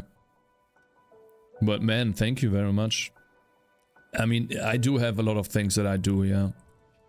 And maybe too many things. Like, it's not that I don't appreciate anything like that, you know. It's, I have to be honest here with you guys, you know. For example, it happened with I'm Robots 2. I was just, you know, doing stuff, and out of the blue he gifted me a game called Frostpunk. You guys remember that? You remember the Frostpunk meme? And he kept asking me when I'm gonna play Frostpunk. And I didn't have like the mental capacity, freedom or mind to play that game. And while I do appreciate that a lot, don't get me wrong, it is very difficult for me to just, you know, make room for something that I can't do. Like, I only have limited hours of time in a day, you know. Bad Warrior, thank you very much for following, man. And Black Steve, thank you very much for following too. While I do try my best to, you know, do everything that I set my mind to, it's stuff just takes time, you know. So, you know, when I have a stream like today where we could just relax, and I literally wrote, I think, 1 line of code so far, it really helps me to, like, slow down a little. Fucking music pisses me off. No, sorry, but I don't enjoy this music at all. It was a nice try with Baldur's Gate, but no, thank you very much. We're gonna listen to this. Oh, so much better, man. Just stream more. That's not how it works, bro. I have done my, like, 18-hour streams. Not 18-hour, 13-plus-hour streams. 16-hour streams in the past. He's just ignoring. Lol, kannst du den Link der Playlist teilen? Push warten. Push, Yagmotu Holy, read my highlighted message. Hey bro, will you paste the music playlist and check? I'm sorry. I'm sorry, man. Yeah, I'll give you the link. I still have it. Today, history.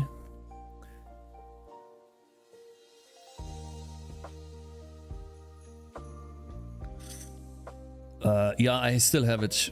Give me a second. Just gotta find it again.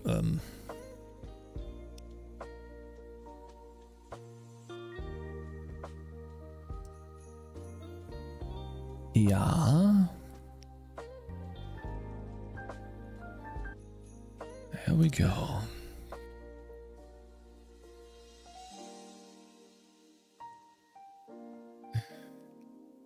Cakes, the tooltips are looking good. Thank you. Okay, let me see. There we go. Yeah, the thing is, those highlighted messages just don't appear here. This is the big downside. This is the merged chat, which currently displays only Twitch messages, so it's fine to show. It does not show highlighted messages like this, so they don't draw attention. I'm still trying to find... I'm like trying to find a better way.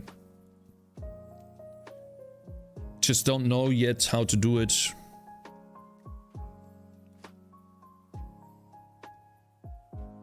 Isn't it time for a new playlist? These are Christmas songs. Yeah, listen. I tried a new playlist just now. I hated it.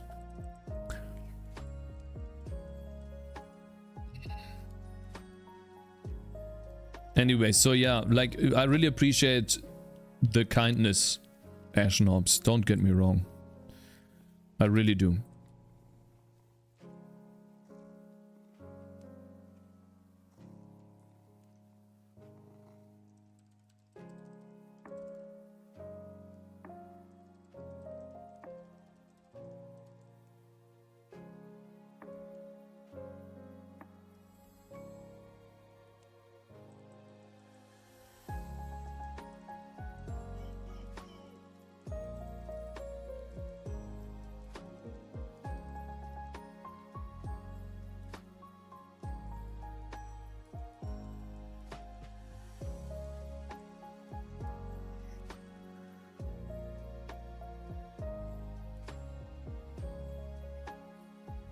Creates a projectile that pierces all enemies hit.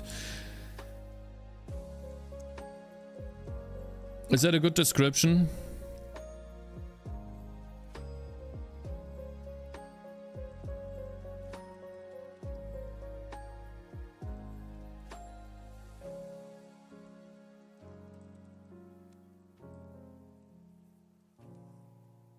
Not even showing when someone replies to someone. No wonder you always read things out of context.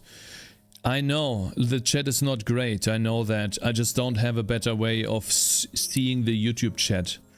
Maybe I should do the following. Instead of merging the chat like this,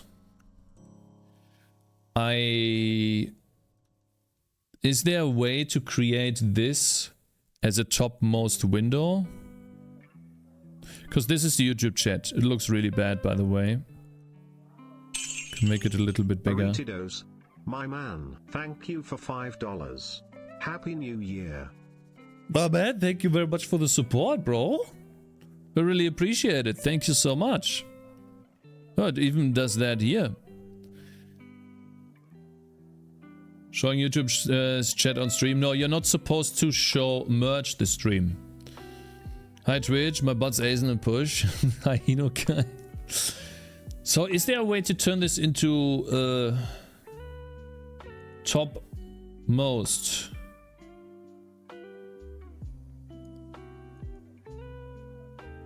Probably is not.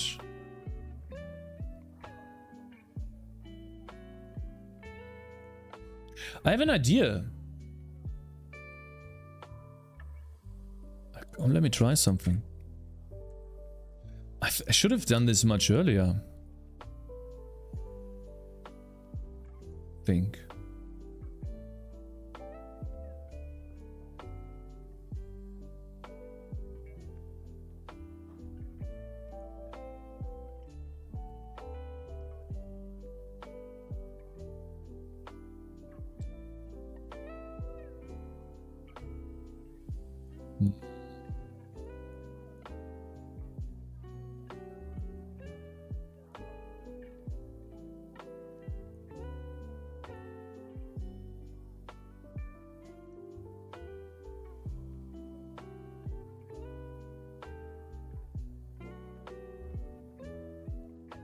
Wait, Twitch lets you stream on YouTube at the same time now? I thought it was against TOS. Yes, you're allowed to do that now. I don't have a good solution, guys. I just don't.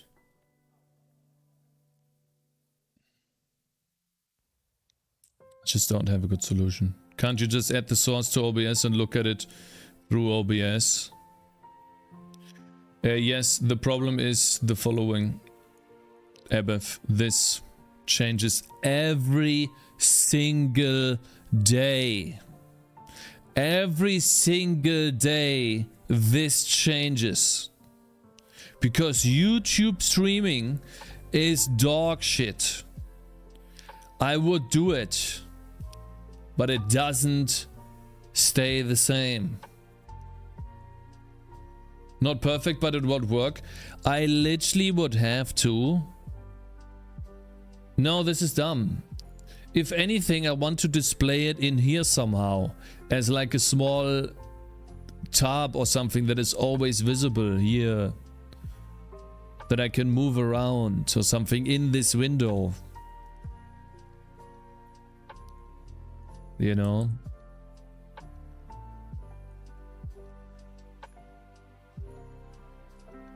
Dude, use Microsoft Edge. Why?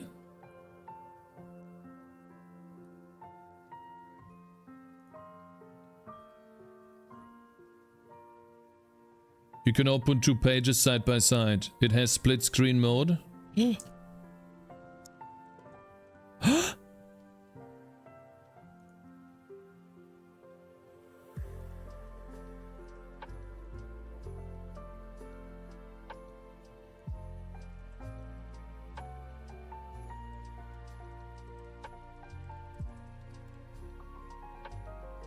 SMS, fuck you. I don't even have my phone on.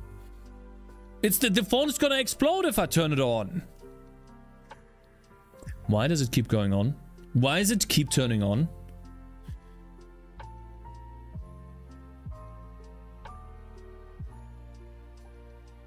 I turned off the phone like 10 times. Still didn't get the data out of the phone, I did not.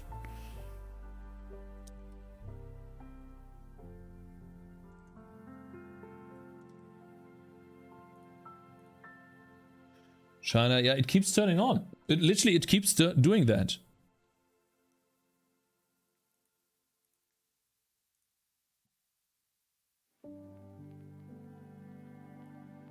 Okay. Now, I usually turn this off, guys. And I turn this off because I don't want to be distracted by this stuff. You know, I'd rather just focusing on content. Okay, let's see. And then how do I turn on another tab, guys? How do I do that? How do I turn this into like its own thing? How do I do this? Click the split screen button. Oh.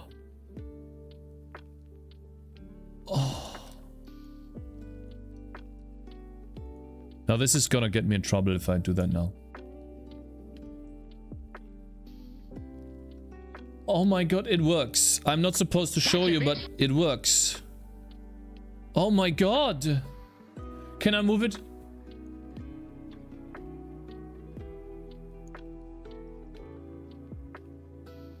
How many can I add? Only 2? Alles Gute zum neuen Jahr. Kuapa, thank you, man. For you too. And Amar Murik, thank you very much for following. Oh my god. This is so fucking good. Now I will no longer miss a chat message on Twitch. Thank you so much. Holy. Are you using some sort of hot reload? Yes, Ezreal, I probably lost that message. Microsoft actually decent for once.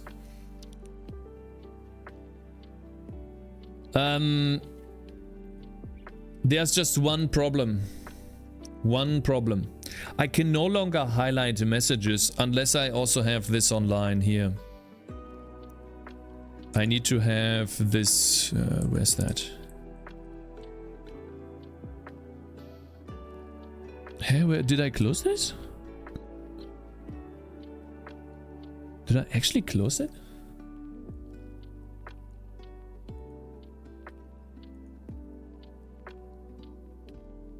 In order to highlight a message, I would need to have this chat right here. You know, test. Then it appears. Message highlighting is not good. Most of the time, forget about this message and it hangs there for 10 minutes.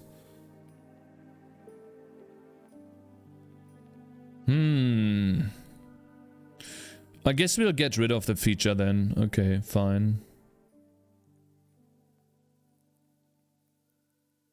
Guys, you don't like this highlight message thing? Do you think it's annoying? Well, it's bad. Sometimes it's great to give you some context, you know, I've used that before. Oh my god, this is so good. Why doesn't every browser have this? It should be more than one window. It should be more than one tab. Ah, shit.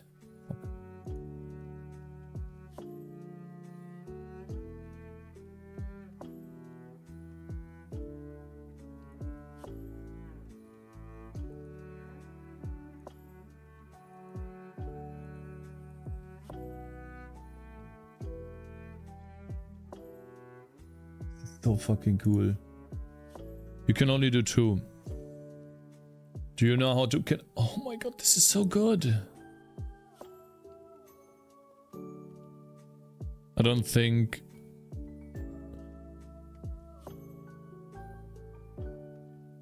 Oh fuck, I forgot to click it off. Oh no. Give me 1 second. I forgot to click it off. I forgot to click it off. Guys. Oh my god.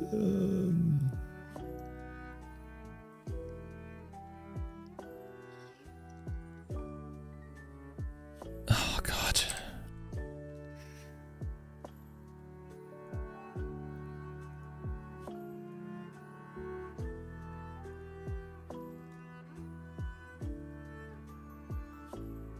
Type a message. God damn it.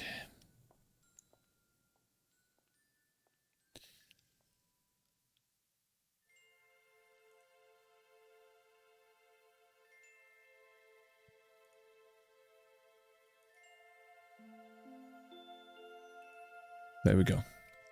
Just turning it off for now. Oh, this is awesome. Now I have everything in one page. This is so good. Only for me. Okay, now I can actually see when ads are starting to run. That's really good.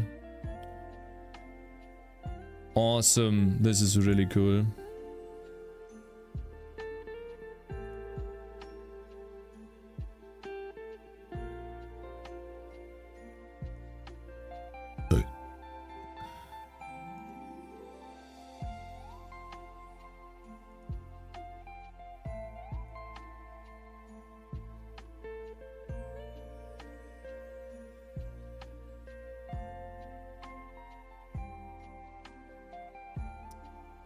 What a shitty ass fucking. Give me a second. 2 minutes. 3 minutes. Okay.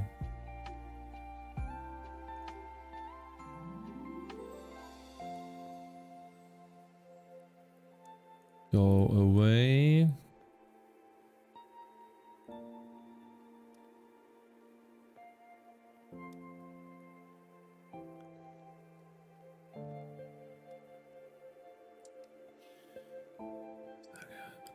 Let me change that real quick. Yeah, wait, I'm doing something right now.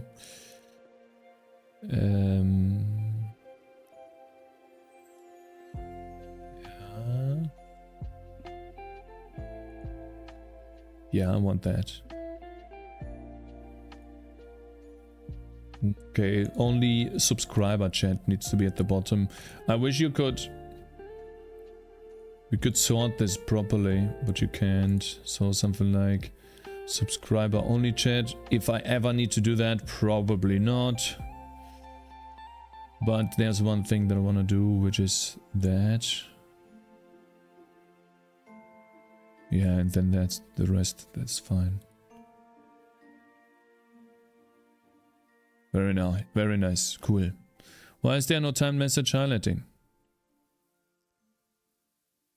Cakez, enable vertical tabs, right click tab bar and enable vertical to save vertical space. Enable vertical tabs, right click the tab bar and enable vertical. Which tab bar am I supposed to right click? This one? This one?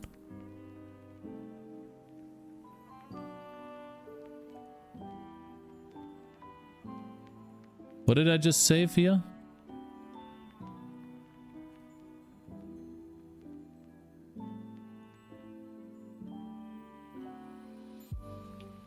To make it small?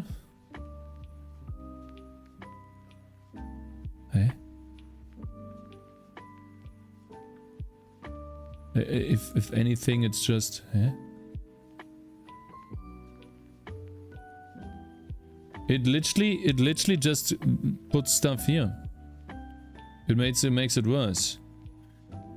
We have the full width title bar. Enable hide title bar.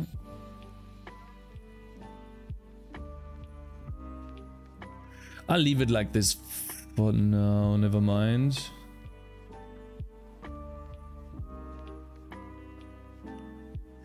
Meanwhile, Coffee Lava with only one monitor, calling out ads whenever they happen.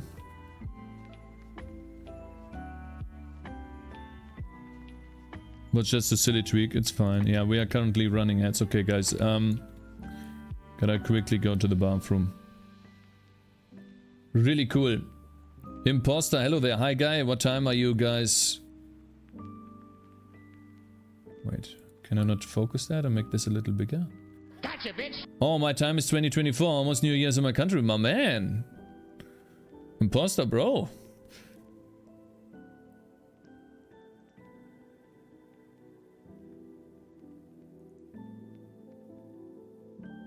Dumb. Thank you very much for following. Okay, now. It is time to work on Windslash.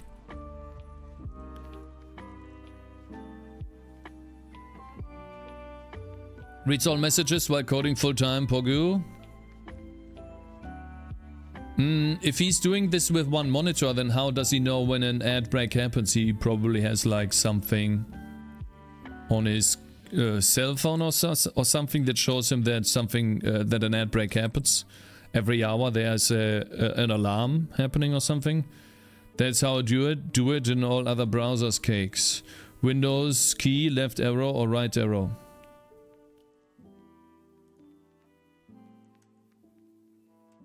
No, you don't. Because you create two windows. It is literally one window that I can move along. That's different. And the thing about this is I can also move it like this. See that? Of course you do. No, no, it is wrong. This is wrong. If I minimize this, if I have two tabs, you little bitch. If I have two tabs, one of them is left, one of them is right, and I accidentally minimize this tab, I have to find that one tab and maximize it again. Why does it matter that it's different? Because this is tedious. This is tedious. This is two windows. It's annoying.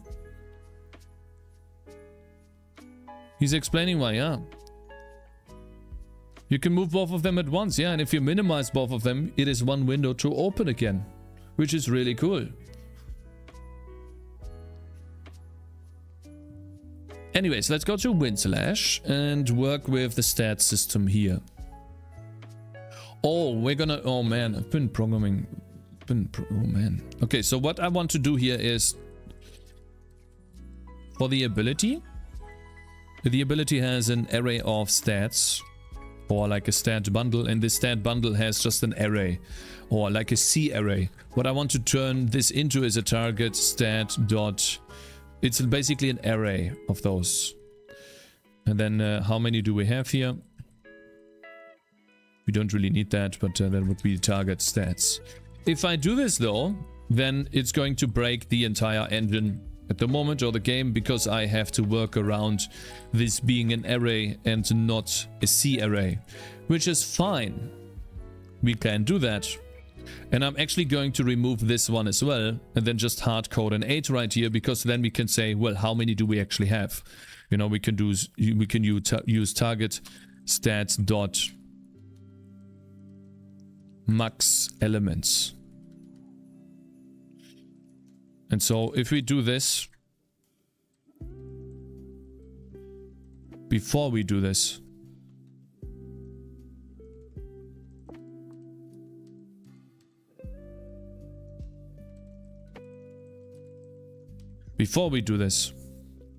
do we have a red one here? Yeah. I'm gonna create a git commit and push.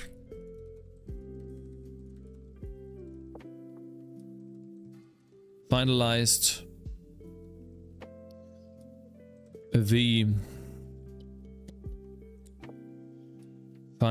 your mommy. Finalized the skill ability description. You guys remember when I renamed skill to ability? Kinda wanna rename that back to skill. You guys remember how long that took? If Cakes coded like this for 4 months straight, the game would be done. It's literally in your taskbar. Why does it matter if it's literally in your taskbar? When you're streaming, you're doing so many things, managing Windows becomes very annoying. Yeah, exactly. Even if you're not streaming, managing Windows is stupid. That's why people like tiling window managers and stuff, yeah. Skill is so much better. Please don't. I would do it off stream, Azen. I would do it off stream. Okay, now that we have done this, we can actually do the change. Doing the change would require some coding changes as well. What will start here? For example, what is this in game.h? Operator. This would be target stats. Stat bundle. Dot target stats dot count. However many we have, we add to. So that was the header file. Then the max stat bundle count, that's no longer needed. We do selected node stat bundle dot target stats dot count. This is a lot, so we'll put this up here, and then we loop over these here as well. Maybe it's not actually that much code that we need to do to add this into the game. Looks like it is just this. To me that doesn't look too much. What we effectively added now is an array of target stats. You guys probably don't understand anything like this. But essentially what we just added was an array that we can add things to, while before we had a fixed array where we would always loop over all of them. Wow, that was easy. Let me see if that actually... Oh man.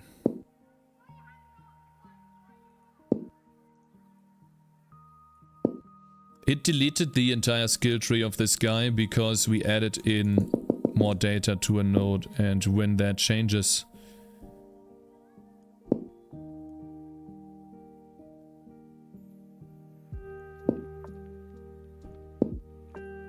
Is this loud, guys? Should I turn this down a bit? Fireworks poggers, yeah. Huh. I cannot choose the skill anymore. So it definitely did create something bad here. Ah! Yeah. Awesome. Now what we can do, that's the reason why I did this was the following. I could explain it to you guys, but I think it's easier to just do it. Since I'm having an array now, I can do a target stat.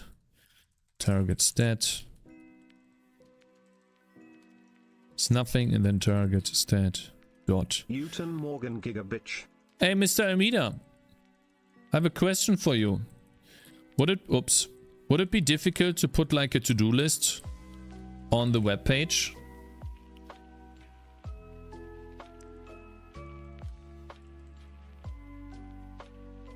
One that I could manage myself. Like, how would I do that?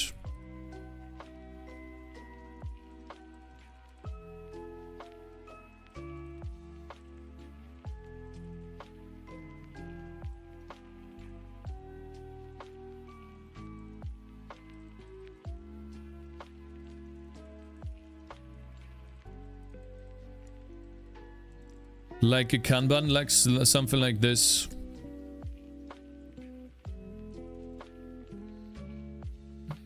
Something like this.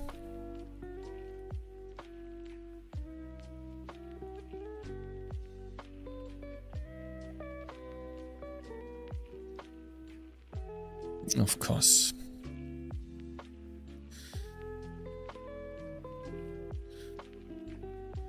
For example, let's say we have like a to-do, right? To-do list.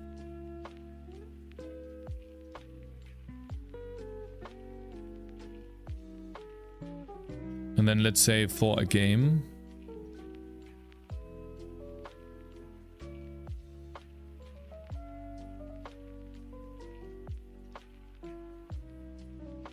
I want it to be something like this. Gameplay.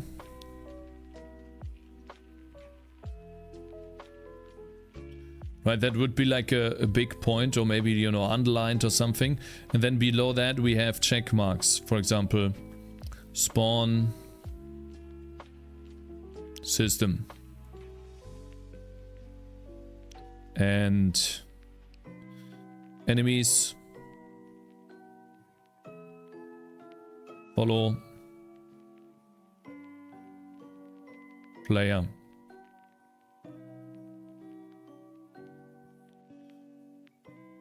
And then whenever I have done something, I want to be able to update this, you know, and maybe it displays the check mark in green. I clicked on green. Oh, I see. I'm on the second color. Whoops. And then if I work on something, I don't know, maybe I just select it to be like, maybe not this, but something like that. Is that possible? Like, and you know, like maybe we have gameplay here, and then further down below there's another one which is UI, right? And then it has another box here where it's like main. This is easy as fuck, but how would I do the editing of this so that others can see it, but I can only edit this? How would that happen? For example, main. Can't really type here.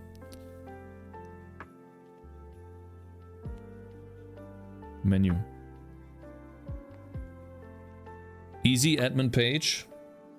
And how do only I get access to this? Okay. Right, and then we have with the login to edit. Oh, cool.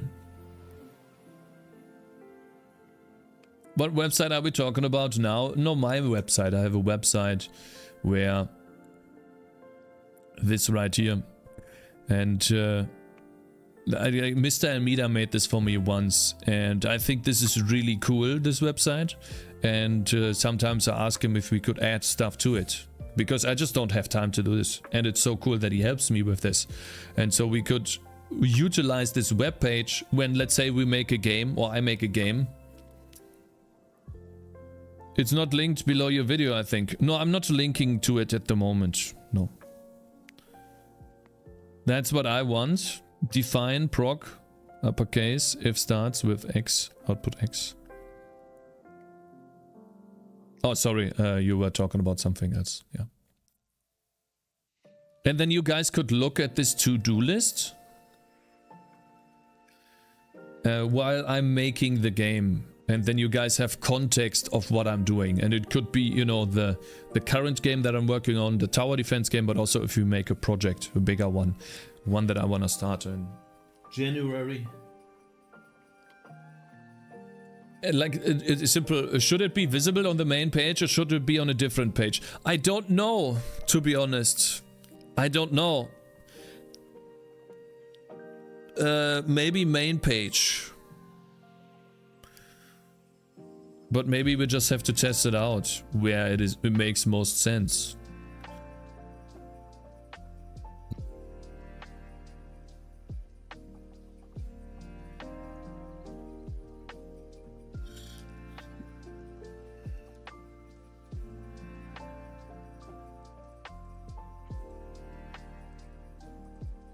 And now we can do this.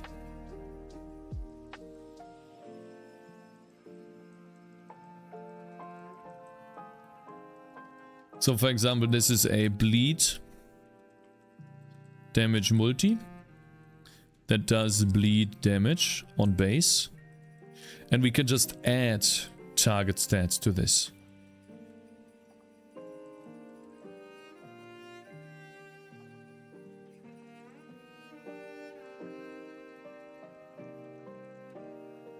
Which means it should now display it in the game. For this at least. And that's why I wanted to do the change. It's a coding change where we have an array now instead of a C array, which allows us to loop over the actual ones. Let's see here that are in there. It's Still doesn't work. Ah, okay, so this is for shield bash. We have the same thing for shield bash. Okay.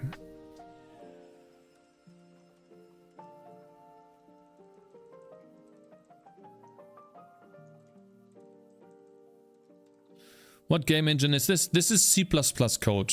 I have written my own engine. And if you're wondering, this is where it comes from. I have a tutorial about that on YouTube as well.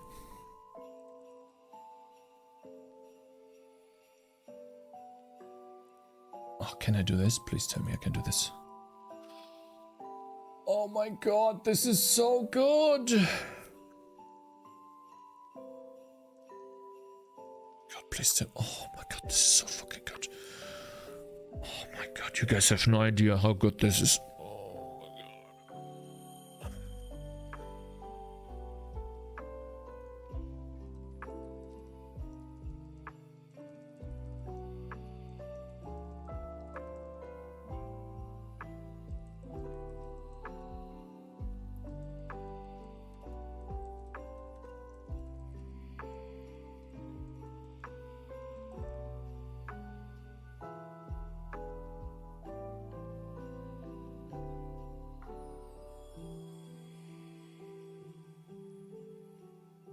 I have a cloud server on Hetzner. Everything is self-managed. It's somewhat easy because Cakez is not big enough to care about CDNs and such.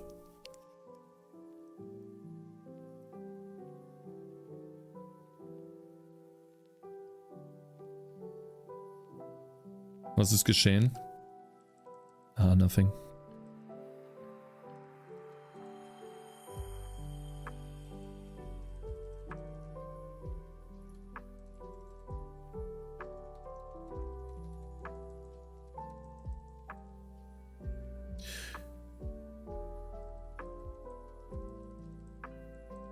We wanna use stat knockback.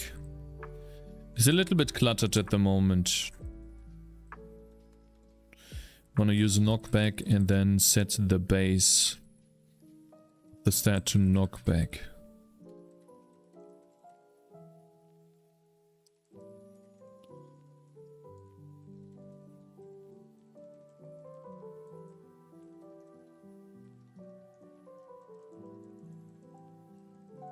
There we go. Cool.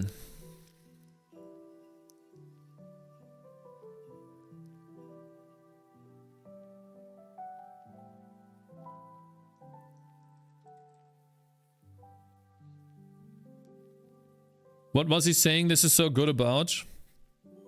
This.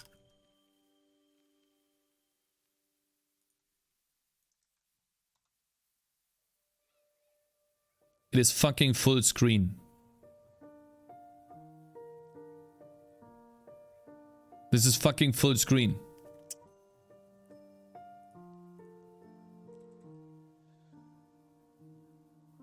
That's why. Anyone think World War III is gonna start soon? Maybe if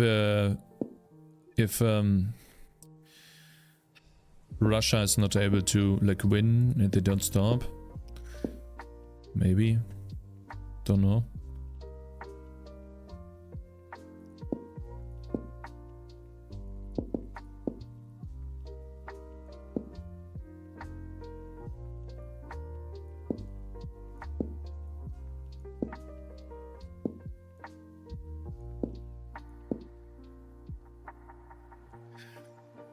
Windows developers know what they're doing now, eh?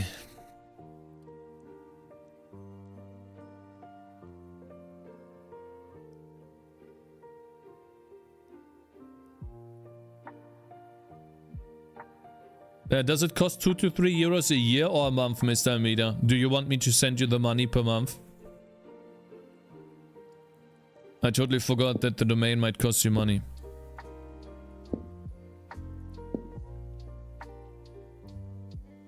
I should watch the fireworks and I should watch Cakez. Should I watch the... You should watch the fireworks because I'm not going anywhere.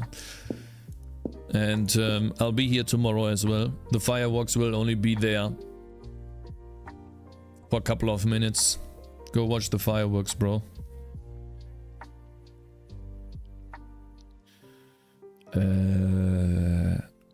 Where's Winslet? Ah, here. Am I so out of touch? No. Collector underscore of underscore stuff is gifting 1 subs to the community. House here. My man, thank you very much for gifting a sub, collector of stuff. I really appreciate that so much. Thank you, man. Now, is that to a troll account or to a real account, man? Cause house here, you have a house. Touch? No. Mr. Elmido is gifting 1 subs to the community. My man, thank you very much, bro. Mr. Almeida, holy shit. You gotta stop, man. You gotta stop. It's too many subs, bro. It's too many fucking subs. My sub's gonna drop down by 70 next month, bro. Thank you so much. Thank you very much, Mr. Almeida. I really appreciate the support. It is insane. This is really insane. Am I so out of touch? No. Mr. Elmido is gifting 1 subs to the community. Epic Ninja Elephant.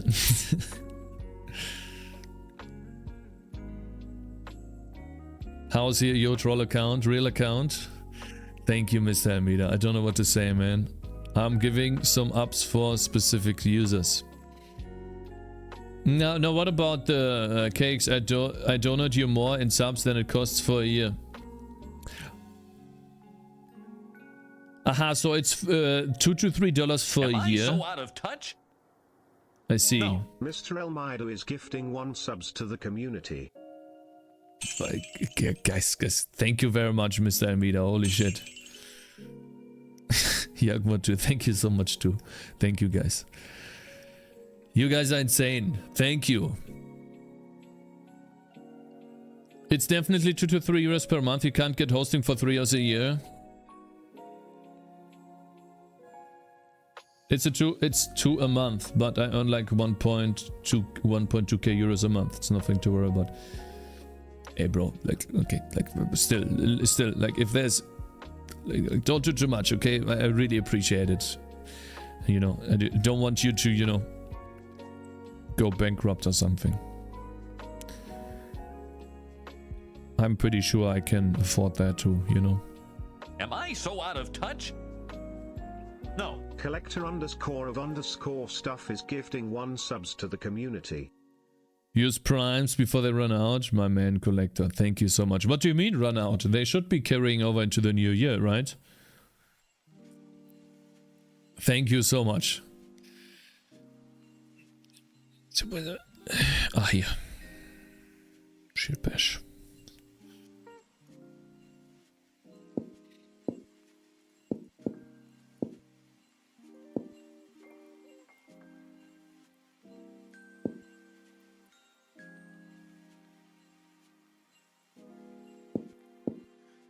There we go. Am I so out of touch? Oh yeah, we don't have the rootability. No. Big Muffin just subscribed. My bad. Big Tick support for 2 years. Thank you guys. Holy shit, thank you so much.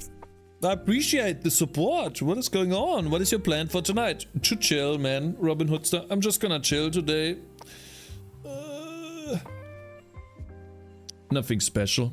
Just chilling a little bit and working on the skill descriptions as well as just goofing around. I wanted to play Path of Exile as well, but I feel like I wanna finish the video first, and then have like one more video. No. Phase 90 is gifting 1 subs to the community. Hey, my man, Phase 90, thank you very much for gifting a sub. Now, you collector of stuff gifted you a sub, and then you gifted a sub as well. Thank you, man. Thank you. And collector of stuff, thank you very much too.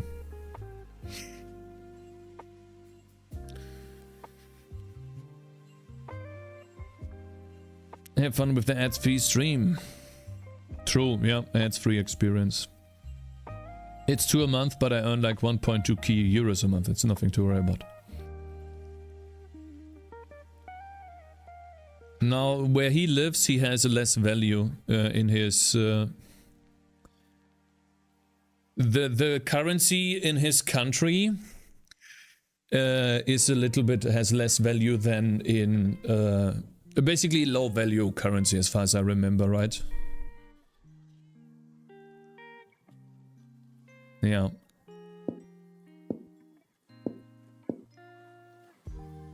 And so the conversion rate is different.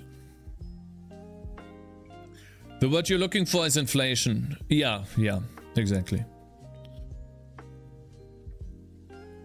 Just put my grill outside and of course it rains, but I activated my marquee for the first time and it works and it saves the day. People, hey, oh man, are you gonna make yourself some steaks? Real cool. Okay guys, now we have one problem. It says physical damage plus 0 and then plus 80 on the next level, which is wrong. That shouldn't happen.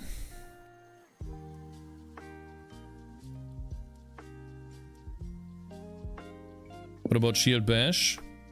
That works correctly. Let's fix... yeah. Now we are going to fix... We're going to fix the wind slash, actually.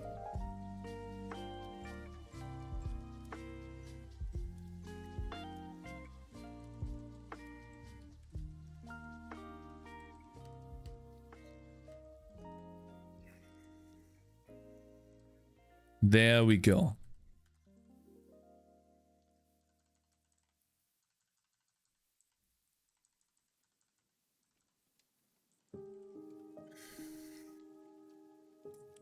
Am I so out of touch? No. Collector _of_ stuff is gifting 1 subs to the community. Black Steve. Thank you very much, Collector of Stuff. Where do you find these people? Thank you so much, man. Everyone, thank you guys. Holy shit, that's insane support. What was that? 8 abos and 20 bits. That's huge. Thank you. Holy shit. I'm like Pirate Software, right? We beat the hype train, boys. Yeah. What was the highest level that we reached the other day? Was it level 5? Or was it level 8? Mini version, yeah.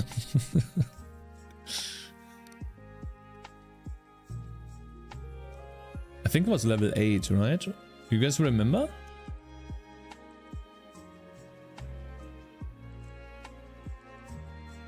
Wait, we deal 30 less damage on the ability?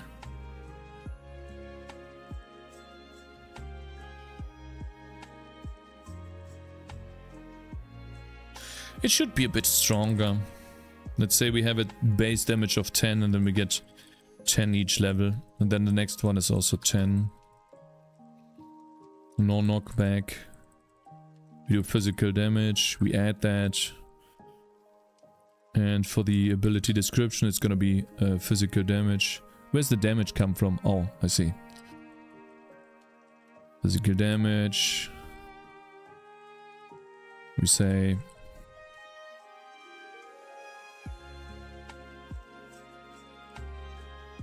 next level physical damage. Guys, I really need to go to the bathroom real quick, but it should say, not sure how much, 20 to 30. Wind Slash is fixed now. And it's just a cooldown ability. One second, be right back real quick. Cakez, no, I need to PP.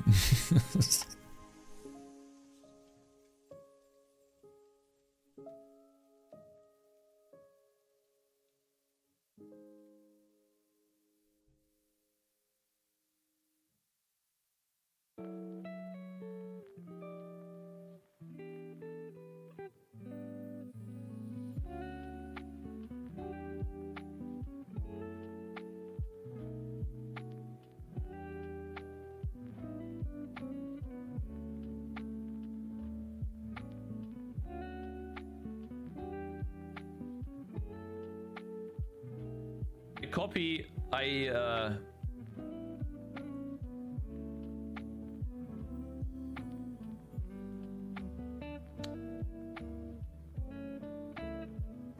don't know how to explain that because it's starting to get fucking difficult.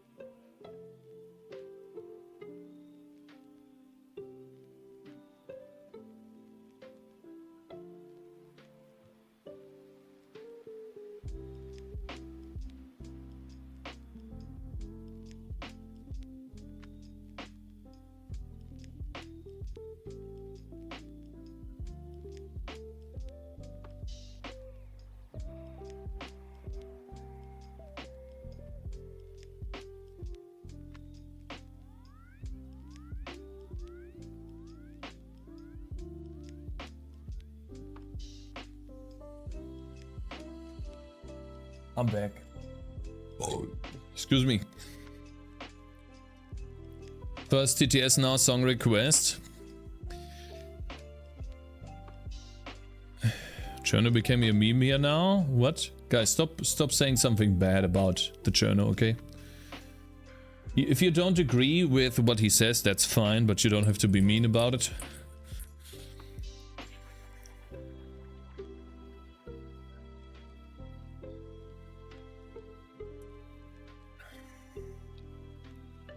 I just came back. Oh, what? Wait. Cakez doesn't want drama. Like, listen. I have a very unorthodox to program, and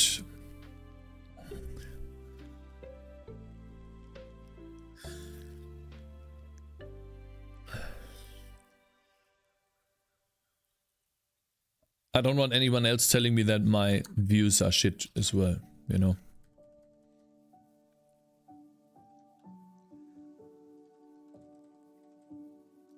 I want to have physical damage in the description.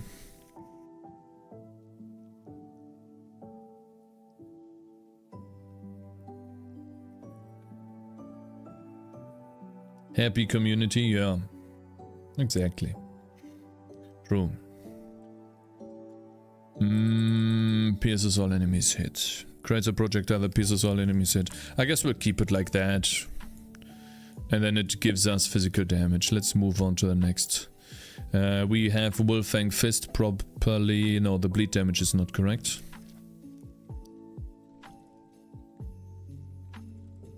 Wolfang Fist. Let's see here. How is the first bleed damage stat not correct? Bleed multi.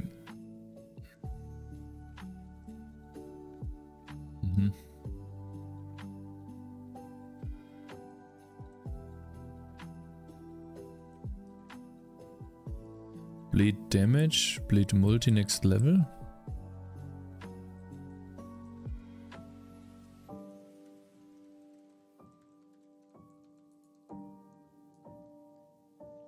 Ability.stats, oh.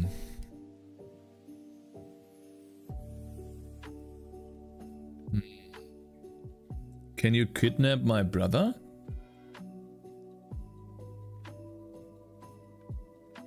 Imposter on YouTube asks if I can kidnap his brother. No, I'm good, bro. Think I'm good. Brother Herb, yeah, that's a Brother Herb if I've ever seen one, I guess, yeah. Gamble all on the balls. Okay.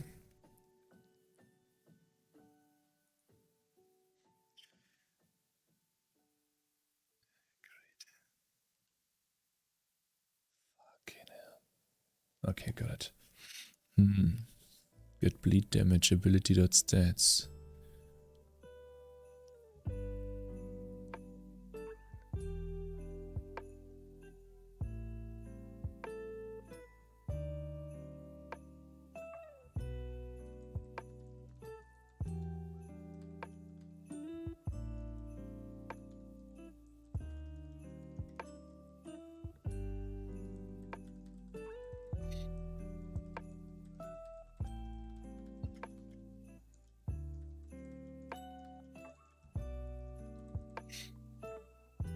You broke it, Stan. Now I'm in Twitch. Hello, imposter. Hello, imposter. No, I cannot, you know, no.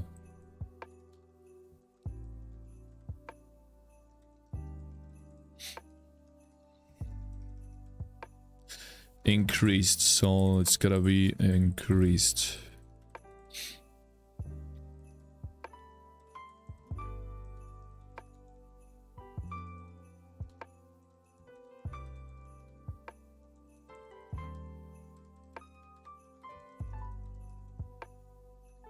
We need stats for bleed damage, unfortunately.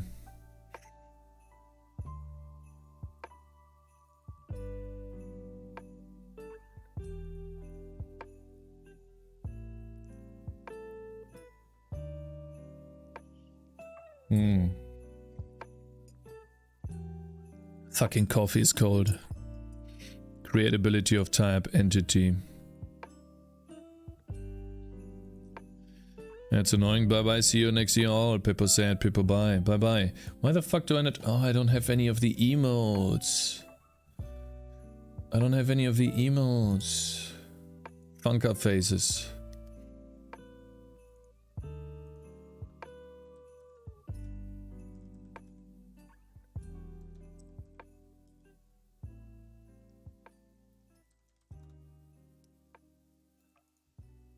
Please tell me they have it for Edge. They do.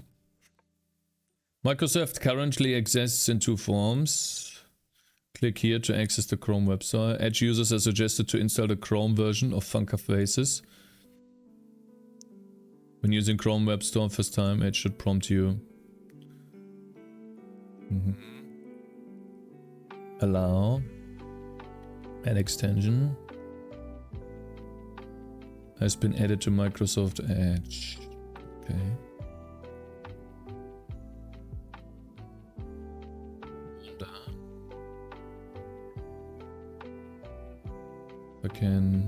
How do I reload a tab? Push. How do I reload this tab? Right here, push. I need to click on this somehow and then reload this. This is Studio YouTube though. How do I reload this? F5? Do I now get Funker Face emotes?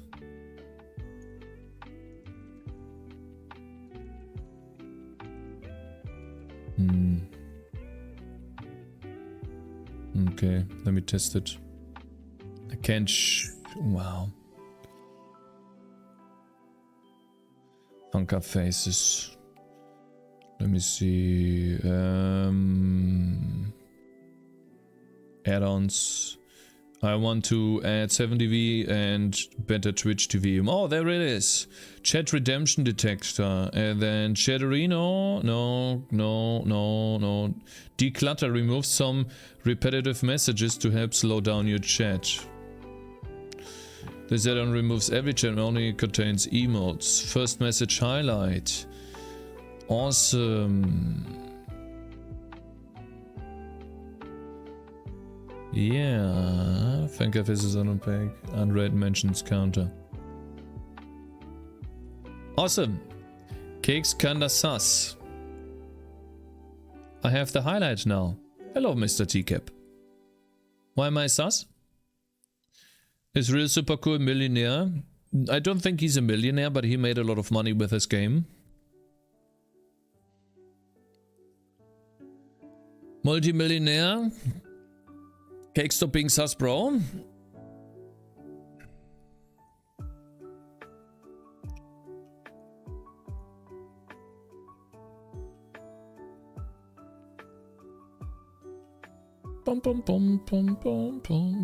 Guys, how would you play Path of Exile if it is your first time learning the game? What would you do?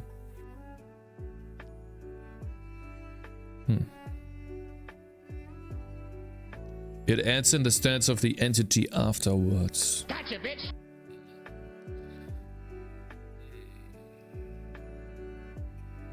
Thank you very much for following, Christine. What are your personal and business goals for 2024? Independence. Financial independence.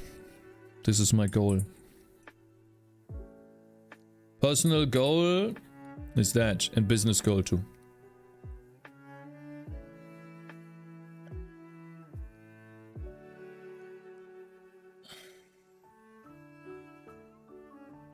I have some chunks in my coffee. Ugh. Weird. How does it differ from your current situation? Not at all. That has been my goal for a long time. First time PoE, just try things and die lots.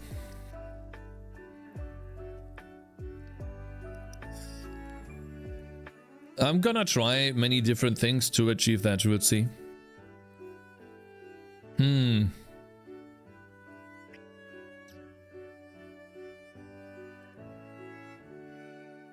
I do have a small problem, guys. OnlyFans? No, I'm not gonna do OnlyFans.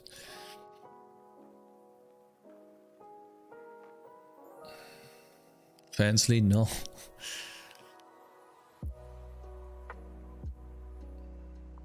I have a small problem. Unfortunately. Mr. Almeida, do you need this? By the way, I'm gonna send it to you so I don't forget about it, okay?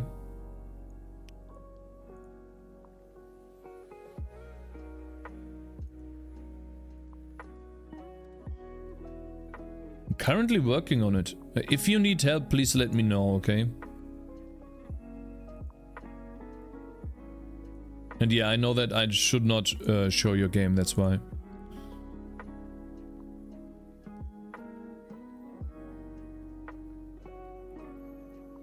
Do you know Gratis Candice? His streamer setup is amazing. Just chatting. Entertaining. Yeah, I agree. I'm only just like well, I guess.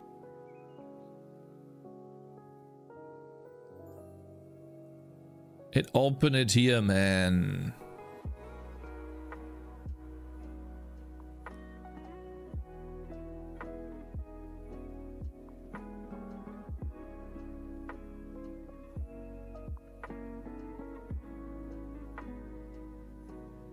Open it where my YouTube chat was. The tab is gone. Entertaining. How do I get my YouTube chat back? How do I get it back? Now. RIP. Press the back button, bro. Where's the back button?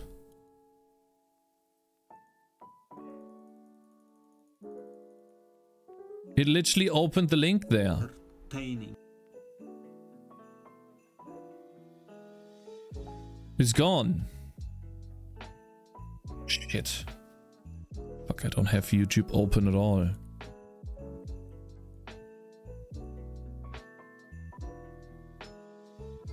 Why are you bad at literally everything, bro? Shut the fuck up, you little bitch. Fuck you.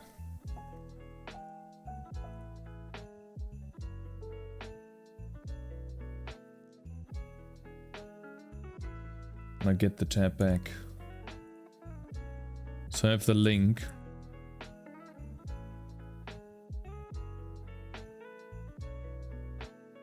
I don't even know how to type the Cakez, to disable opening a link. There again disable split linking, which you enabled by accident.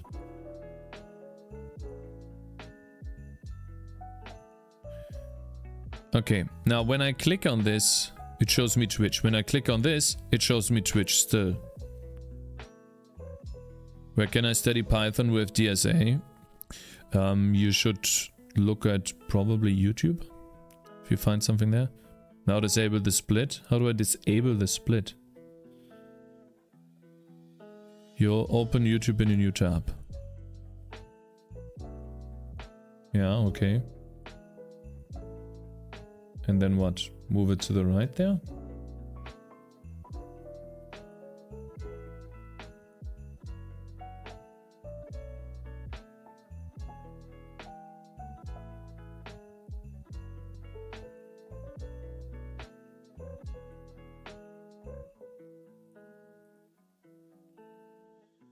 Disable the split button.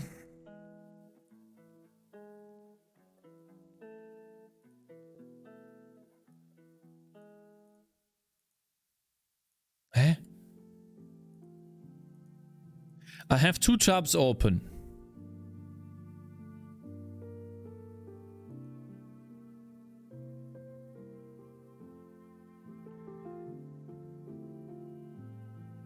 No, it doesn't let me select.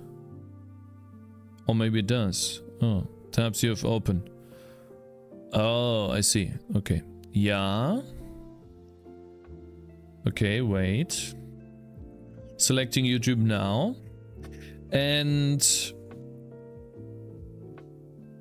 if someone has a link in chat, it opens it here now.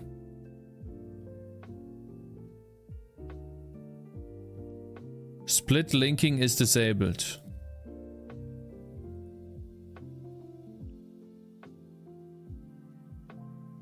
Okay. Okay, thank you very much. Thank you, Push. Wow, awesome. Thank you so much. Okay, cool. Very nice. I really appreciate the help. Thank you very much, bro. And now it works. Okay.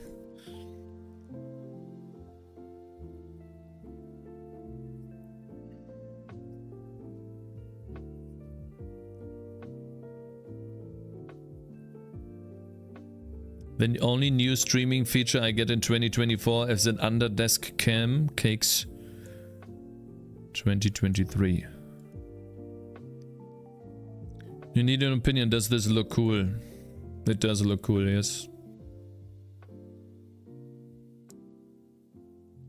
Really? I have to literally open up a new tab? Okay. This looks cool, yeah. Did you make that? Looks like Asen, but with another color.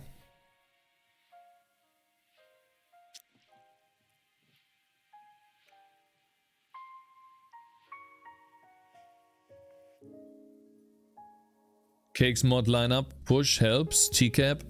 Front sim while eating popcorn. Yeah. And Coffee Lava. I don't know. He used to be toxic, but now he's a little bit more nice. Sometimes he's still toxic though.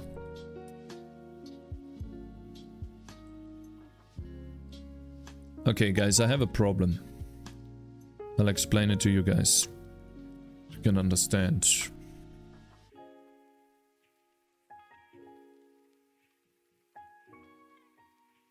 No, I don't have a problem at all, I think.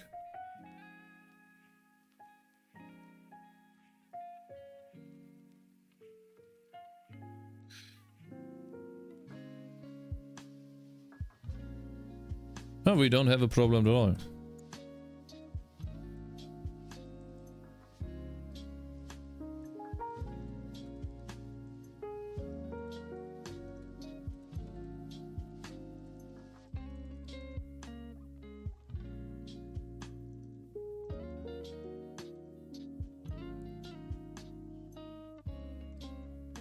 Unless it stays 0, then we actually do have a problem.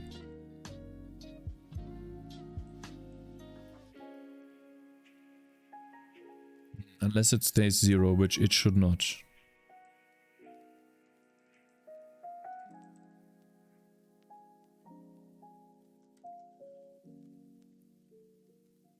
Coffee lava fell off. Why is it 0?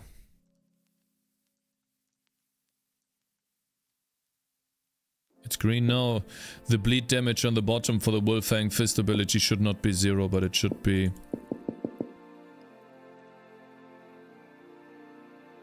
It should be 30. Should be 30 to 50, and it should be %. Unless... the text for the Wolfang Fist expects a D. No, it doesn't expect a D. Expects a float.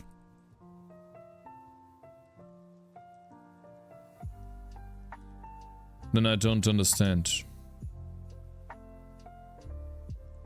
what the problem is here.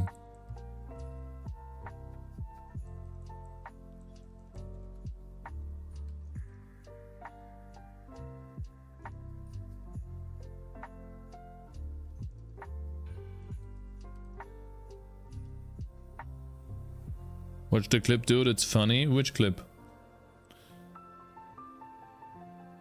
Why does it keep saying 0 even if I hardcode a value here? Why does it keep saying 0?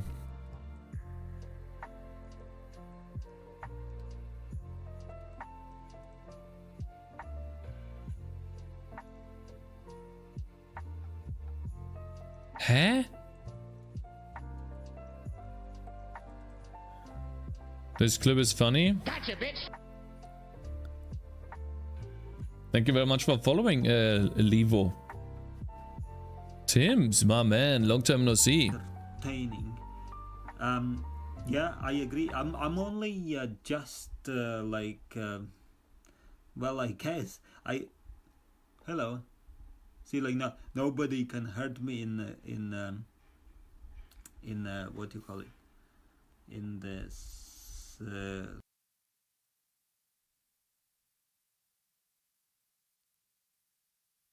Oh, it's because of the setup. Entertaining. He uses a mirror, and this is his phone.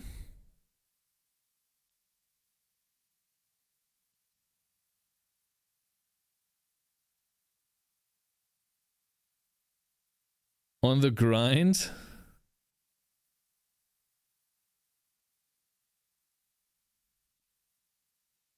OBS at home. Physical OBS. He's filming with his phone on a... I don't know what this is. Is this a Switch or something?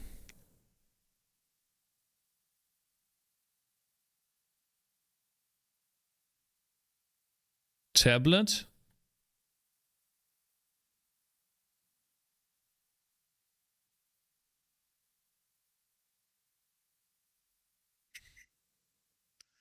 Like real streamers back in the day.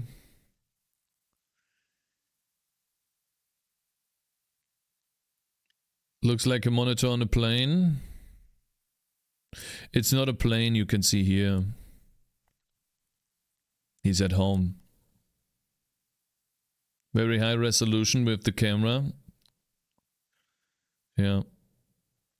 Tablet in a case, yeah. Great YouTube channel. He has a great YouTube channel. You always get me with a great YouTube channel. You always get me with that, man. Stop it. Just stop. He's not. He does not. He doesn't even link to it.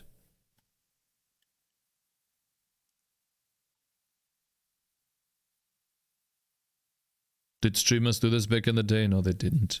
A camera literally costs a couple of bucks. Search him on YouTube.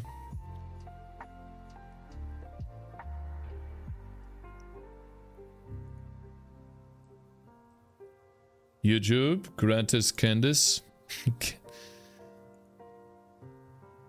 I keep clicking the link. I'm not supposed to click the link. 340,000 subs.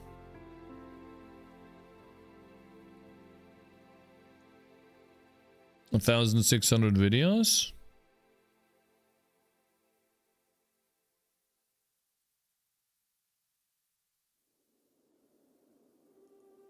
It's all German. I'm not connected yet.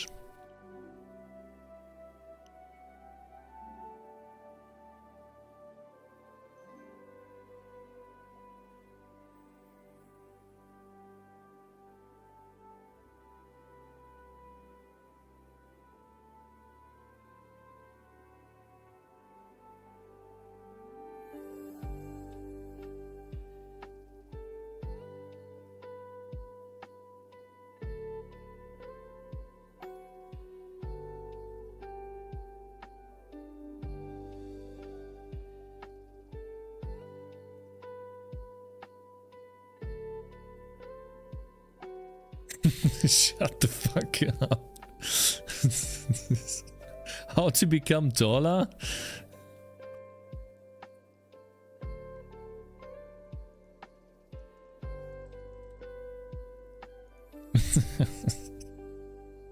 Okay.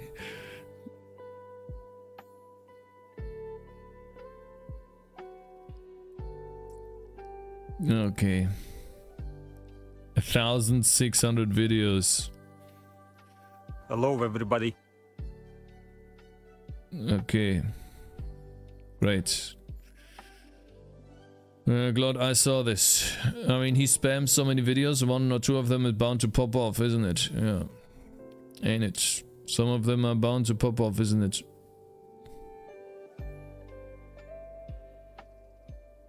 He hasn't landed a good video in a long time, but he's on the grind, bro. Damn, bro. 1,600 videos, that's a lot. Shit, I clicked on the PayPal! Didn't mean to click on that. Funny comedy. Cool. Should do shorts. He will probably pop off in shorts. Should do more shorts. Anyways, cool. Weird dude, I have to say. But more like Cokes. Does Cakes have a dummy? That is why it's named Cakes.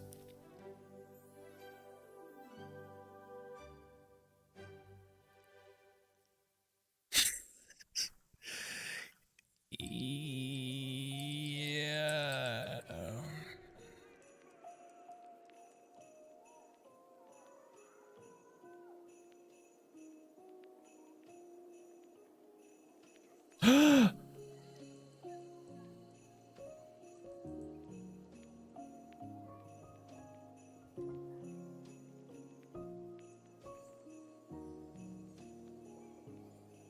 Ah.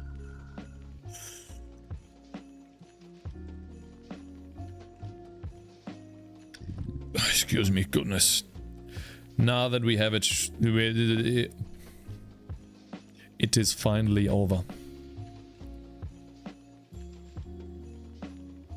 Also, it's short videos. YouTube prefers long ones. Yeah, but let's say it always depends what you want out of YouTube, to be honest. You know. But he had his time. He had his time, yeah. It always depends what you want. For example, you want to make money with YouTube, make long videos. You want to make long videos that people watch for a long time. You want exposure, you make short videos. You want to have massive amounts of subs and stuff, make short videos that give you something. Give the viewer something, like provide value. For example, comedy, information, stuff like that. Highlights that are very interesting and funny or crazy. Stuff like that. Alright, Wolf Fang Fist is supposed to be just a 7-second cooldown ability that gives +7 physical damage and gives us a bleed damage of +30%. And then the duration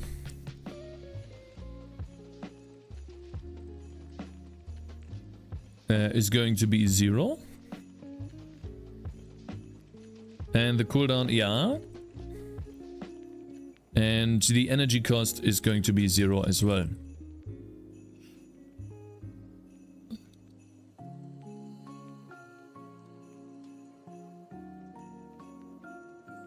Not sure why it says 0 here for the usage cost. Shouldn't do that. Let's fix this real quick. It should never show 0 here.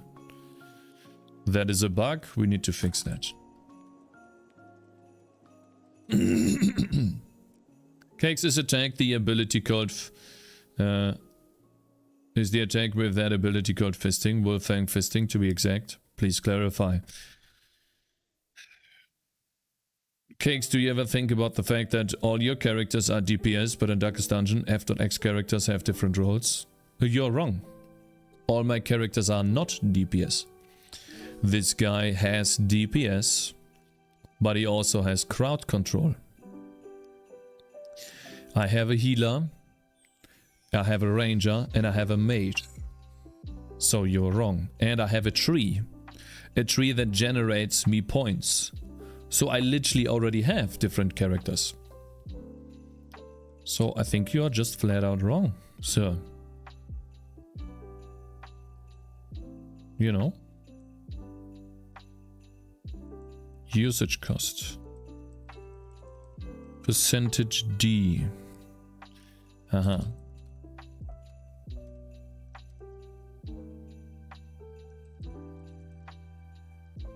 A sword attack that has a scratch icon named Fist. I know that this is a weird icon. I know that. And I'm actively... Like, listen guys, if you have a better naming for the ability, feel free to hit me up, you know. We don't have to call it Wolfang Fist. It can be a different name. Right now it's called Wolfang Fist, okay?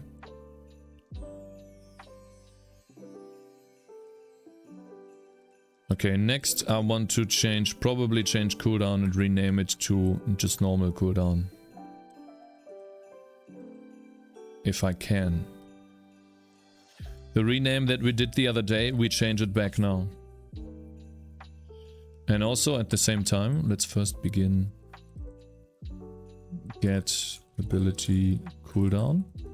We don't need that anymore because we are doing this.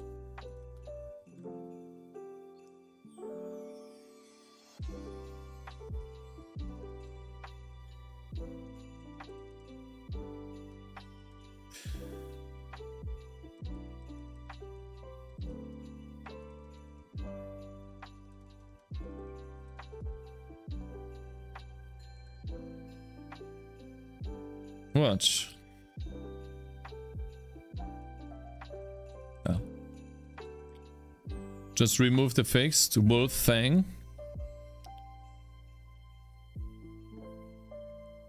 Well, that looks cool. Inukai, that wasn't funny. Ban whoever linked it. He looks like you in a universe where you didn't game dev but still wanted to be like Mr. Beast.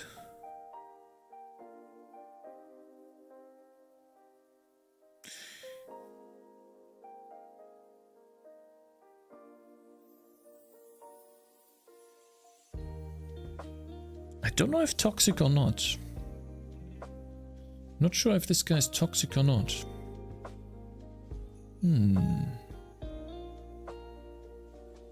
Should be called Scratch. Wolfang Fist is ridiculously considering much tier 1. Who is Inukai? I can't click on it anymore because we removed that feature.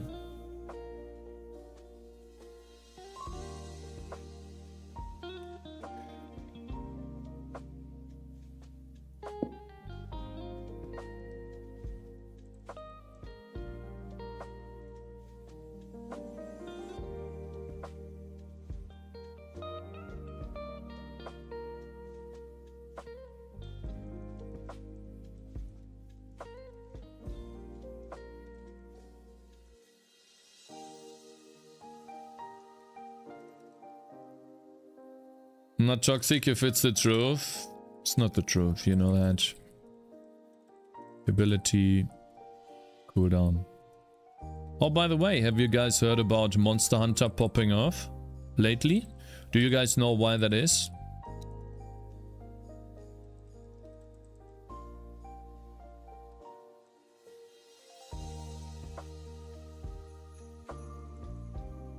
I saw Asmongold play it. Yeah, but why?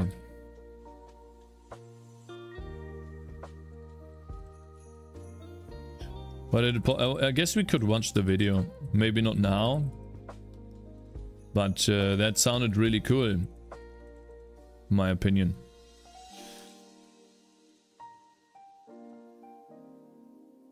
I hope not. Gameplay looks scuffed. Dollar. No, why did it pop off? A game can only pop off if something happens that is good about it. If the game stays bad, then it's unlikely that it popped off. I get confused between Moist and Asmon, so I call them Moist Asmon. Asmon plays it because the developers paid him to.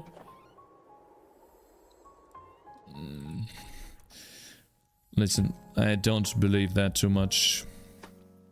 Not sure where you get that from. If you have like a credible source, then I would believe it. But otherwise, it's just hearsay.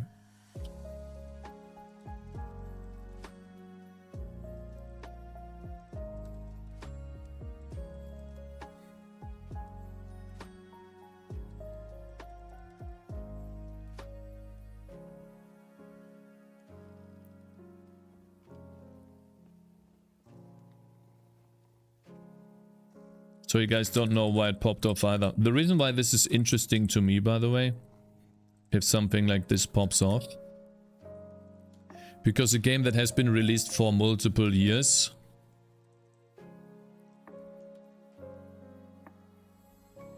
are we streaming till midnight? No, I'll stream until I have to go, which I don't know when that will be. 6 p.m. at the moment. They will tell me when I can come. Like, if it's boring, then there's no point for me to be there, right? I can just be here, streaming.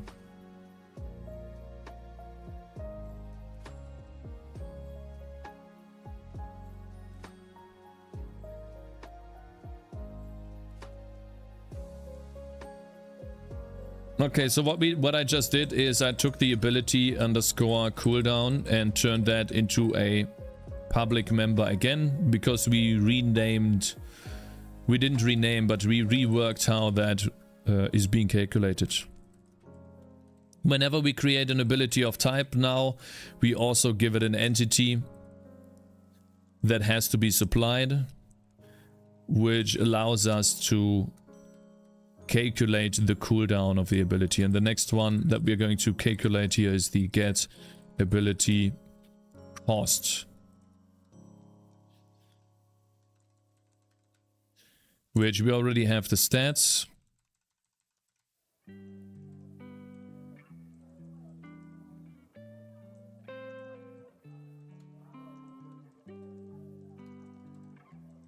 We do this.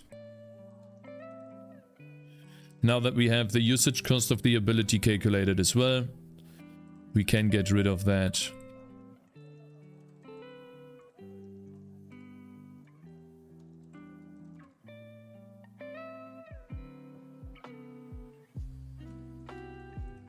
Am I calling that somewhere? Yes.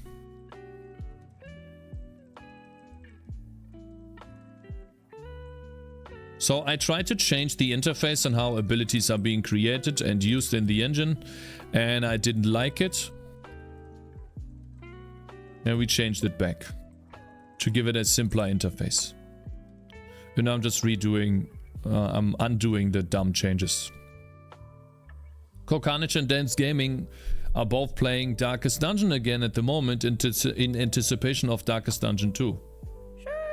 But Darkest Dungeon 2 has already been released. Hello everyone, nearly got time to watch.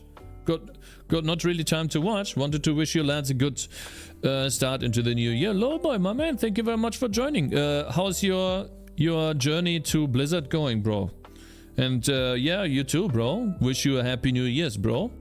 Thank you very much. I really appreciate that.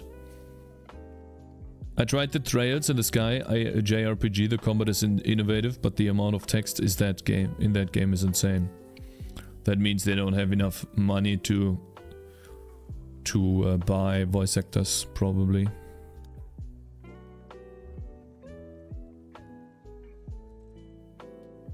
Okay, that's the game run.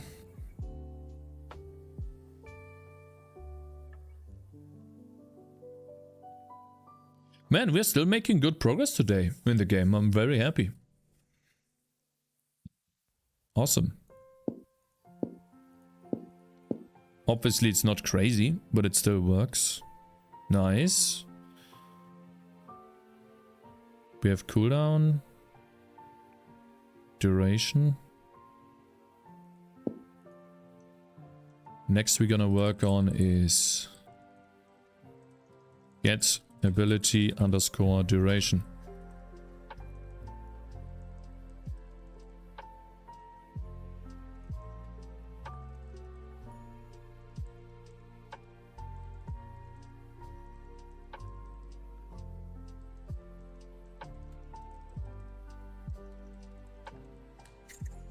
Whenever we have an stat ability duration, or like a stat, I don't know, yeah, ability duration or just stat duration, something like that.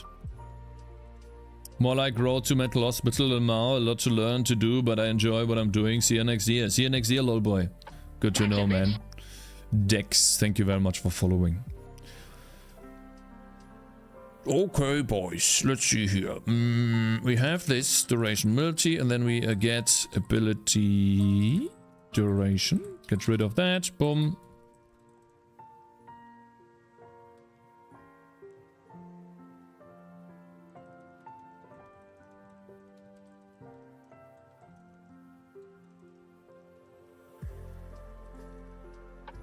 It has been used here.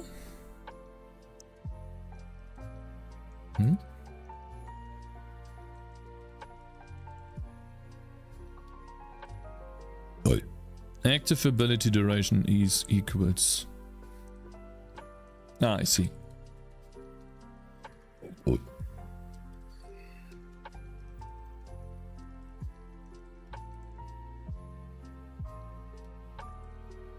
Buff duration is ability duration.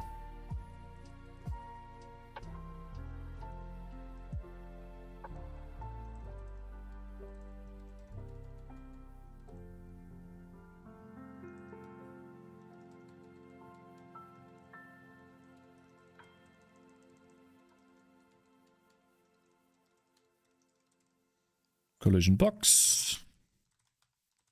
Next. I just love coding. It's really cool. I like it. Ability duration? No. Then it's gonna give us if ability duration. Probably greater than 0, right? Maybe we do unequals if we ever have an issue with that. Thank you very much for following, bro. Ability duration right here. Awesome. We built that. Marco, thank you very much for following. Guys, I need to go take a piss. And I need to rename that duration thing. And then I think we'll do something else. Because I have mostly done everything other than just renaming abilities now. And using the new stat system of the abilities, so... Time travel ability with negative duration. Yeah. I'll leave this in. What do you like about programming? What I like about programming is creating something. Control, creating something. We're releasing the game? No, we are not releasing the game.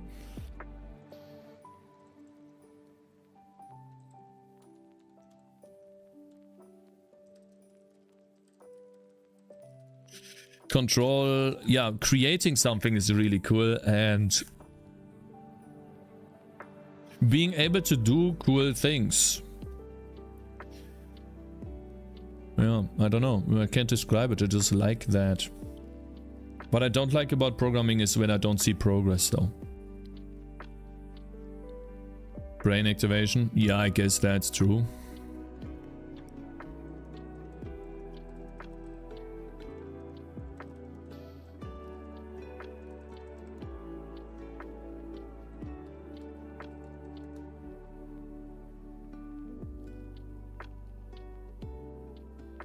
Cakez was riding the bus with his significant others earlier this year. They just bought bananas at the outdoor market, and Cakez was very excited because he hadn't tried one before. As Cakez peeled off and started eating the banana, the bus went inside a tunnel, and by the time they exited, he had already eaten the banana. Then Cakez said to his significant other, "I wouldn't eat it if I were you. I went blind from it for half a minute."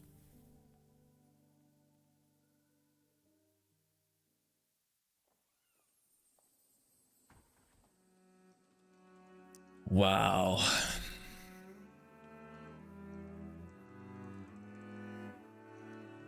Got one. Yeah, wow. Holy. Seems in character, can't tell if real or not. Sure, bro. Haha, yeah, that's a haha situation. Everything works now. Awesome. Like, I don't want to keep renaming abilities, guys. I'll rename the abilities some other time. Now the question is, do we play Path of Exile now, or what do we do now? What are we doing? Do we watch why Monster Hunter is successful now?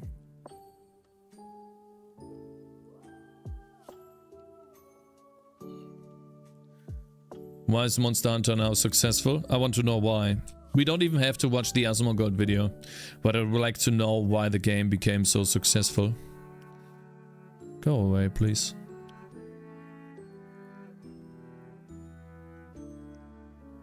Yeah, Monster Hunter. While all of a sudden it popped off. This is the Monster Hunter world. We can watch the original. Monster Hunter World. The original one. Cause money. No, guys. Whatever. It has nothing to do with money. Like, for example, Cyberpunk. Look at this.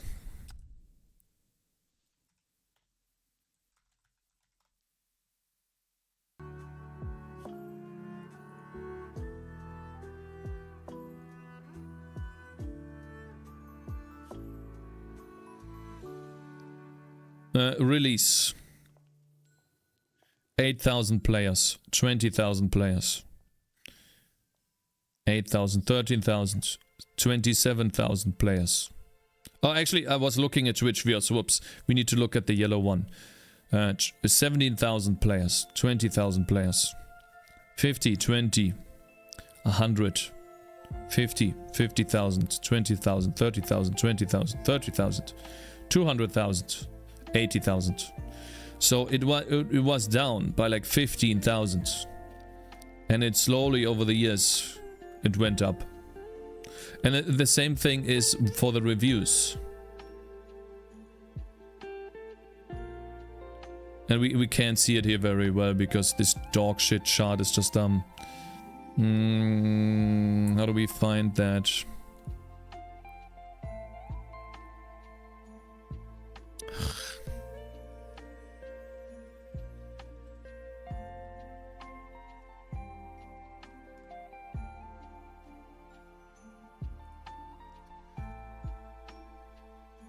World did better than Rise. New sequel announced, but for 2025, so players probably want to pass time. The latest entry wasn't that great, Rise, and I think a video about it blew up to normies. Very positive. They went... How do we see the review graph, guys? There's charts here. How can we see the review graph?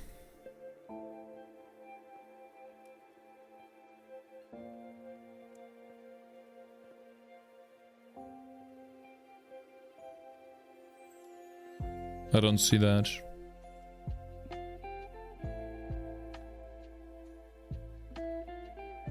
Well, let's just watch. Whatever. What is your player count goal for your game? I don't know. I don't have like a goal for that, to be honest. World has been out for almost 6 years. And yet, despite that fact, this game is out here breaking records. Hello everyone, my name is Dark Hero and welcome to another... It's an i5 11 Gen and RTX 560, 8GB VRAM enough for game development? Have you scrolled down into my description, bro? And how much I have? Of course. You can literally game development on a potato, man. Monster Hunter video. Now, with the announcement of Monster Hunter Wilds at the Game Awards show, the community has been going crazy. Everybody is excited about the upcoming game, and as a response to all of that hype, Capcom and their community managers have started the Return to World campaign, and because of that and because of all the hype around the new game, we're seeing huge swaths of people going back to Monster Hunter World, and even a lot of new players getting their first taste of the Monster Hunter series as it is currently in its biggest sale ever. I remember. Oh, it's a sale. I see. It's a big... Oh, that's awesome. So they announced a new game, a sequel to this game, right? And this game was a better game than the game they have released past this game. And... Fuck, I lost my train of thought.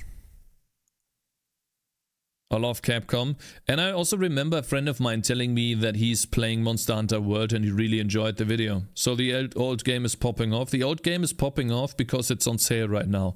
The biggest sale ever. And it's a bunch of advertising with the new game release. Yeah, like a sequel to that game. You can get Monster Hunter World's Master Edition, which comes with the Iceborne expansion for just $20. We're talking, in Damn. my opinion, one of the best games ever released, certainly my favorite, even as a longtime fan of the series, and because it is such a phenomenal game that offers a unique experience, especially to those that are newcomers to the franchise, with loads of content on offer and immense replay value. We have seen Monster Hunter World shoot up on Steam to a tremendous amount of players. Damn. As of today, December 22nd, the game has reached a 24-hour peak of 104,000 concurrent players. We saw on Cyberpunk 77 that 100,000 is really good. Cyberpunk was at 15,000. So that is really, really good. Which is absolutely nuts, taking a place amongst the ranking of the most concurrent played games on Steam. We haven't seen these numbers since the Iceborne expansion, and again, the game has been released for almost 6 years. So this is a momentous occasion for the Monster Hunter community. Now, of course, I also want to point out that the game is available on other platforms besides Steam, of course. In fact, back when it released, Steam was by far the smallest platform out of all three, the PlayStation, Xbox, and PC. Sadly, however, Steam charts is the only way that we can track the player base, as PlayStation and Xbox do not disclose their player numbers, but since we've seen this huge influx of players on Steam, it is safe to assume that the same has been happening on PlayStation and Xbox as well, especially since the game is on sale on those platforms as well. I've been having a blast going back to Monster Hunter World, playing with my friends, and I've even had many other friends also getting into Monster Hunter for the first time with Monster Hunter World. Me, when I tell my friends to play a little bit of a Monster Hunter. So this guy played 900 hours? Or is it him? Lol. Dark Hero? How do I understand that? Online ID, he played 900 hours? And it's really fun to see them try it out and slowly start to understand the appeal and inevitably end up falling in love with the series. I also want to give a shout out to content creators that have been going back to World and replaying it, like Rurikan, for example, who has started a new save file and has been streaming his entire journey. Me personally, I'm also creating a new character and starting from zero, though I am going to be doing it with a bit of a spin, and I'll eventually turn that into a pretty cool video. Holy shit, that looks so fucking good. You see the snow? I never heard about this game. It's Monster Hunter World. I heard about it from a friend. You see the snow? That looks really good. Is this game good for solo play? I think it is mostly solo play. That I Could be hope wrong you guys though. will enjoy. Something else that I think also really helps the whole Return to World campaign and this huge increase in the player base is that, for one, we are currently in holiday season. There are school breaks, a lot of people take vacation during these days, and since it's the end of the year, there's also not many games coming out at this moment. So it's the perfect opportunity to dive back into such a rich and phenomenal game. Another reason is that, quite frankly, a lot of people weren't fans of Monster Hunter Rise and Sunbreak. But He's playing together with others. One of them is called Twitch Prime. I know what he's trying to do here. Twitch Prime right there. Okay. Frankly, a lot of people weren't fans of Monster Hunter Rise and Sunbreak. I do believe that Monster Hunter Rise is actually a phenomenal game, despite its problems and not being an entirely complete product at release, as we needed the developers to patch in some endgame content that guys, I need to be right back real quick. I really need to go to the bathroom. I'll run 2 minutes of ads. Ads are starting soon anyways. Be right back real quick. And then we don't have ads during the video as well.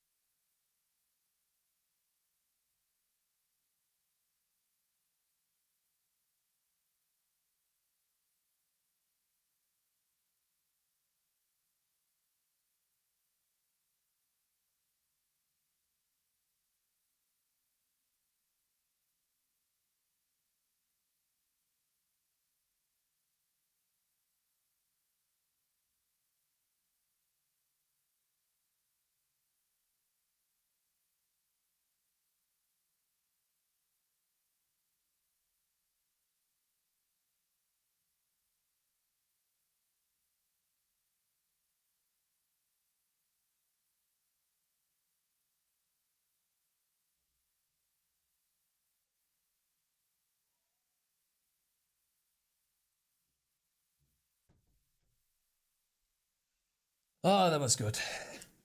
Why is Starfield nominated for Steam's Most Innovative Gameplay Award? I have no idea, man. I have no clue. But it's not. It's literally Skyrim, but in space.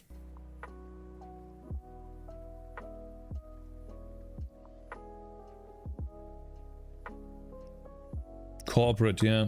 You got it right, house here. They developed the most innovative way to put people to sleep. Did you play the game, Shade11?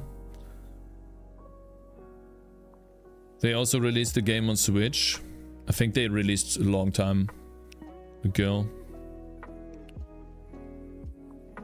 Is it literally running more ads? Is it done running ads? Or is it still going on? I don't have. I'll have to wait until it's over.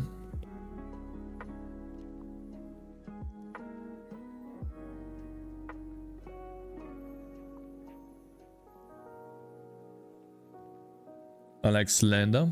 I see.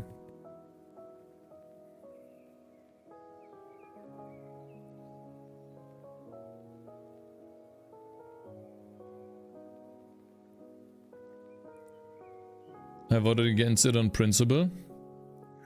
You should. You should vote against it because it's not. Okay, so we are done in 20 seconds. I'm just gonna wait. Online on PC blows hard for Monster Hunter.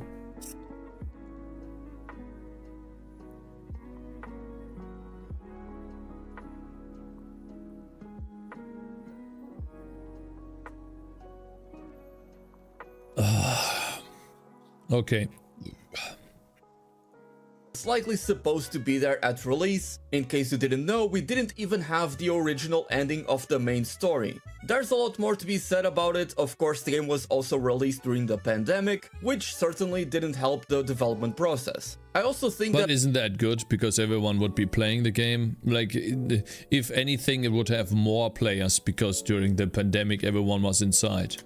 A lot of players that gave up on Rise and never got to try Sunbreak are missing out on some top tier Monster Hunter content, as the game features one of the best combat systems in the entire series, and in terms of build customization and variety, I think it's the very best. Oh, sorry but having about the said music. all of that, let's be honest, Monster Hunter World devs didn't is have much vastly time to dev. superior in many other. Wow, look at the fucking like, even if it's a little bit played or the colors of the game are just really cool. It reminds me a little bit of Elden we're not Ring, just but talking brighter. about the graphics, but we're also talking about the immersion. It's like how a bright everything Elden feels Ring a more little grounded bit. and bigger in scale. You have grander vistas, way more impressive locales to explore. I mean, just think of the Rotten Vale and the Coral Highlands, and way crazier By the way, monsters to hunt. is it too Not loud- to too mention loud a the little bit? fantastic collaborations that we have received throughout the Monster it's a Hunter little bit World too loud, life cycle, the festivals, all the DLC monsters, and the huge sieges along with the 16-player lobbies. In many ways, Monster Hunter World has always felt to me like a soft Wow, MMO look of at that sorts, fucking and whenever dragon, I man, get holy. together with all of these people and we fill up an entire lobby and we start running Call of Taroth or Safi'jiiva, or even if we're all doing different quests but we're all still within the same lobby, I don't know, man, it just feels a lot better to me personally. Even as someone that has been playing all the way since Freedom 1 on the PSP, a lot of UI I simply on screen, feel like though. the 16-player lobbies are a lot more fun. And of course, as I've been playing Monster Hunter World a lot recently, I've been writing scripts for videos that I want to make, guides that I never got to do back in the day because I was busy with college and I had many other things going on, and frankly I was a much worse content creator than I am right now. Okay, who cares? Content that give you information. But now that I'm a much better player, a really good format, I'll be doing my best to produce. Okay. Speaking of doing not only some weapon guides, but also some build weapons, but to work your way through, as you also something that I'm a bit ashamed to admit, and it's that I've never Skipping actually React hunted content. Fatalis. Like, listen, Getting someone listen, that we're already past the reason than why. even streamer. So the reason why we That already playthrough covered that the I reason told you why. guys Now that- it's just him talking about him making content, which I don't really give a shit about. So like, yeah, you make your content, bro. It's fine. Yeah. Okay, cool. He's reacting to himself in real time. Cakes in chat. Happy New Year. Good luck in the new year. Fluffy Coturnian. Good luck in the new year for you too, man. Thank you very much for being here, bro. Yeah. Okay, boys. What do we do now? I kind of don't wanna do some more programming. I wanna do something else. What do we do now? What are we doing?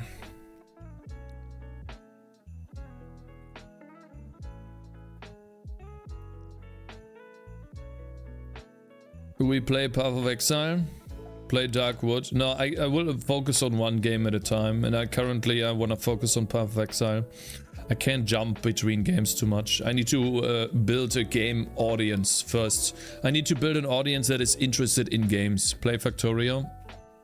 Again, my current game is Path of Exile, which I have not been playing. I've been setting up to play.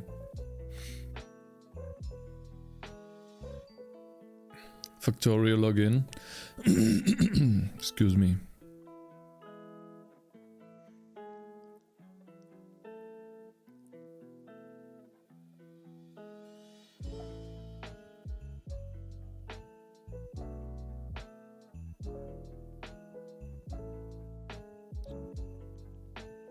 I'll log off when PoE is on, that's fine. Like, I don't force you to watch. You don't have to watch me play PoE, Shade11, that's fine, man. But I really want to play PoE myself, you know?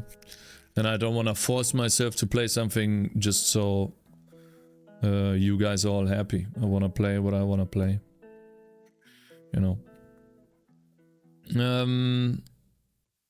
Yeah.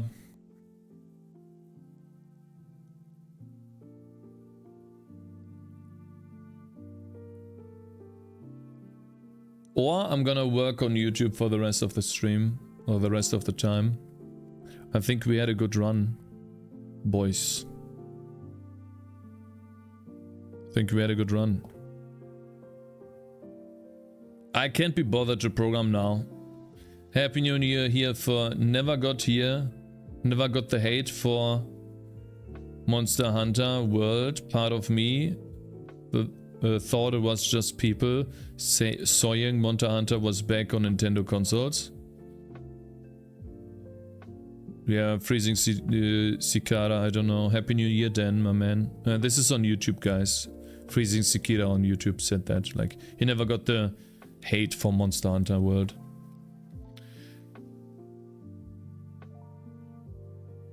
$8K next door, and owner even looks this way. What do you mean? What other games do you play? What do you mean 8K next door? I wish everyone to celebrate the NYE and rejoice with friends and family. See you all next year. Well, see you next year, Verit. Thank you for being here. Thank you for joining every day.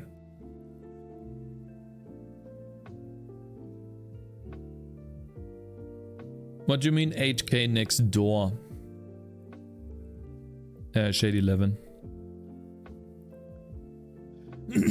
Thank you for streaming your journey to us. Excuse me. Changing the calendar. Never played it. There was 500 euros worth of DLC for Monster Hunter World on Steam shop, which makes me kinda dislike it. Is Twitch getting DDoS or something? No, why?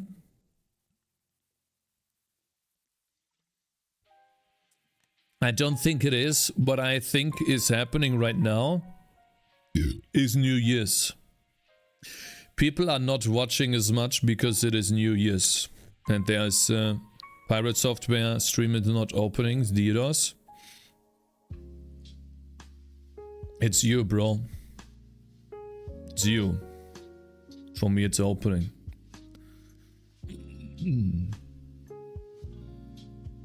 Didn't you say they were playing Darkest Dungeon? These two are not playing Darkest Dungeon, bro. Matching gifted subs, 25% off. Ah, okay, so I'm having trouble here. I refreshed and now the stream is crashing. I see. So I guess I'm losing viewers now because stream is crashing. That black screen is DDoS. Maybe they are. Yeah, maybe they are. Don't refresh. Yeah, it's too late, I guess. Twitch servers down bad. Yeah, you see that in chat here too. It's fine. I mean, who of you can still see me? YouTube was fine. I think it's just Twitch. Yeah, freezing Sikita. I think so too. Let me see here. YouTube. I am not logged in. Let me check on YouTube. We lost some boys. I see you. Yeah, we actually lost some boys. That's true. I lost, I think almost... I think 20 viewers or something. Maybe. Oh wow, look at that. 1.6k views on the short. And 2 comments. I wonder if the 2 comments will say that I'm a copycat of Pirate Software. Let's see. He didn't say Python. Godot is actually valuable for 3D. It's not perfect, and it's hard to make stuff look realistic, but indie 3D games. Look at that. Oh man, thank you guys. Look at this. Awesome. Made a short that didn't take that long, and it turned out very well. Awesome. Very nice. I actually wanted to check out how the stream is doing though. Anyways guys, I think I'm gonna go off here. Omega Destroyer, Happy New Year's everyone. Happy New Year to you too, Omega Destroyer. I Pure Gamer, thank you very much for following. Making a giant forest for my train survival game, devlog. Wow, that's a really good thumbnail. Holy shit, this guy's doing... This guy's doing some good stuff here. Really good stuff. Devlog 4.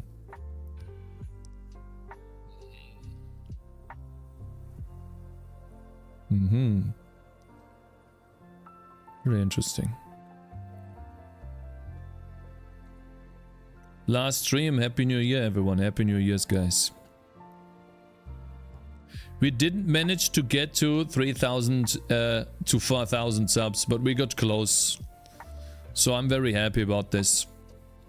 Made good stuff. Very happy. Awesome.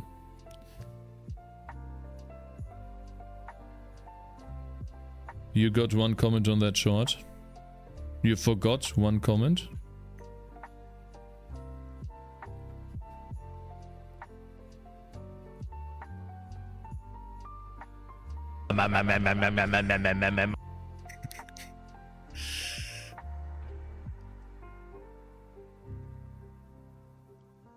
Alright, let's see. What do we have on Twitch here? Software game development. You guys want me to rate someone here?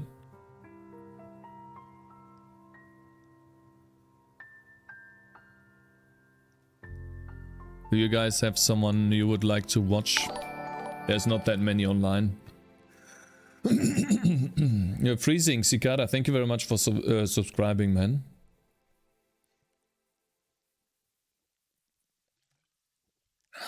Time for some chili, then break out the Jack Daniels, honey. Anyways, if nothing, Travis Roman, where is he? Am I missing him?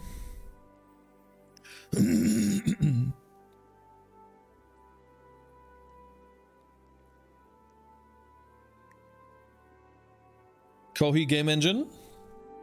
This is in C, yeah. So it's like a somewhat close related stream. Omega Destroyer, Happy New Year's. Thank you guys for watching on YouTube. I'll turn off the YouTube stream. I really appreciate you guys watching, and I will see you next year. In 1 year, I'll be online again. Happy New Year.